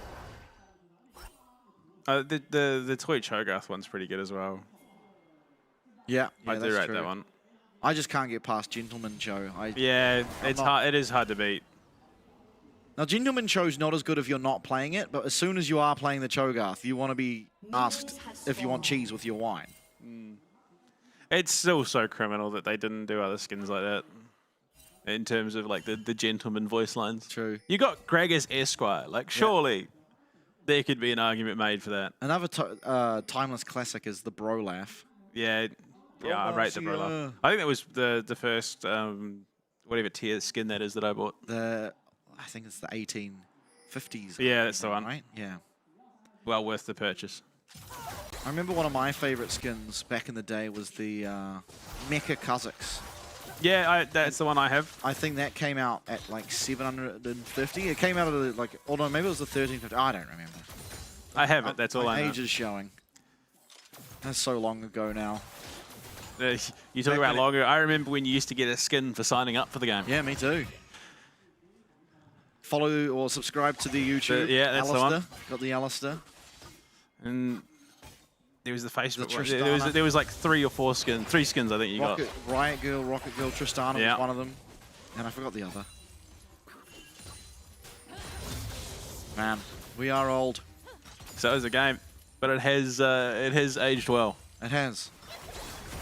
It has aged very well. In fact, it just keeps getting better realistically. Kaiwing taking a bit of damage there. Yeah, that slow's a bit egregious from Yunara. Yeah, 99%. Yeah. Not easiest to land. Of course, it gets stuck on minions and whatnot, but if you do land it... It's easy, just pop your ult.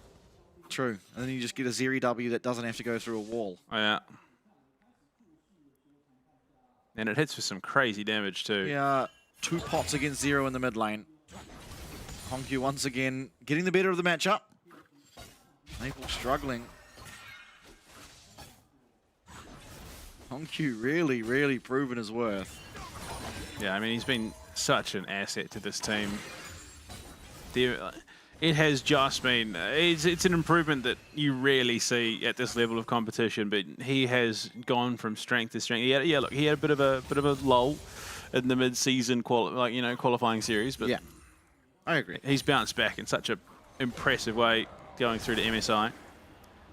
Yeah, it has been such a ridiculous growth from him. From the very beginning of season kickoff to now. Just continuously getting better and better. Which when you're already at the top is very hard to visibly show. But, I mean, even harder to maintain. Exactly. Each game day he comes into, he is just beating his lane opponent more and more. This time round, unfortunately, he's having to save his top laner. So, I mean, realistically, Maple thanking his lucky stars as to the pressure afforded in that top side to allow him just a bit of breathing room. Because very quickly, Honkyu was establishing quite the stranglehold over that mid lane. Very much alleviated, but not equalized for Maple. He gets himself a bit of an XP advantage, but Honkyu, it's going to be negligible at best, but it does give a little bit of freedom for Maple to go and potentially get some warning down, and he does just that. Establishing a bit of vision. I've just noticed something. Yunara doesn't have a picture. Sleeper agent Yunara. Possibly an Evelyn passive right now. Talk about broken. Old Evelyn passive. Oh boy. We didn't have to come out of stealth when you were seen. Yeah.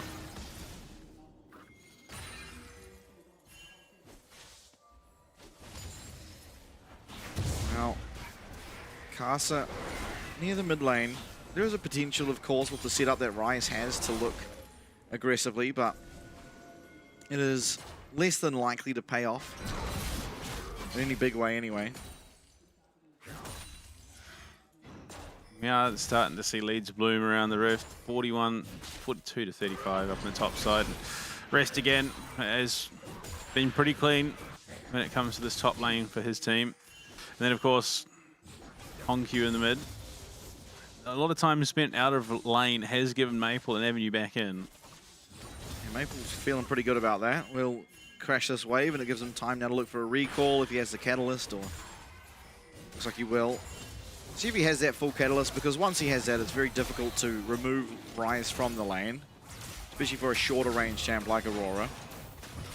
No, just the 2 ruby crystals for now. Dragon number 1 this time round will be secured by CFO. Nico recalling twice. Just trying to utilize this timer to look, or at least delay Honkyu's recall. We'll be able to do so.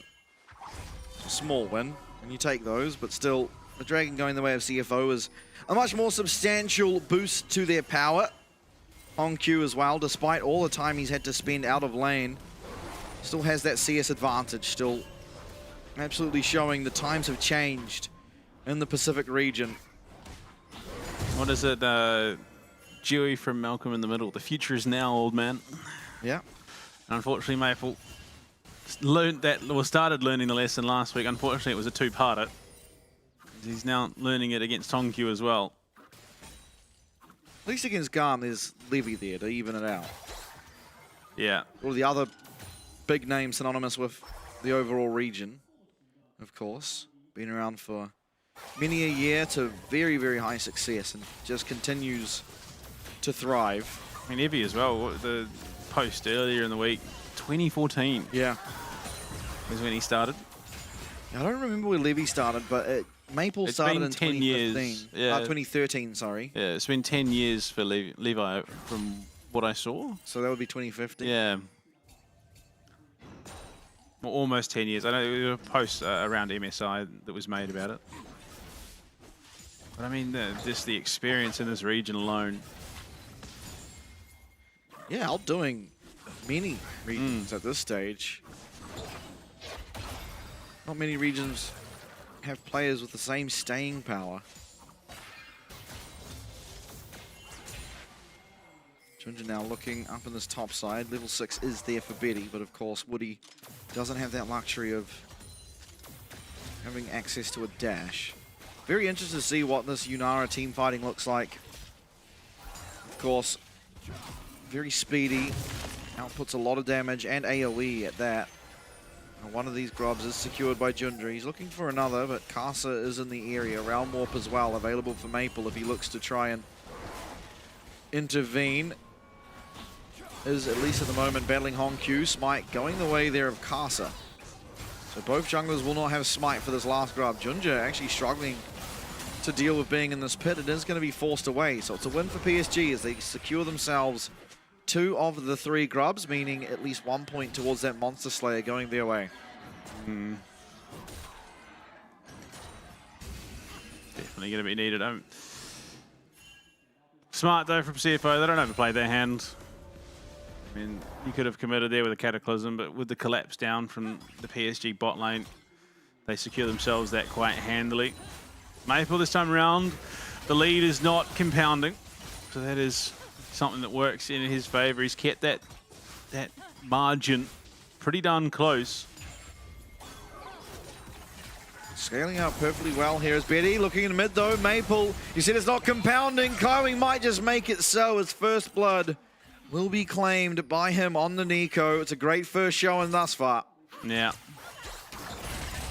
Great read out of CFO, and they've always been a team that, at least in a team capacity, synergistically, I'd argue have been the best. There's no other team in the LCP that plays as coordinated as they do. Just beautiful flash from Kaiwing. Maple tries to get that phase rush proc to then flash and make it out, but Kaiwing completely disallows it. Absolutely, but I mean, Catalyst's done now. So in terms of recyclability, he's going to be doing a little bit better. We saw Rest and Aja down in the bot lane. Now they've both switched out. They're back in that mirror matchup on the top side. Dragon, 55 seconds away. There you go. At least it's not going to be a Chemtech Soul this game. Yeah, Hextech last. Still could be again. Now, Rest has just naturally found himself a 500 gold lead, 20 CS, which is quite impressive. Obviously, we've seen many a time people opting into this matchup and still the Yorick getting the better end of it. This time round, largely in part to HongQ's teleport top, that wasn't the case.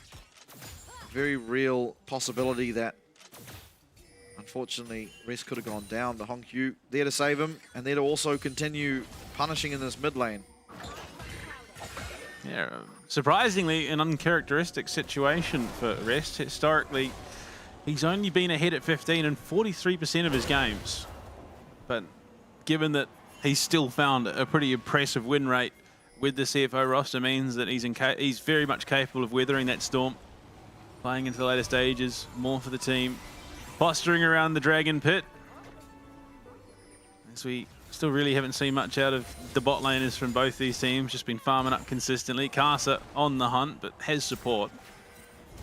Yeah, not looking like PSG are going to be willing to just give over this next dragon. Now, Kaiwing is missing the flash, making that engage a lot less likely to be massive out of this Nico. Obviously, there's no rocket belt to try and cover that up for her, so if there were to be a fight breakout, I imagine he lands a Pop Blossom, but not as massive a one as we saw out of Luon pretty consistently. It's going to be Honkyu starting up this dragon alongside Junja. Casa's been chunked down to half HP. Kaiwing is the problem. With that vision control, they have to be concerned about the Pop Blossom. They're still looking, I think now, realizing that they just have no position to ever look to contest. Unfortunately, they were not able to establish enough control on either side of that bottom river, whether through the mid or through bot, to allow them passage into the dragon, especially safely through where that Nico was just so patiently waiting. And with that, it's going to be the second dragon, Ocean Soul, this time round. Like one that PSG would very much like for themselves, but they are 2 dragons behind. Maple, I mean, again, that lead is expanded out. I think that's because of definitely the champions and how they work in this mid lane. Rise very much scaling into later stages. Aurora comes online that little bit earlier in terms of real threat. Interesting as well, Honkyu's gone for the Liandries, where more often than not we've seen this split. A lot of the Ludens being built on this Aurora. Of course, Rise, a tankier mid laner, being that he builds so much health and even gets that Seraph shield. So the Liandries does make a lot of sense, but... I mean, for the entire top side of the ref for PSG, while not outright tanks on the Trundle and Yorick, at least at this stage of the game, still bulkier. Yeah, get all the health. You do get a lot of value out of that Liandries, I think, this game. Yeah, absolutely. Look at that, Kraken Slayers for both bot laners. We are. I'm interested to see if Betty goes for the... what is it called? Which one? Runan's Hurricane. Yeah. It's something I see quite often, at least in the solo queue. Yeah, definitely what I've been seeing people building. I mean, you already get a decent amount of AoE damage out of that cube. Oh, that is honestly one of my favorite parts about playing the Kai'Sa is just, spamming. You get some crazy animations on that champion. Control 3, I believe that one is. Yeah. Capybara. Oh, okay. Okay, Betty has gone aggressive there. Of course, didn't use the ult, just runs in as quick as he can, but Doggo, wise to the antics, does just give the pressure over. Yeah, I mean, the Q, okay, all right, they're looking for something. Yeah, they are looking aggressively on Kaiwing. He has his flashback and available. Pop Blossom's going to go down. That's going to knock him up, but so is the Wild Growth, and now heading for the hills is the Troll. Not fighting all too much, but do at least get that Pop Blossom off. It's a big part of Nico's kit. Yeah, the heal as well. Far less impactful, of course, but you kind of want all those repositioning tools that you have available to you as a Nico. For sure. The faster you are, the easier it is to hit 5 people with a Pop Blossom. I don't know, you were struggling a little bit in our arena game earlier with 900 move speed on the Viger. Yeah, but Viger doesn't have a Pop Blossom. No, but you were just struggling to control the champion as a whole. So there is a bit of a fall-off point with movement speed, I suppose, in this game. Very rarely do you hit it in, regular lobbies. Betty, at least for now, seemingly a bit stronger than the Kai'Sa. Has the upgraded boots versus the pickaxe, of course. Doggo trying to get to that Q evolve as soon as possible. Does make sense. Now Rift Shield being started up by the side of PSG Talon. Maple's just going to teleport in to be there first, but it is going to be responded in kind. You see both teleports coming through. It's going to be Rest coming to the bottom side of the river and Honky at the top. The Rift Shield, at least for now, has been claimed. RJ trying to do his best to try and deny any forward movement, but in will go CFO. The Between Worlds lands. Rest is in the middle of everyone! Rest is slicing and dicing! And CFO was a quiet start, but boy, oh boy, when things explode, they go boom! Oh, Kaiwing, he didn't quite buffer it there. Ends up tanking the tower himself. And yeah, CFO is always sort of that critical mass team, and Maple, Looks to get the Realm Warp out. He does indeed. But, oh no, never mind. Jun just found him. Yeah, Kaiwing's still waiting around. That's a wild growth available. The clone will take that tower shot, but Maple should just be able to walk himself out. All the while that this is going on, it's just Doggo in that mid lane claiming more gold. Tower, be interesting to see his health, but should be just going down, and it will. Massive, massive win on the map here for CFO. They lose out on their Herald, but they take almost the entirety of PSG, bar Maple and Woody, and the mid lane tier 1 as well. The Between Worlds, massive, and then you look at it, Rest just absolutely sends it on to Betty, who can do nothing in that fight. Casa falls as well as Arja, who tries to flash away, but Doggo latches onto his heel and follows him. Yeah. Unfortunately, that fight does go to the wayside. Now, Doggo lost flash. Betty still has his. No ultimate yet for the Yunara. As Dragon 3 now spawning, 2 seconds. It's up now, and it's being started. Do PSG find any way here into this Dragon Pit? I dare suggest not. I mean, the Herald threatens mid. He's going to get some decent damage out. Yeah, Honkyu's coming in. That Between Worlds is almost available. Not quite there yet. They've got the blue trinket down. The mid tower remains. And PSG still trying to force the issue. 6k HP on the Dragon. Jun just slowly been whittling it around. Now that Doggo's here, it will just fall. That's the 3rd Dragon of the game now. 18 minutes in. Arja is trying to get some work done on this tower. There is admittedly no teleport to stop it, so it will fall. Yeah, he was a little bit slow again, that Triforce up, but he does have it now. 700 gold in the pocket. Yeah, it's a big burst of gold for him. Actually puts him ahead of his counterpart very slightly, but what is he going to pay for it? His life, almost certainly. Take the flower. You're dead anyway. Doesn't take it. And will be going down. Honkyu, Kaiwing, Junja. Put him in a cage. Unfortunately, Yorick not known for the cages, more the caskets. Yeah. Put him in a coffin. Oh, I mean, actually, it's... Okay. PSG are getting way more out of this than CFO. Yeah, they get themselves 2, 3 towers, if you include top. In succession. I mean, it's a massive win. They're still continuing. They have Trundle, remember. This guy absolutely rails these towers. Won't be able to get this one. That's Kaiwing. Rest on the flank. Maple, of course, does have that CC available to him. And without Stridebreaker, there's no real hope that Rest can buy enough time. So, PSG, they get a lot of damage down onto that 2nd tier bot tower. They get the top 2nd tier and both of the 1st tiers in the mid and bottom. All they really lose for it is that 3rd Dragon, which of course is very big, but also Arja's life, which was definitely an overcommitment. And talking about overcommitment, Rest has played way too aggressively. And Casa gets himself 600 gold, just like that. Baited in a little bit there.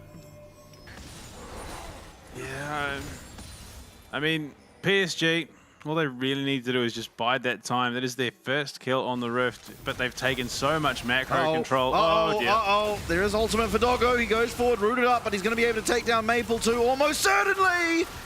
The evolved Q, the double kill for Doggo. Casa gets way too big for his boots. Rest just the blood sacrifice so that Doggo can come in and clean up. Yeah, okay.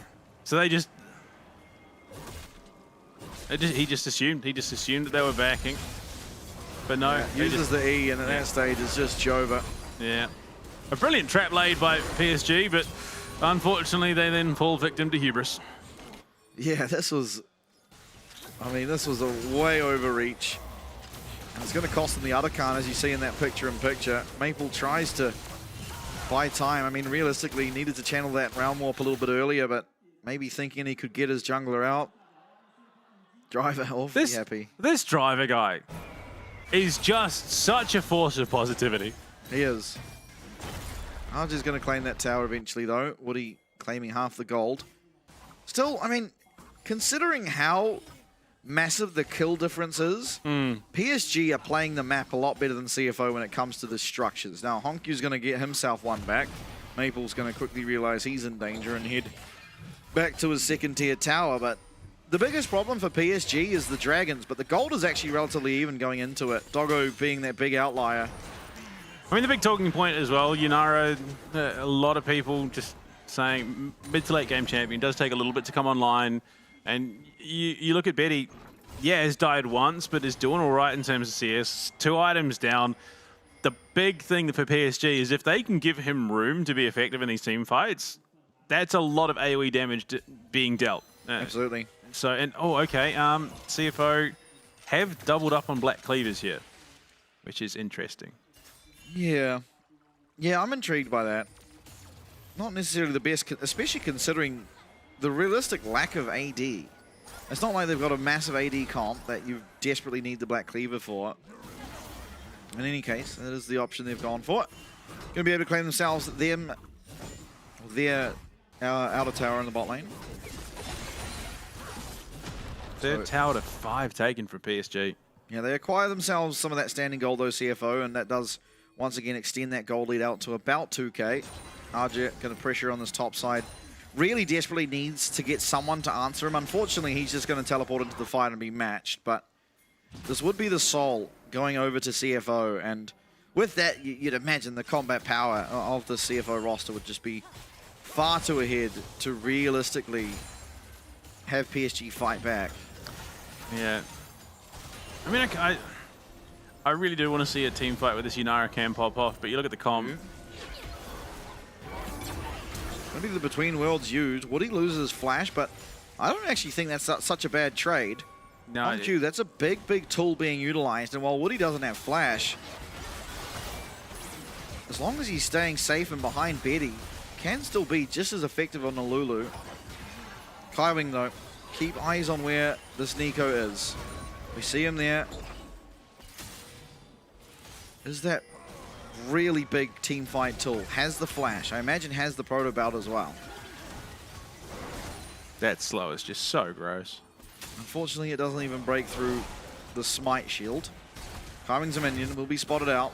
They're very well aware of who this is. Pop Blossom! Oh! Will not land onto Betty. It does land, however, onto Castle Woody. Wildgrove comes out and Junja's in the thick of things. Able to find one. He will go down, though. No, he won't! It's turned around. Honkyu's resetting. Maple's looking for one. Will find it, but with that, the fight has gone disastrously. The Dragon will be claimed and CFO rampage forward. Yeah, poor Betty. Just not able to play the game at all.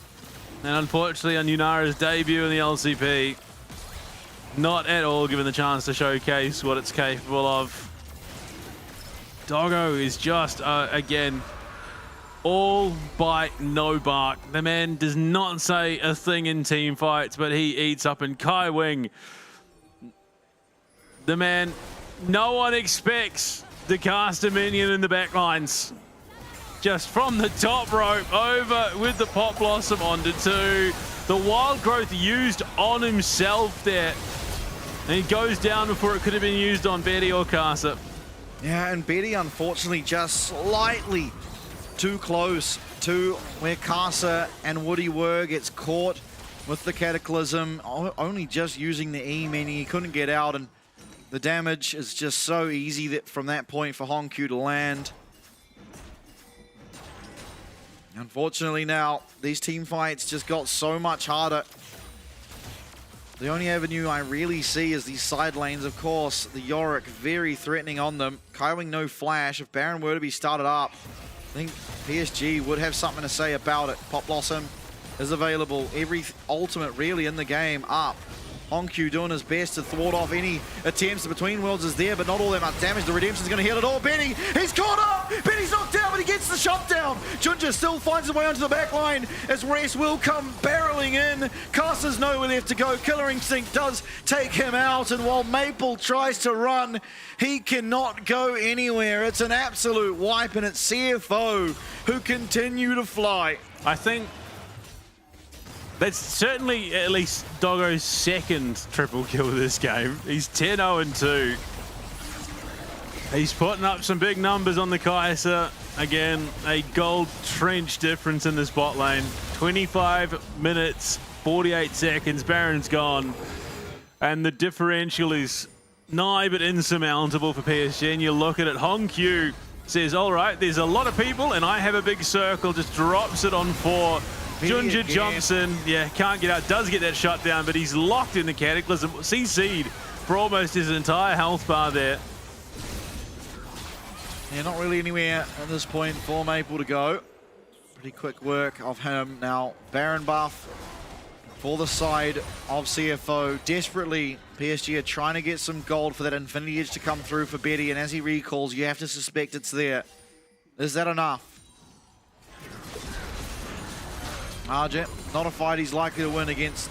Nope. The Ocean Soul Renekton is getting absolutely manhandled. Flashes away. It's going to be Maple turning up. Oh my lord. But Rest is happy to take the fight. Maple will eventually fight it. Will he? No! The 2v1! Rest getting it done in the top lane. And if things weren't bad before, they certainly are now. That is just an absolute heist. Honkyu TP's in to join the team. The death knell tolls, and unfortunately PSG might have the Undertaker on their side, but Yorick is joining the rest of the team in their graves early on. Junja dies deep, Pop Blossom, Betty, it's CFO. Absolutely nowhere to go. CFO rampage forward. It's a done deal. Second game of the series, second series win, and Maple getting manhandled by Honkyu, proving it is truly a new era of League of Legends. The Chihuahua, I mean, looking much more like a Doberman now here in our third split of the year, and CFO just going from strength to strength. There is no other sight for them but Worlds. That is their entire focus, given their successful 2025 campaign, and they are looking far into the distance right now. Absolutely, as they take their bows. It always feels bittersweet that their other top laner, Driver, couldn't be out there as well, because of course game one he's there, but in any case, CFO, they're going to be happy. You saw Driver. It doesn't matter if he's playing or he's not. He's ecstatic for the success of the team. And once again, just strength to strength.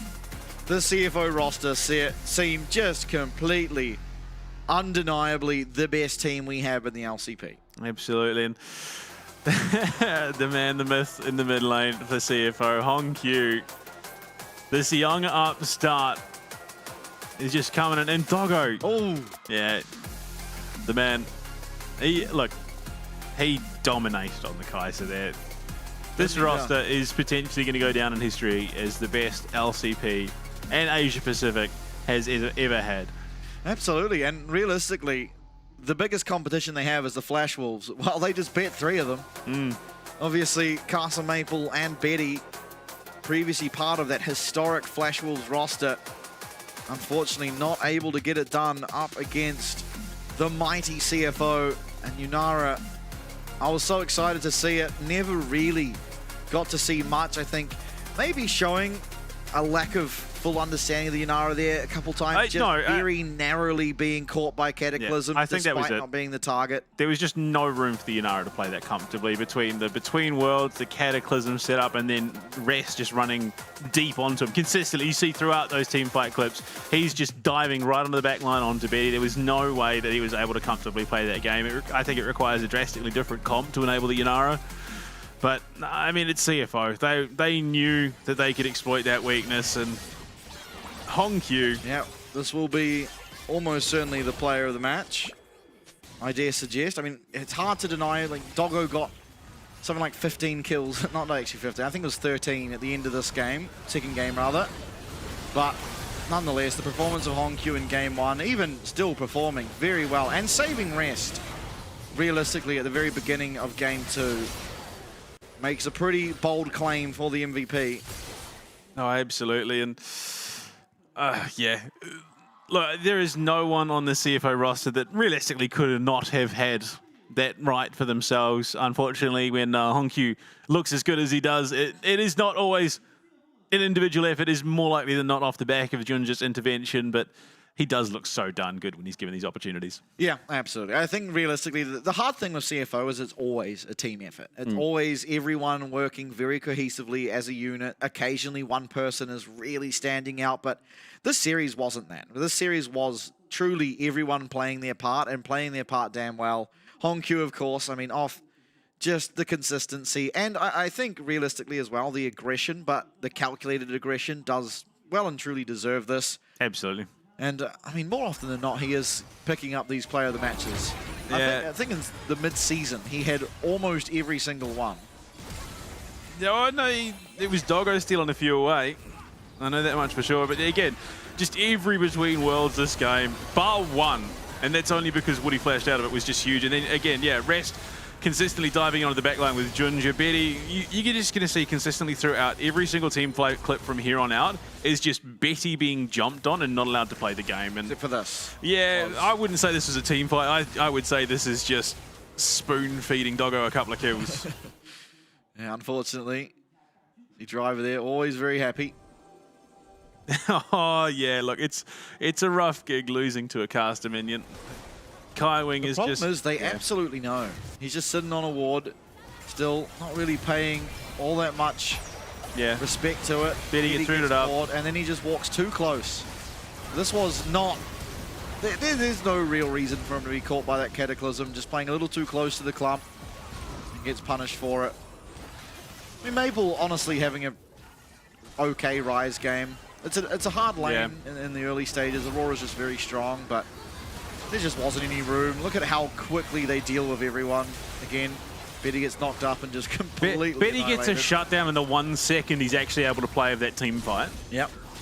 And it wasn't enough. Yeah, I think that was Doggo's first, no, it must have been second triple, and then, yeah, Rest just single-handedly. I mean, not only does he just 1v1 Aja, he then 1v1s Maple with a shoestring of HP. Yeah, just playing around Vision so well. Of course, the constant healing coming out of that Cloud Soul and the damage, but what an absolute performance from CFO. A complete and utter shutdown. But today's results on your screen there. DFM, take it to 3, but get it done in what now has become a bit of a trend up against the Chiefs. And then the second game, you just watched it. If you didn't, it was a clinic put on by the Flying Oysters as they do take their 2-0 win. Now 2-0 in their group, looking pretty strong. Yeah, I mean, CFO continue to perform the way that we'd expect to. I have to commend Why Not, though. He did call the 2-1. We saw him there on his player cams. Unfortunately, he called it the wrong way. Yeah, that's true. Unfortunately, for the Chiefs, they are now trailing the pack down there and will continue to do so even after tomorrow's games because both SoftBank and Vikings already have their 1 win. On the other side of things, though, it is Talon down at the bottom, but there is a chance that Garm go down there. Now, Garm against Team Secret Wales, you have to favour Garm just because of historically, it seems that Garm are the one team that very consistently have Team Secret Wales' number. Garm, or Whalebane as they're better known in the VCS, they have just been the team that has single-handedly locked Team Secret Wales out of every opportunity they could have had to make a deep run in playoffs. So, I mean, look, it's going to be an interesting one, that's for sure. Every night here at the LCP is interesting, and in part because of the structure, right? I think the incorporation of, and it's now being sort of done globally a little bit more too in the LCK, the LPL, but the contender group, breakout group thing where you always have the teams most closely matched up against each other means that these games are always going to be exciting, often for differing reasons, but exciting nonetheless. Tomorrow, it is SHG against the Vikings, and it will be followed very closely by Garm against Team Secret Wales, but I believe that will do us for tonight. It's been an absolute pleasure once again. We'll be back here tomorrow, same time, with some more absolute heaters. We'll see you there.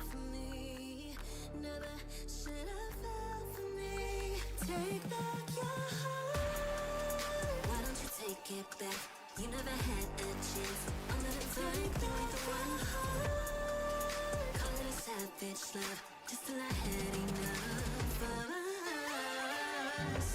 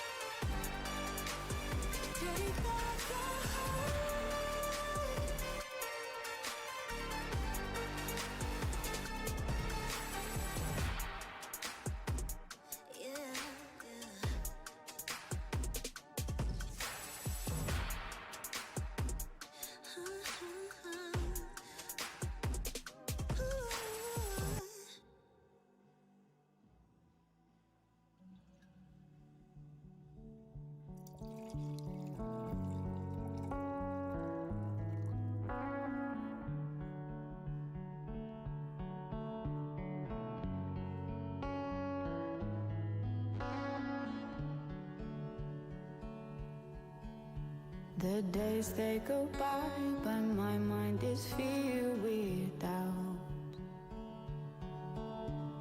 I always thought I'd be with you till the end.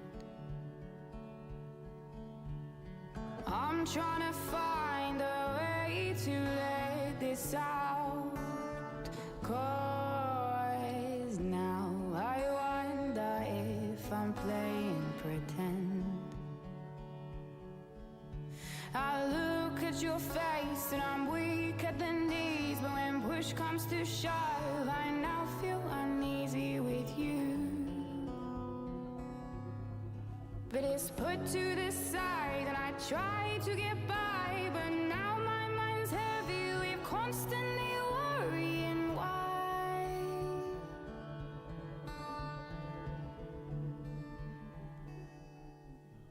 Forced affection, empty, I love you, so do I play alone when it's gone. Nagging questions like, is this for me, or do I play alone? The show must go on.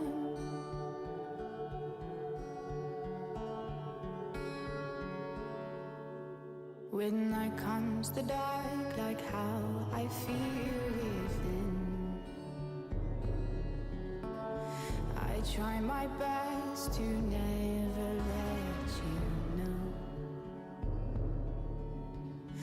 Mindless remarks about how both our days have been. A glass of wine helps conversation flow.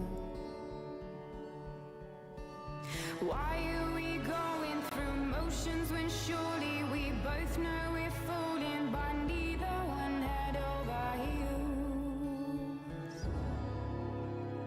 Would it be kinder if we left each other before we uncover something that is messy, my friend? Again, forced affection, empty, I love you, so do I play alone when it's gone. Nagging questions like, is this for me, or do I play alone when it's gone? We'll stumble on, 'cause the show must go